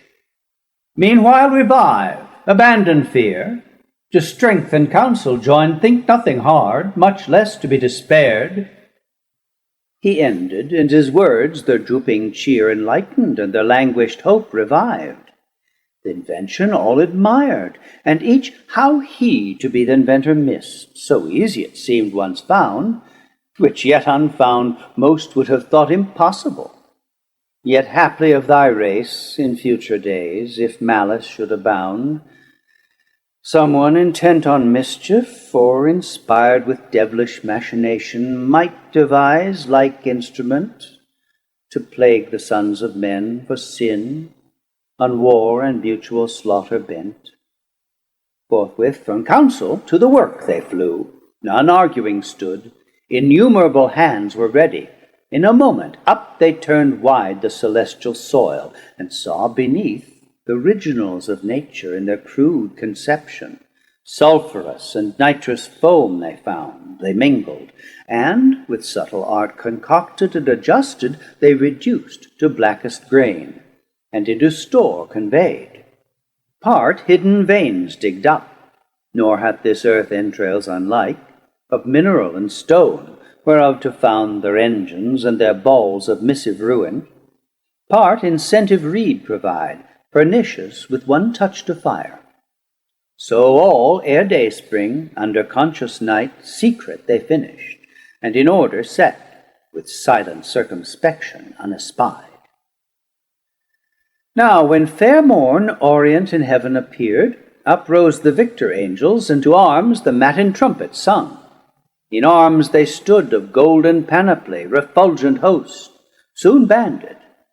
Others from the dawning hills looked round, and scouts each coast light-armed scour, each quarter, to descry the distant foe, where lodged or whither fled, or, if for fight, in motion or in alt. Him soon they met, under spread ensigns moving nigh, in slow but firm battalion. Back with speediest sail, Zephyr, of cherubim's swiftest wing, came flying, and in mid-air aloud thus cried, "Arm, warriors, arm for fight! The foe at hand, whom fled we thought, will save us long pursuit this day. Fear not his flight, so thick a cloud he comes, and settled in his face I see sad resolution and secure. Let each his adamantine coat gird well, and each fit well his helm. Gripe fast his orbed shield, borne even or high, for this day will pour down, if I conjecture aught, no drizzling shower, but rattling storm of arrows, barbed with fire."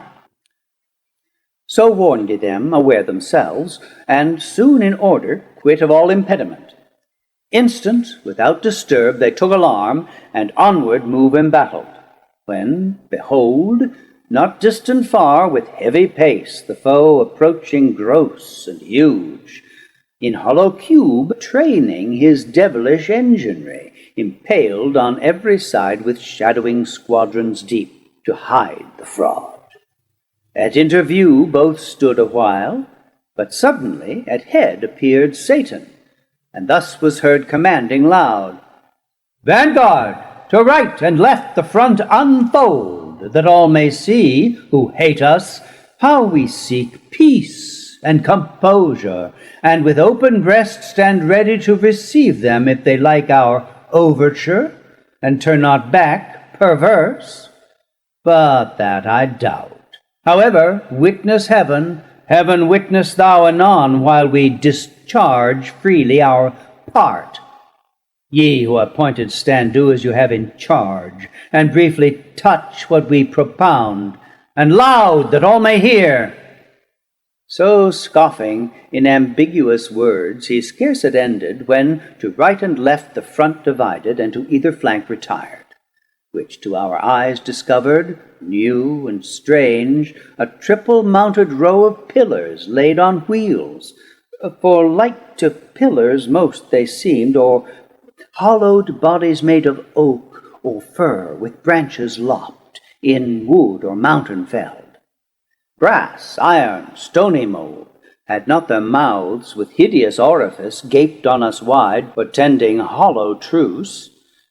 At each, behind, a seraph stood, and in his hand a reed stood waving, tipped with fire, while we, suspense collected, stood within our thoughts amused. Not long, for sudden, all at once the reeds put forth, and to a narrow vent applied with nicest touch.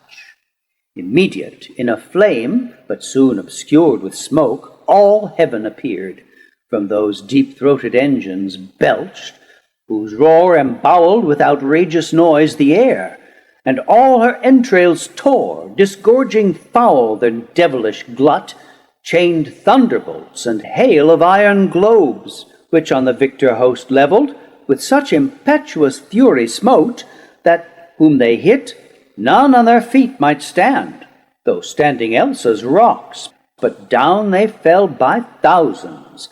Angel on archangel rolled, the sooner for their arms. Unarmed they might have easily, as spirits, evaded swift by a quick contraction or remove.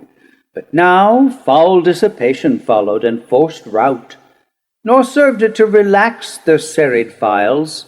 What should they do? If on they rushed, repulse repeated, and indecent overthrow doubled, would render them yet more despised, and to their foes a laughter. For in view stood ranked of seraphim another row in posture to displode their second tire of thunder. Back defeated to return they worse abhorred. Satan beheld their plight, and to his mates thus in derision called, "O friends, why come not on these victors proud? Erewhile they fierce were coming, and when we to entertain them fair with open front and breast, what could we more? Propounded terms of composition? Straight they changed their minds, flew off, and into strange vagaries fell, as they would dance. Yet for to dance they seemed somewhat extravagant and wild, perhaps for joy of offered peace. But I suppose if our proposals once again were heard, we should compel them to a quick result." To whom thus Belial in like gamesome mood, "Leader, The terms we sent were terms of weight, of hard contents, and full of force urged home, such as we might perceive amused them all, and stumbled many. Who receives them right had need from head to foot well understand, not understood. This gift they have besides, they show us when our foes walk not upright.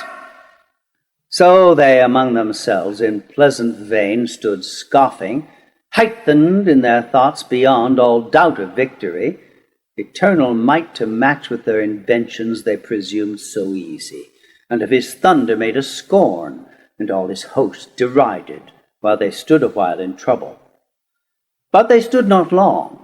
Rage prompted them at length, and found them arms against such hellish mischief fit to oppose.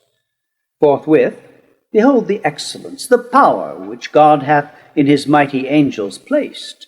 Their arms away they threw, and to the hills, for earth hath this variety from heaven, of pleasure situate in hill and dale. Light as the lightning glimpse they ran, they flew, from their foundations loosening to and fro, they plucked the seated hills with all their load, rocks, waters, woods, and by the shaggy tops uplifting, bore them in their hands. Amaze, be sure, and terror seized the rebel host, when coming towards them so dread they saw the bottom of the mountains upward turned, till on those cursed engines triple row they saw them whelmed, and all their confidence under the weight of mountains buried deep, themselves invaded next, and on their heads main promontories flung, which in the air came shadowing, and oppressed whole legions armed. Their armor helped their harm, crushed in and bruised into their substance pent, which wrought them pain implacable, and many a dolorous groan long struggling underneath, ere they could wind out of such prison, though spirits of purest light, purest at first, now gross by sinning grown. The rest in imitation to like arms betook them, and the neighboring hills uptore. So hills amid the air encountered hills, hurled to and fro with jaculation dire, that underground they fought in dismal shade, infernal noise. War seemed a civil game to this uproar. Horrid confusion heaped upon confusion rose. And now all heaven had gone to rack, with ruin overspread, had not the Almighty Father, where he sits, shrined in his sanctuary of heaven, secure, consulting on the sum of things, foreseen this tumult, and permitted all, advised, that his great purpose he might so fulfill, to honor his anointed Son avenged upon his enemies, and to declare all power on him transferred. Whence to his Son, the assessor of his throne, he thus began. Effulgence of my glory, Son beloved, Son, in whose face invisible is beheld visibly what by deity I am, and in whose hand what by decree I do. Second omnipotence, 2 days are past, 2 days as we compute the days of heaven, since Michael and his powers went forth to tame these disobedient. Sore hath been their fight, as likeliest was, when two such foes met armed. For to themselves I left them, and thou know'st, equal in their creation they were formed, save what sin hath impaired, which yet hath wrought insensibly, for I suspend their doom. Whence in perpetual fight they needs must last, endless, and no solution will be found. War wearied hath performed what war can do, and to disordered rage let loose the reins, with mountains as with weapons armed, which makes wild work in heaven, and dangerous to the main. 2 days are therefore past, the third is thine. For thee I have ordained it, and thus far have suffered, that the glory may be thine of ending this great war, since none but thou can end it. Into thee such virtue and grace immense I have transfused, that all may know in heaven and hell thy power above compare, and this perverse commotion govern thus, to manifest thee worthiest to be heir of all things, to be heir and to be king by sacred unction, thy deserved right. Go then, thou mightiest, in thy Father's might. Ascend my chariot, guide the rapid wheels that shake heaven's basis. Bring forth all my war, my bow and thunder, my almighty arms gird on, and sword upon thy puissant thigh. Pursue these sons of darkness, drive them out from all heaven's bounds into the utter deep. There let them learn, as likes them, to despise God and Messiah, his anointed King. He said, and on his sun with rays direct shone full. He, all his Father full expressed, ineffably into his face received, and thus the filial Godhead answering spake. O Father, O supreme of heavenly thrones, first, highest, holiest, best, thou always seekst to glorify thy Son, I always thee, as is most just. This I my glory account, my exaltation, and my whole delight, that thou in me well pleased declarest thy will fulfilled, which to fulfill is all my bliss. Scepter and power thy giving I assume, and gladlier shall resign, when in the end thou shalt be all in all, and I in thee forever, and in me all whom thou lovest. But whom thou hatest, I hate, and can put on thy terrors, as I put thy mildness on, image of thee in all things, and shall soon, armed with thy might, rid heaven of these rebelled, to the prepared ill mansion driven down to chains of darkness, and the undying worm that from thy just obedience could revolt, whom to obey is happiness entire. Then shall thy saints unmixed, and from the impure far separate, circling thy holy mount, unfeigned hallelujahs to thee sing, hymns of high praise, and I among them chief. So said, he o'er his scepter bowing rose from the right hand of glory where he sate, and the third sacred morn began to shine, dawning through heaven.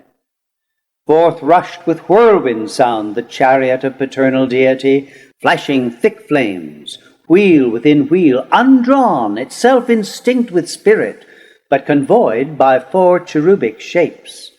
4 faces each had, wondrous, as with stars the bodies all, and wings were set with eyes the wheels of beryl, and careering fires between. Over their heads a crystal firmament, whereon a sapphire throne, inlaid with pure amber, and colors of the showery arch. He, in celestial panoply, all armed of radiant Urim, work divinely wrought, ascended. At his right hand, victory sate eagle-winged. Beside him hung his bow and quiver with 3-bolted thunder stored, and from about him fierce effusion rolled of smoke and bickering flame and sparkles dire.